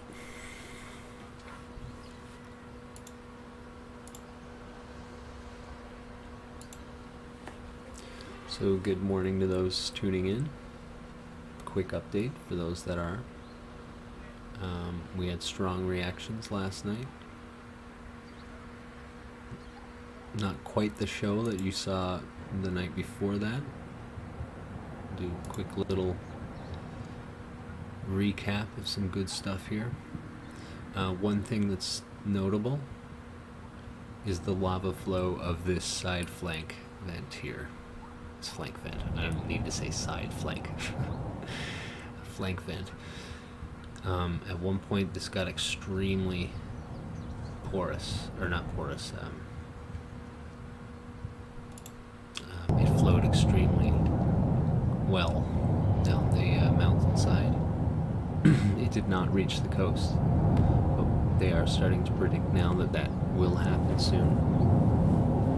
It's a matter of when, because there was one point tonight with that side vent. It used to be able to be crammed shut, but now when it's going, there's nothing stopping it because it just ate through the barrier that it used to have.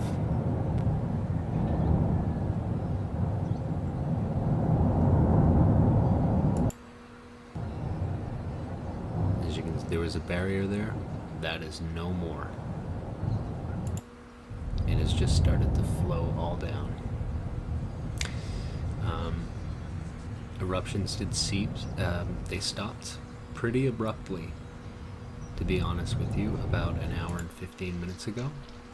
As you can see here, that is the side flank in question. You can see it's basically a lake now that flows down, but all of a sudden things stopped about an hour ago. And then about 19 minutes ago, we went from just a little bit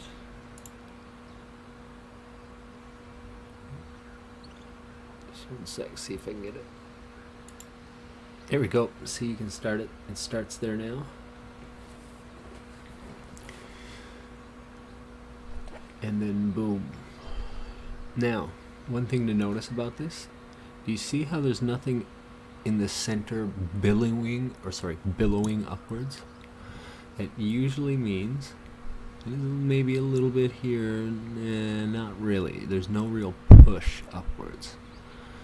That would indicate there's not too much heat behind this. So this was likely some pocket of ash, or maybe a barrier between the lava, or what would be lava, getting out.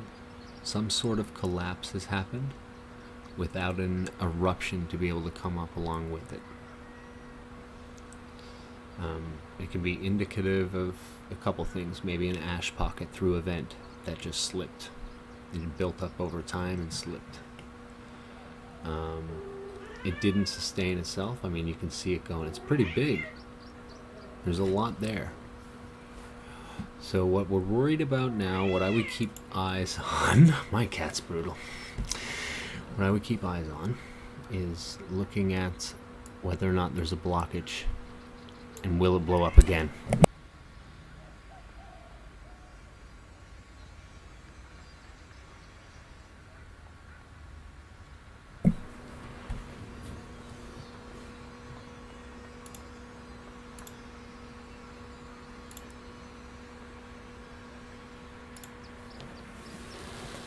The sound is quite primal, isn't it?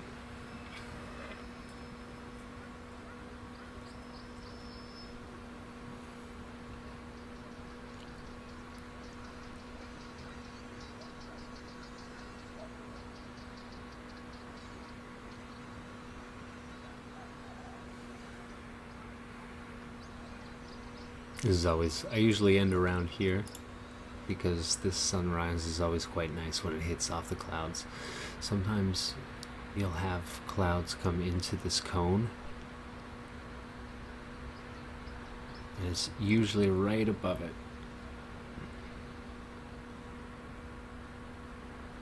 It is a gorgeous shot.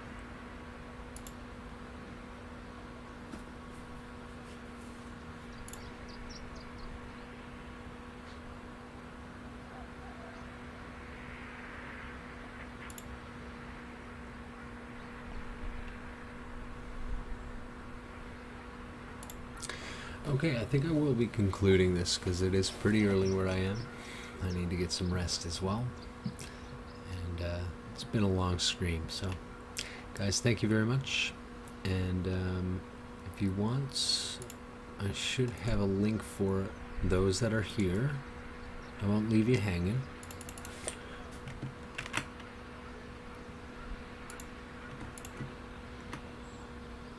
If you go to here, there's a multi-stream link.